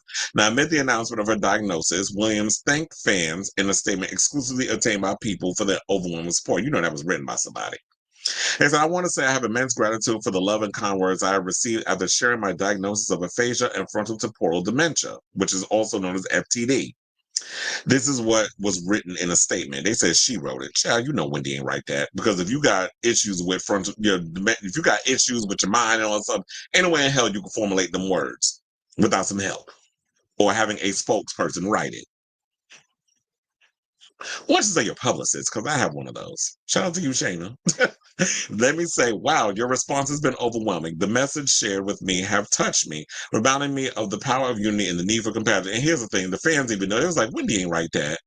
Because that's not how Wendy would write. That's not things Wendy would say. Wendy was very vibrant and colorful in the way she would use words. Because she was a wordsmith, as you should be if you're going to be in this, gift of gab space. Now, more recently in March, Morrissey called out Lifetime parent company A&E in his docuseries, Where is Wendy Williams, for shamelessly exploiting the former broadcaster amid her health challenges. In the lawsuit, The Guardian slammed the network's documentary, claiming that it shamelessly exploits Williams and portrays her in an extremely demeaning and undignified manner. Now, though Morrissey claimed she was unaware of the docuseries' nature, Mark Ford, the EP of the documentary, previously told people that Wendy's attorneys and the guardianship attorneys were consulted and signed off on the project, which I truly believe. I was like, when Sabrina stood up there, I was like, girl, you a damn liar. Because if you are the conservator, if you're someone in charge of Wendy Williams and her affairs and all that other stuff, you have to sign off on things coming in and out of Wendy's thing because you're in charge of her affairs. You're the guardian. Therefore, they have to go through you. It's the same thing like if you are a parent and your child is a celebrity, the parent has to sign off on whatever it is that they want the kid to do within the contract. So when they sit up here saying all this, I'm like, okay, girl, you're a damn liar. You just didn't want that smoke. But I feel like at the end of the day, look, I just want to say all this to say I really hope that Wendy is getting the help that she needs. And I truly believe in my heart of hearts that while they should have someone handling Wendy's financial affairs, because this is very much giving me Britney Spears conservatorship tease. While I feel like, you know what, there should be somebody in place to handle her affairs financially if she's in a place where she's not as cognitive as she once was, that Wendy does need to be surrounded by her family, because I feel like if her son and the family were able to get her on the right track as they did, you know, back then when we saw the video and stuff online that I think her friend, who was also an attorney, posted on her Instagram, then that's basically the help that that's what Wendy Williams should be getting. And I think she should be with her family at the end of the day. So I still let's say good luck to you. I'm, you know, giving big vibes, strong energy, that sort of thing to Wendy, and hoping she gets the help that she needs. And I hope that one day, because I don't feel like her family are a bunch of users, I've never gotten that vibe from her. So I'm really hoping that Wendy's out here getting the help that she needs, because I just don't feel like I feel like she needs her family at the end of the day. Like, I don't feel like that her family is using her like Britney's father and them did during that conservatorship. So prayers for Wendy. I'm rooting for you, girl, and I hope that you get the help you need. Do I think she's going to come back into this space and do what I'm doing? No. I just feel like that was a time that came and went. It was a time that gone by. We could live nostalgia through all of that and applaud and congratulate all the what Wendy has done in the world of daytime television and in radio. But do I feel like she's going to come back and do and give us the old Wendy, that frontal temporal aphasia and the dementia? I feel like it's no. I don't feel like she's going to come back from that or heal from that or be able to be the Wendy that we once knew her as. So let me know what you guys think of this story in the comments down below. And now, speaking of comments, let's run over to the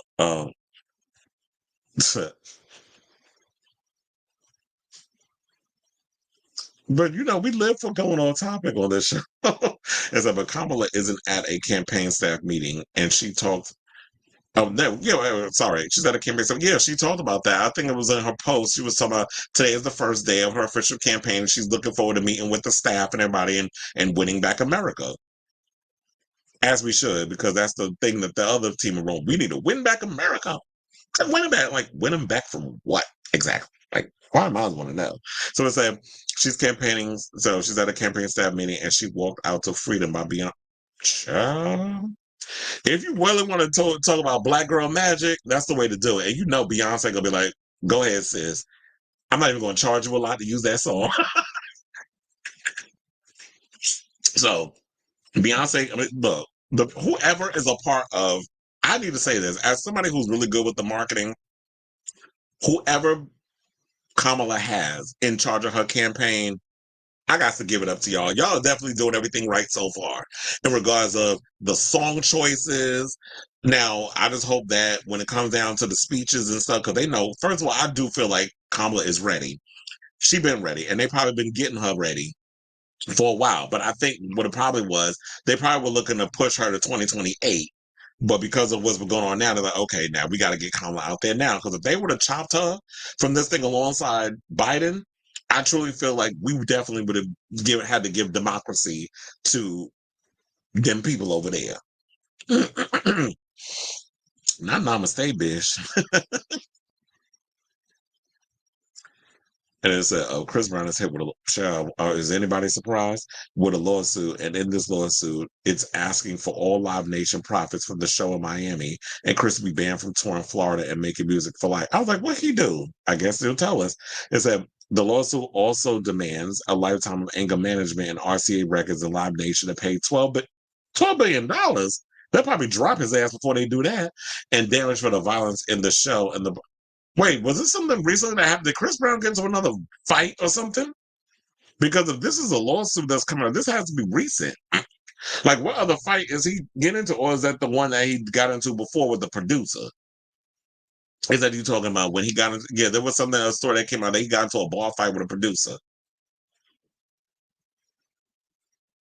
But look, y'all keep out here. I don't understand the appeal of y'all be out here windmilling for Chris Brown. I don't even think he's that cute. Now, we was talking about Usher, bitch. I would go hours with him in the bedroom. Like Usher is to me. Usher give me like, ooh, he make me, he make me wanna. I don't know. You know, I had to go there with that. But no, Usher is sexy as fuck to me. But Chris Brown's like ill. Like y'all, I think y'all going that thing because he's skinny with that long dick. But child, I've seen better looking boys with long dicks and way more attractive and less have less of an attitude. How is it possible that Wendy Williams' family gets denied contact if she is in a place of rehabilitation? This is when you need the love of your family. I don't know. I just feel like, yeah, because I'm like, um, in the words of Deborah Cox, how did we get here? Like, I don't understand how we got to this point where it's like y'all lost the ability to be. I mean, I don't know. There was a little something that came out there was saying that the son was spending up a lot of her money or whatever, but Wendy gave him access to doing, things like handling her affairs and a lot of stuff. So I don't know. They should have been able to. I don't know what the whole legalities about it is, but apparently the law, the legal system, and like they said, this whole thing with conservatorships is flawed. So I need to know the tea. Like what happened with all of that? And it said Chris Brown is being yeah, but I need to know what is going on with this whole I need to look into that Chris Brown story. So I'll look into it and I'll talk about it tomorrow. So that way I have because y'all know I do not like coming on here without research because according to a barb, I need to do my research. When apparently I made that comment about that Nicki's career is not as hot as it was when she first came out. It's like, yeah, you have your fan base and you've solidified yourself as one of the biggest stars in hip hop and crossovering into pop music. But as far as like having that same being on top, you want to be on top, in the words of Tyra Banks. If being up there like you was when you first came out when I did that whole thing, apparently I don't do my research. I don't know what the fuck I'm talking about, but whatever. It's like, sir, you need to do your research and stop only hearing a sentence of what I said and actually listen to the whole conversation. But some people hear things and then it's like tunnel vision afterwards. You know that scene where it's like somebody says, I'm sorry to tell you this, but you have cancer. And then all of a sudden the sound goes out of the room and you don't hear shit. That's what I get from some of y'all when y'all don't listen to the whole thing of what I'm saying. I hate having to use the C word as an example, but sometimes you got to take the most drastic thing to give y'all the example and to understand where I'm coming from. So it said, do you have an experience or negative account? I've never had a negative experience, but this is over the years of hearing things about him is where I've come with that assessment.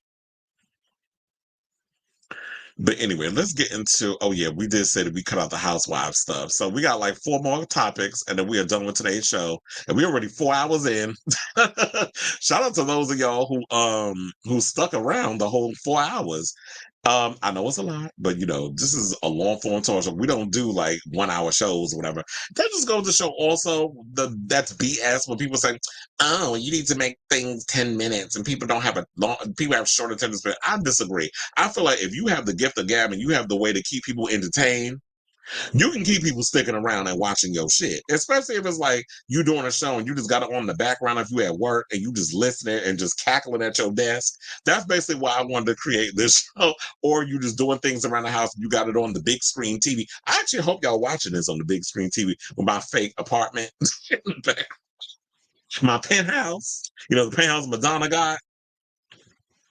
This is my fake fantasy background. But anyway, I'm thinking that's gonna be a thing I'm gonna do from now on. Like I'm gonna just go, I'm gonna just give y'all a little, house porn in the background while I'm running my mouth for 4+ hours or 3+ hours. But anyway, let's get into this fool.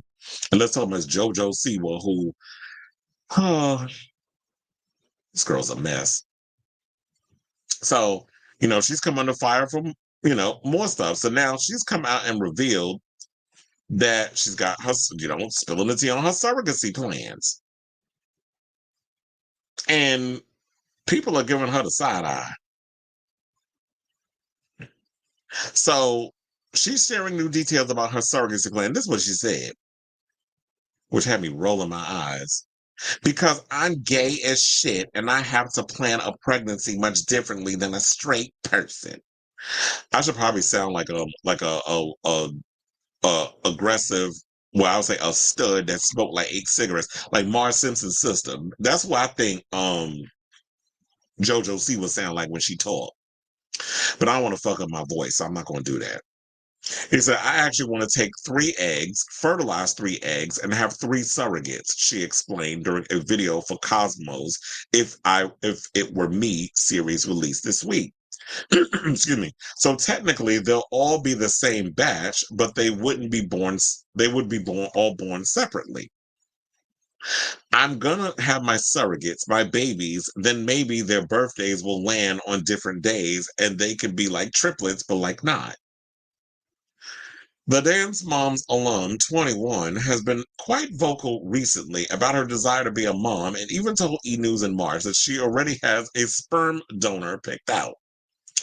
Said, I got my 3 kids' names picked out, Freddie, Eddie, and Teddy. Girl, get off my line with this foolishness. She raved, got a sperm donor lined up and all. We're ready. We just got to be patient.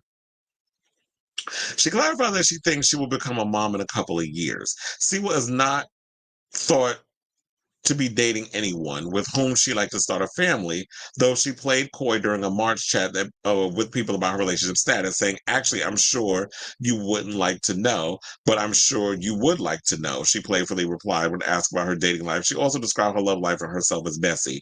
Now, she has been linked publicly with 2 women since she came out as a lesbian in 2021, a girl by the name of Avery Cyrus. She related to Miley because, she's trying to mold herself into the next generation's Miley, and it ain't working, and some girl by the name of Kylie Prue. Now, in December of 2022, she accused Cyrus of using her for views and clout. So I guess she's not related because why would you need to be using her for clout if your last name is Cyrus? If you related to Miley, you could just use your family name. That'd be the good enough clout. So while, see what awaits motherhood, she's continuing her bad girl transformation. I'm rolling my eyes so hard as I read this, which began with the release of her song Karma and its accompanying music video.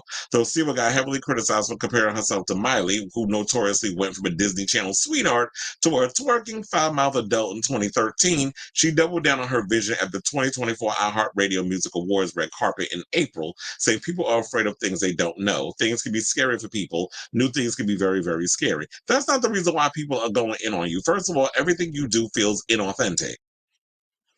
So that's why people are going in on her. It's like, I could understand if you were coming from a genuine place and you were trying to roll out this whole era of new me, new whatever, new era, new me.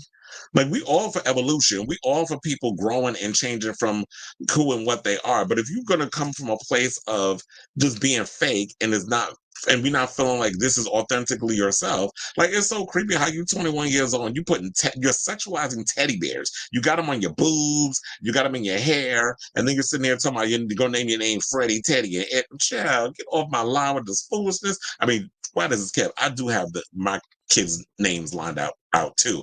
I have always thought about this. I said, if I ever had children, my probably tell y'all, my daughter's name would be Genesis, and my son, I always said, would be Sage. So I've always had that as being my kid's name. Like, I'm not gonna name y'all, Buick or something stupid like that. Like, a lot of these parents be out here naming their kids, weird names. Or Switchblade. Or something crazy like that. And look, I'm here for if she want to come out and have children, whatever, but have kids for the right reasons. Don't turn into the inner Joan Crawford, and all of a sudden you want to have kids and you using kids as like a little plot device, a publicity stunt, or whatever the case was. Or you want to be the lesbian Nick Cannon. So I can understand if you want to, because I never thought about, excuse me, JoJo being the one to carry the baby. She always gave me stud tease. So I could definitely see like Miley that well, she's trying to be Miley, that JoJo would actually be that girl that would go there and put that whole vibe and stuff out there and have the kid. So I just wish that she would just genuinely be herself and stop trying to be something she's not. But I guess when you're young, you got to figure that out. And here's the thing: I'm not trying to go too hard, but it's just like this whole thing that everything she does, it just seems like it's just forced and cringe. And I don't get what the whole you being gay as shit have to do with the fact that, oh yeah, I have to do surrogates and stuff. We all know that when it comes to being a homosexual, that you have to find new ways, new and drastic ways or different ways to have a child. Same thing with Ricky Martin and so many others. When they had to have kids, they had to go get a surrogate. Perez Hilton, he had his 3 kids, he had to go get a surrogate. When with her, yeah, she has the money and the ability, whatever. She's gonna have to get a surrogate because she being a lesbian is not gonna carry it. So she's gonna go and have somebody else doing it. She has the person that's going to deliver the sperm. And if you can find a way to be cheap and go about it, then that's great. But she said she already pulled the egg, so yeah, that's going to cost money. But if y'all was going to do something where you were going to have someone, y'all were just going to have them. Okay, now I'm a jerk off in a cup. You could just suck it out with the turkey base and shoot it in your coochie. I mean, and instead of going to the doctor and spending hundreds of thousands of dollars on getting pregnant. But I could definitely understand if y'all want to go about it the inexpensive way. But I just wish, this girl would just genuinely be herself. But to me, it's like, look, we've all seen some of these young kids transition from that whole Disney Nickelodeon thing to being an adult. And we've all seen some of them have been able to do it gracefully and transition. Some of them have been messy about it. We remember like Miley was a little messy with the whole thing of licking the damn sledgehammer and all that other mess, and swinging from wrecking balls. I think it was some of the stuff she was doing was a little cringe. And now I feel like she's weathered the storm and gotten to a better place. Same thing with Christina Aguilera. She came out doing the Disney thing. All of a sudden, then she came out in them coochie cutters, booty tooching her way in a boxing ring during Dirty with all them cholos around. Now I was living for the cholos because they was high, but for the most part, it was like people felt she was doing too much. Then the chaps with the butt cheeks hanging out in the world, where she was hunching every Tom, Dick, and Harry in Hollywood, including Eminem and Fred Durst and all these other people. So there was a lot of that going around. So sometimes it's a hit, sometimes a miss, but it just feels very cringe with what you're doing. I just wish that Jojo would realize that, you know what, girl, you need to figure out, you need a new team, figure out what you're doing in regards to the music and everything, and stop. It's just messy, is all I'm saying. So, excuse me, I say all this to say, what do y'all think of JoJo's latest stunt? Let me know in the comments down below. Okay, so we have one comment. It said, JoJo has become so cringe, it's hard to take her seriously. Exactly. Okay, so let's get into this story about Elliot with 2 T's and the latest and stuff that's going on there. So, I already gave my whole breakdown. First of all, I didn't realize that whole segment I did was 30 minutes. I'm going to try not to do it that long this time.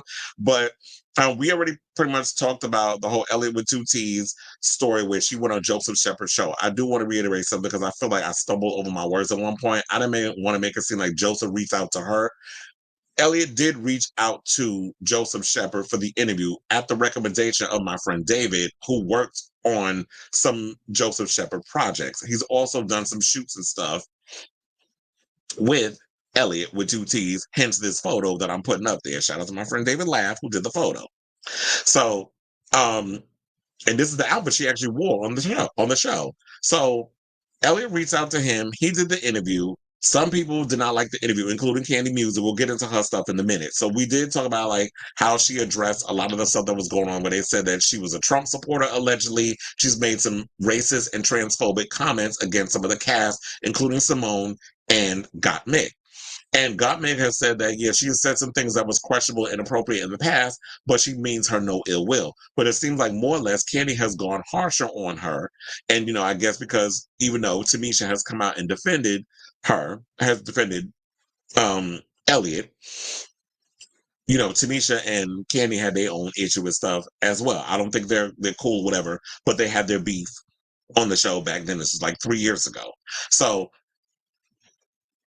Elliot has come out and said what she said. She did the interview, and some people felt that she did not, in so many ways, take full accountability for the things that she said.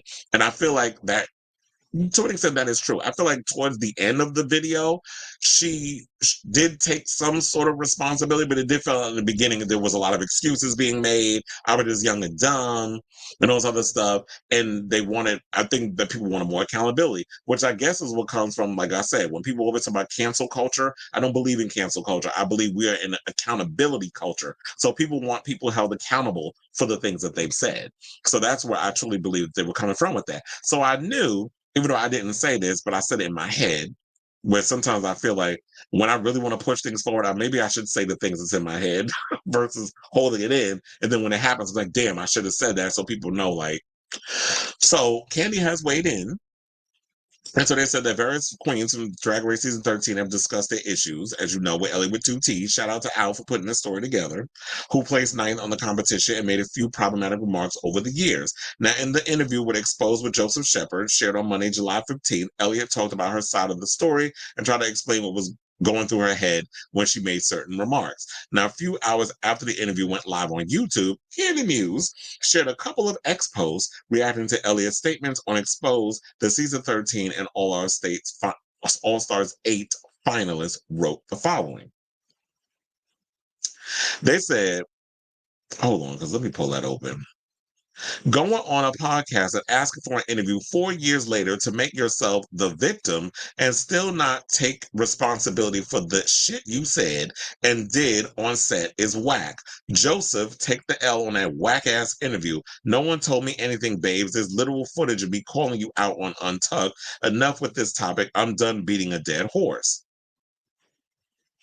And some people was in the comments, and we'll get to the other stuff and the rest of what was said. But I'm seeing Kamala 2024 and Scream 7 trending. Let's focus. And Eternals. Someone asked Candy, did you manage to sit through the full hour? And then someone put, seeing that he interviewed her and scroll right past all shade. Another person put, why are people still promoting her? So disappointed in Joseph. Double TT. Neither of which stand for talent. Clearly hasn't learned from what she said. So why are we even bothering? Then someone asked, I need to know the lore of Elliot. Then said, girl, what about the rest of the top four? Y'all didn't like Elliot, and anything Elliot would get on your nerves, and the rest of the top four was so scared to bring it up to Elliot. Y'all mad Elliot finally spoke out for the first time while all y'all have done podcasts, gigs shading Elliot. And that is true. Like, a lot of them have consistently gone around talking about Elliot with two T's. A lot of people have gone on podcasts and said so much, and Elliot did not get to tell her side of the story. And I feel like this was the opportunity for Elliot to go on a podcast or Joseph Shepard's show and tell her side of the story. If y'all can run around and saying all the stuff y'all say and say this certain type of narrative, then they have a right to say what they want to say, and you have a right to say what you want to say. Excuse me. But I hope we're getting to a place where we're not constantly doing this whole back and forth ping pong type of thing where Elliot says something, Candy combats and says something else. Nobody else is speaking up on this. Candy always feels the need, and I think this has been an ongoing theme, that Candy consistently gets on social media and has to have something to say about Elliot. Whenever Elliot pops up, she always has to be the spokesperson. Nobody died and made you the spokesbitch for that Drag Race season. You continuously want to jump on social media and give your side of the story. You are not the spokesperson for everybody. If Gottmik wants to come out and tell her side of the story, if so many other queens on the show and Simone and all these other people want to say something, let them say it. You don't need to be the spokesbitch. So, what did it say? Oh, she said, and since you want to talk about no one called you out, baby, don't even try it. And even after your ass blocked me, I still made sure you were included in the group photo at DragCon. That victim complex is dangerous. Now, in the second post, Candy attached screenshots that show Elliot allegedly leaving a group chat between the queens of Drag Race Season 13 after being called out for not taking accountability for her statements. Another screenshot shows that Candy reacted to getting blocked on Twitter. Sorry, because I almost called it the other thing. And I'm gonna pull that up for y'all. So there's one where it says Human Connections, two queens, real talk about Elliot with two T's, joined by the NAACP, the president of Vegas. And so if y'all could share, that'd be great. Elliot, you haven't reached out to anyone that you've offended on set and/or off, not to explain yourself or apologize to your castmates or your fans. I watched the video and you didn't own up to anything. You didn't apologize about anything. I will absolutely not be sharing this video. So they feel like somebody did a thumbs down, and you can see all the little, letters and stuff of all the queens that's in the group chat.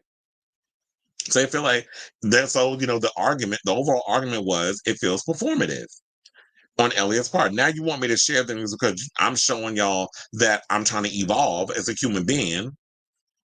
And we can admit that white people have something called racial blind spots.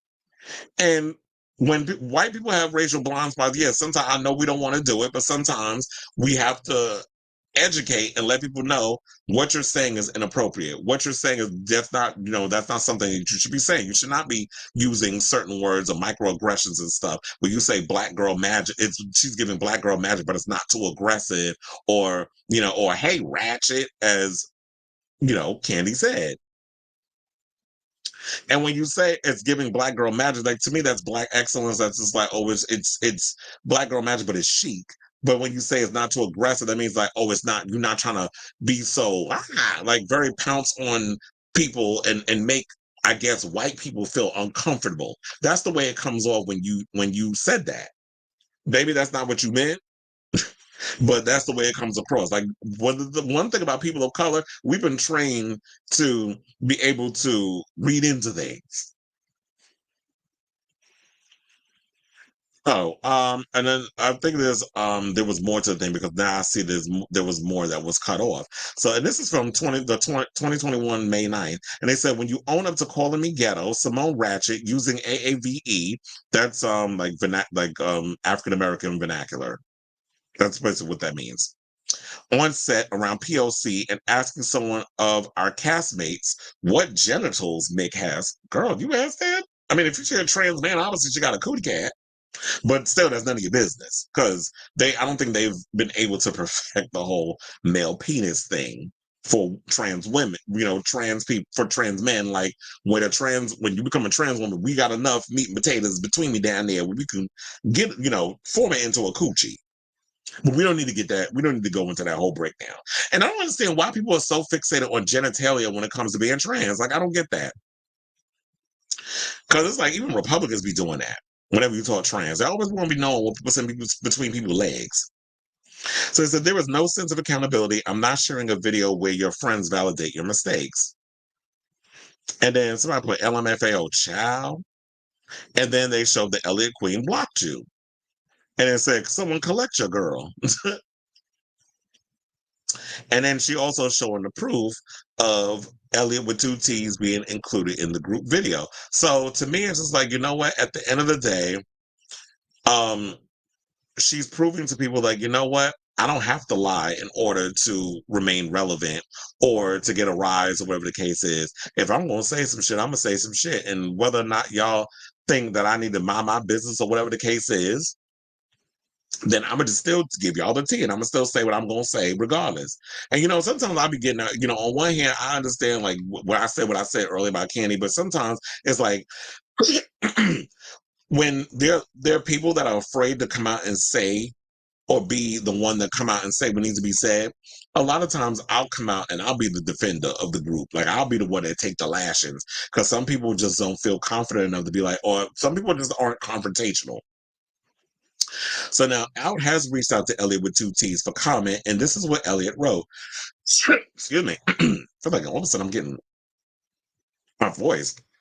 But anyway, so it said, by doing this interview, I've taken accountability by addressing everything head on, and I want to rise above this.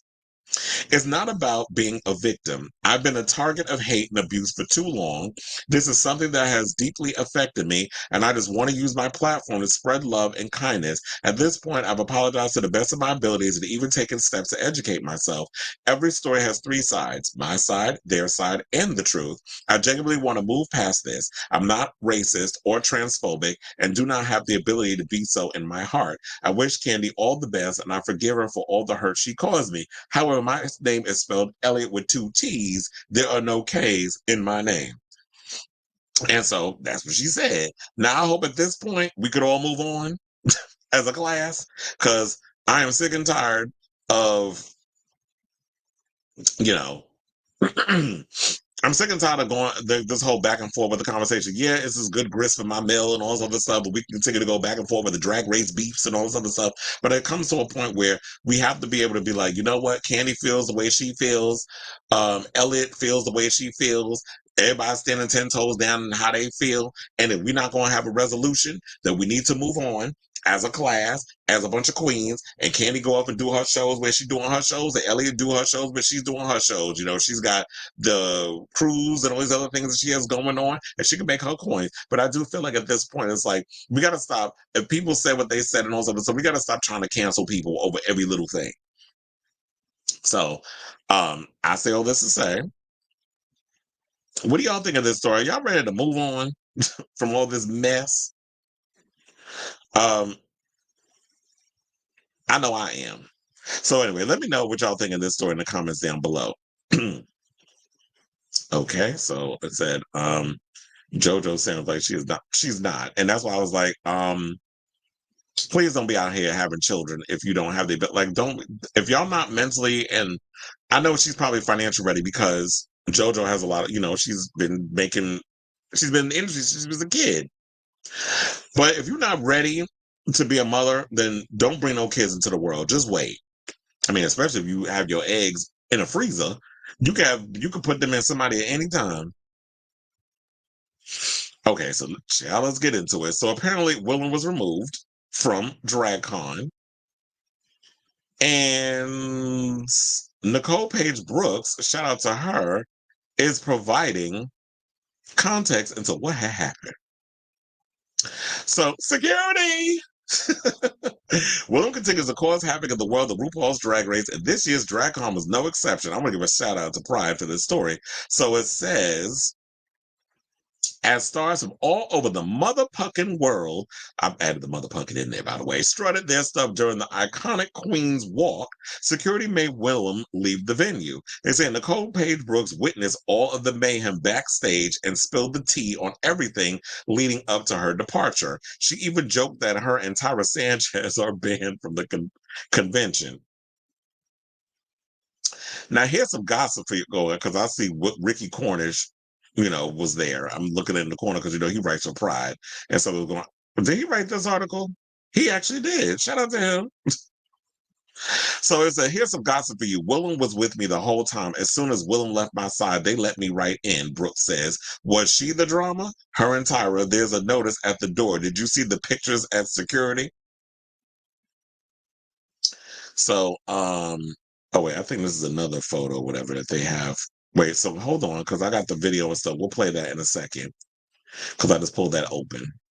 Now, Brooks later elaborated in a separate interview that she saw Willam get taken away by security. So I got to see Willam back there before they carted her off by security. Did she even make it to the carpet? Did she do the walk? Because they tried to get her from backstage. It was quite shady. But anyway, I didn't see that. I heard that as soon as she walked away, they let me back there. Excuse me. The tea is certainly hot. And I think this was Ricky Cornish actually posting this on his, I think it was on YouTube. So there's they have the whole video and things up there. And child, I see Drag T Sir with Matt also pointed this whole thing out about that, because now I'm looking at the YouTube thing. But anyway, so Willam did tell her side of the story and what had happened. Let me see if I can pull that up for y'all. Okay, so it says here. So Willam posted the following. This is the picture that she has here. Now they said RuPaul photo op. That's where she was standing at on her IG. Hold on, because first of all, I'm supposed to like them. I didn't like the post.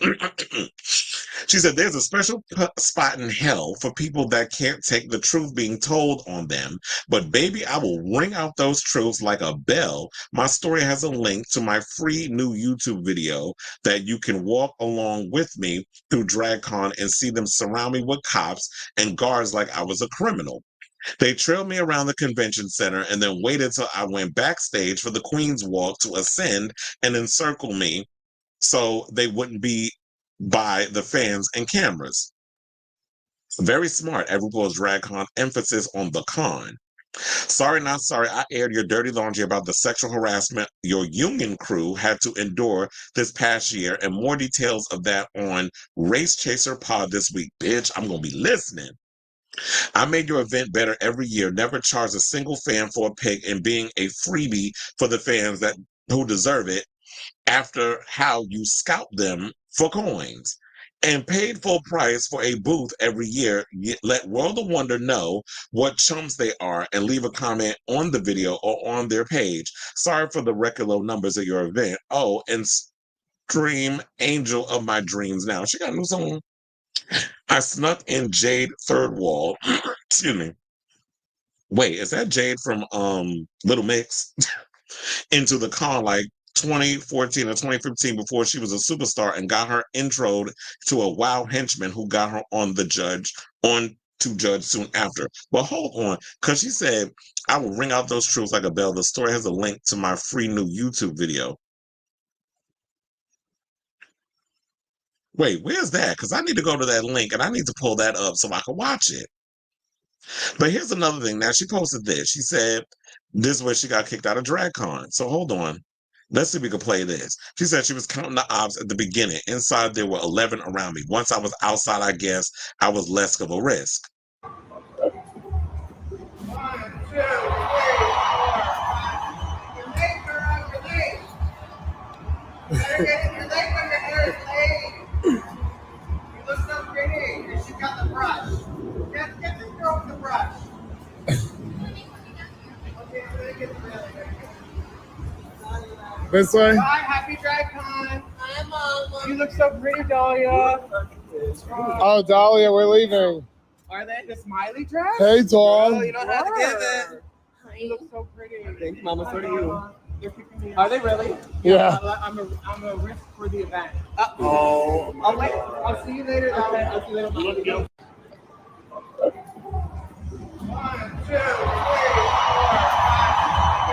5. Okay, so now I need to, excuse me, I need to definitely do my research on this because I definitely want to see that video. And then we have the video, we'll definitely play it on here because I don't know. I don't see the link as to what she's talking about in regards of the whole situation because I'm trying to read it. It was like the story has a link to my free new YouTube video that you could walk on. Wait, hold on. Let me see if it's, let me just go to her YouTube and see if it's there. Okay, so I found it. Hold on now. But of course, I gotta wait for the commercial, whatever. And then we're gonna play it, child. We're gonna play this in real time.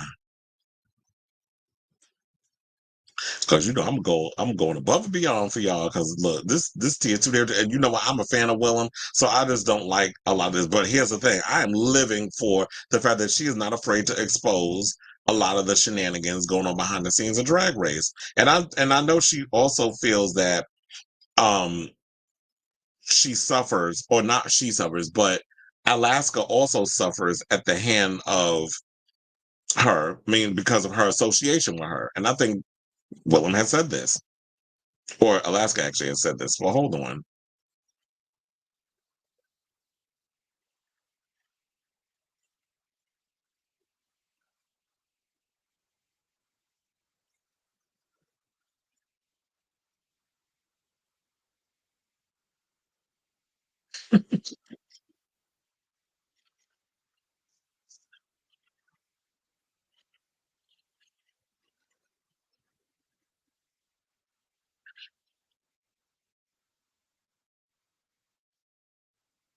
What's happening wrong?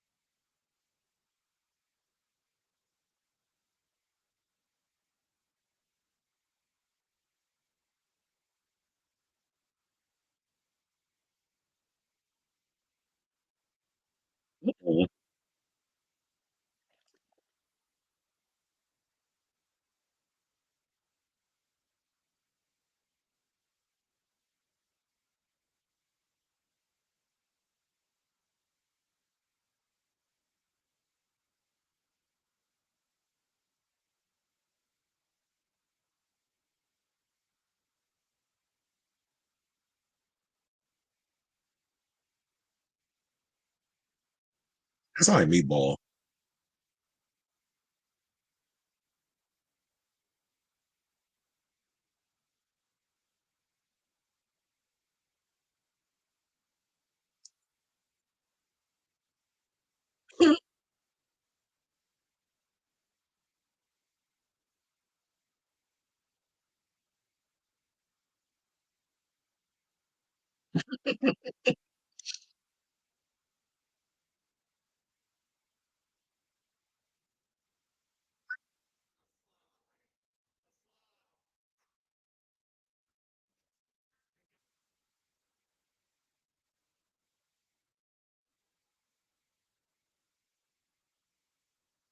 Okay, so there you have it.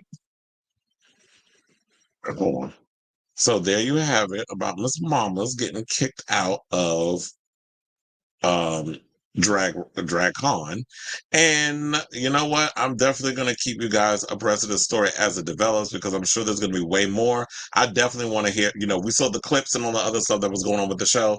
I'm a fan of Willam. I have been to Willam studio where y'all seen the clip. That was the back part of of her studio that she owns, which is literally across the street from World of Wonder Studios. So I have been there.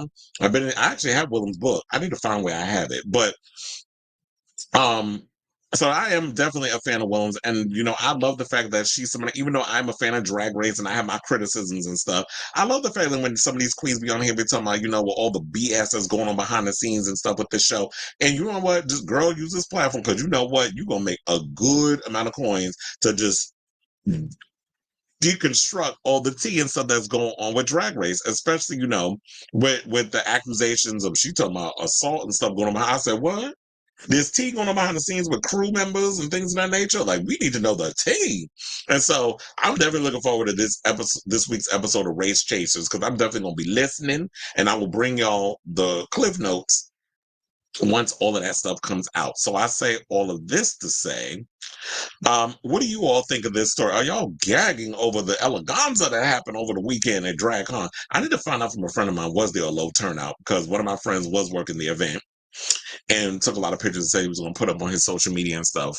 But yeah, I'm going to have to hit him up later and ask, was there a low turnout? Because, I feel like DragCon has been suffering a lot. Look, I think that's why the New York one, they stopped. And that was the last one they had here in New York. That was the last one they had here.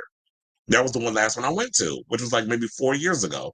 And when they had Jacob Javits, and I guess like the DragCon is not as prominent or as lucrative financially as it once was. So let me know your thoughts in the comments down below.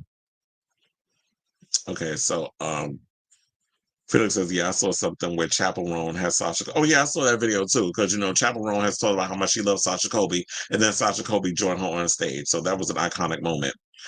I said, why is she a risk? I'm confused. Oh yeah, because I talked about this earlier in the show. I probably have to add this to the thing because I said this before and you probably just now coming in. But okay, so back in the day, Willam, was on Drag Race as a contestant, first queen ever to be disqualified for breaking all the rules. So, then they had the whole thing. What did Willam do? What did Willam do? I'm still confused as to what the hell happened on that show. But regardless of the fact she's not on there. Now, the thing was, the reason what had happened between her and RuPaul, Willam is good friends with Matthew Anderson, who used to do Rue's hair and makeup. I also brought this up earlier in the show that Matthew Anderson actually used to always go to this vintage shop that I used to live behind when I lived in Silver Lake, back when I lived in California. So he used to go up in there. I guess he was going through his, dementia, whatever the case, because that's the word on the street is what he has. And among other things, I don't know. But yeah, he's had a lot of, mental issues, whatever the case was. So he's currently in a hospice and he's been visiting him, but RuPaul has not been visiting Matthew. And there was a situation that happened where Ru and Willam ran into each other. And Ru was in his car, whatever the case was. Willam was asking, well, why aren't you going to go see your friend? At the hospice, whatever the case was, and they got into a shouting match. They said, fuck you too, basically just throwing F-bombs back and forth at each other, and they went their separate ways. So since then, I feel like Ru and Willam do not get along. Willam has also been overtly critical of Drag Race and been exposing a lot of stuff behind the scenes that they've heard in regards to the show, and has been putting it on their Race Chaser podcast. And I also think that's why Alaska had came out and said something or another, where Alaska felt that a lot of times she's been kind of given a cold shoulder by the show because of her association of doing a podcast with Willam. And my thing is, yeah, I won the show and I've been a part of Drag Race, but Willam is her own person and I'm my own person. And if y'all going to do this whole guilt by association thing, like I should be forever indebted to Drag Race, when we all know that Drag Race has been something that has been a prominent way of someone having the big career, putting them on a platform that they've had. But you're not going to sit up in here and treat me like shit and think like I'm going to forever just bow down and lick y'all taint for the rest of my damn career. So we're not doing that. But it's like DragCon is definitely struggling. Why else would RuPaul do something this time except stand from a window? Okay? Because like I said, now all of a sudden you do a meet and greets and probably charging people $100 for a damn photo. And, ever the capitalist. And that's why I live for Lady Bunny, who's a friend of mine who calls Ru her fracking, among other things. So Ru is definitely a capitalist. And there's nothing wrong with being a capitalist, but don't be so damn obvious about it. Like, everything about her just seems money hungry. And girl, you got enough of it. You worth over $60 million. So, I don't know. I know they have DragCon out in the UK. How does that one do? If any of y'all and my UK people who's in the comments have been to that one, how does that one fare? And I know that they only have one in LA. They're only doing it twice, 2 days. They don't do it 3 days because before they used to do it in LA, they used to do it in New York, and it was always 3 days. Now it's 2 days. So it probably is that DragCon is suffering, especially spending 2 days. The amount of money these queens spend on these booths. Then you got to spend money on the merch. Then you have to come in with outfits. Then it's like you got to have people that you have to employ to help you sell that merch and all that. So it's a whole well-oiled machine. So it's like, how much money are you spending and how much money are you actually accumulating from taking this risk? And look, even Bianca Del Rio, who normally does not do DragCon, was there. Which I found funny when it was like, when I saw that video with Bat Cullen interviewing her, he was like, I said, no, she don't. Even before she is, I was like, no, Bianca does not do DragCon. She's probably been there maybe, you can count on one hand how many times she's done DragCon, but for the most part, no, she doesn't do it. Okay, so now let's get to our final topic, which is Drag Race star Kennedy Davenport, revealed on her on Canada versus the World, if y'all watched the season premiere, that she is expecting a child with her significant other who is a trans male. But now she's revealed that since, the episode airing, that her partner has suffered a miscarriage. So fans were overjoyed, as you know, to see Kennedy return and slay the season's first maxi challenge of girl groups alongside Lemon and Drag Race UK's Cheryl, and even more so when Kennedy revealed that her partner, a trans man, was pregnant with the pair's child. And since then, she has revealed the news that he had suffered a miscarriage. Saying, all my loved ones should know, she wrote in a statement posted to Twitter before explaining, I have to take this opportunity to stay transparent to my friends, my fans, and community. When filming anything Drag Race related, you are not in touch with the outside world and your phones are taken until you are finished filming, she wrote on Twitter. Unfortunately, while I was filming, her partner, Messia Adonis, and I miscarried in March of 2024. So, hold on, because I was like, let me just pull that up for y'all to see her post. She said, this was back in March. Now we are in a good headspace to talk and share. We both understand that God makes no mistakes, and we understand what he has for us will be for us. We both live our lives to be a testament for others, to help, elevate, motivate, and encourage. I want to thank all of you for the love and support that you have shown thus far. Continue to put God first and have an awesome day. We are good. So she wanted to let everybody know, the latest on what's going on with that. Kennedy's heartbreaking announcement was met with support from her Drag Race sisters and fans. Shea Coulee wrote, I'm so sorry for your loss under the post. And Miss Kasha Davis added, I love you, Kennedy, and Mr. Davis and I send you both all our positivity and light. Now, Kennedy is, competing alongside Eureka and Alexis Mateo As the American delegation of Canada versus the world, they are facing off against Lemon, Miss Fierce Delicious, and Tynomi Banks. On the home team, Le Fil and Cheryl from Drag Race UK and La Kahena from Drag Race France. So, if this story has affected in some sort of way, it also said that you could visit the Miscarriage Association for support, information, and help services. So there you have that. And shout out to you, Kennedy. It is sad that you had to endure such, a sad time in your life. I wanted to see if there was any more other queens from the show that have said anything, but for the most part, everybody was pretty much sending their condolences, saying sorry for your loss, that sort of thing. And yeah, that's not easy when you have to go and lose a child. And you know what? Like she said, whatever will be, will be. And when the time has come for y'all to have a child, you know what? The time will come. But I just love to see in the fact that, people are creating their own families in their own way. And the fact that you have a cisgender homosexual like Kennedy, who's in a relationship, or maybe she identifies as pansexual, because if you in love with different people of different things. But I have to say, I find some trans men quite attractive and sexy. And the fact that that Kennedy had sex with her partner who is trans male, and they've decided, let's start a family. I just love that how people are just finding unconventional ways to have children. That being a family and having a family isn't black and white. Family is what you make it, whether it's your chosen family or you're a cisgender gay man who's in a relationship with a trans man, and y'all decide to have a baby that way. Because as a trans male, you have all the parts when you can bring a child into the world without having to go through spending up your life savings and going through all these measures or whatever to bring a children into the world through going through these facilities and stuff. So I'm here for it. So I'll say all this to say, what do you guys think of this story? Condolences to Kennedy, everything she's going through, and her partner, and hopefully their dreams will come true and they will bring a child into the world when, as they say, God wills it so. So let me know what you guys think of this story in the comments down below. Okay, so Onyx said, if the producers knew before the air date, they definitely could have edited it out. It was 5 seconds.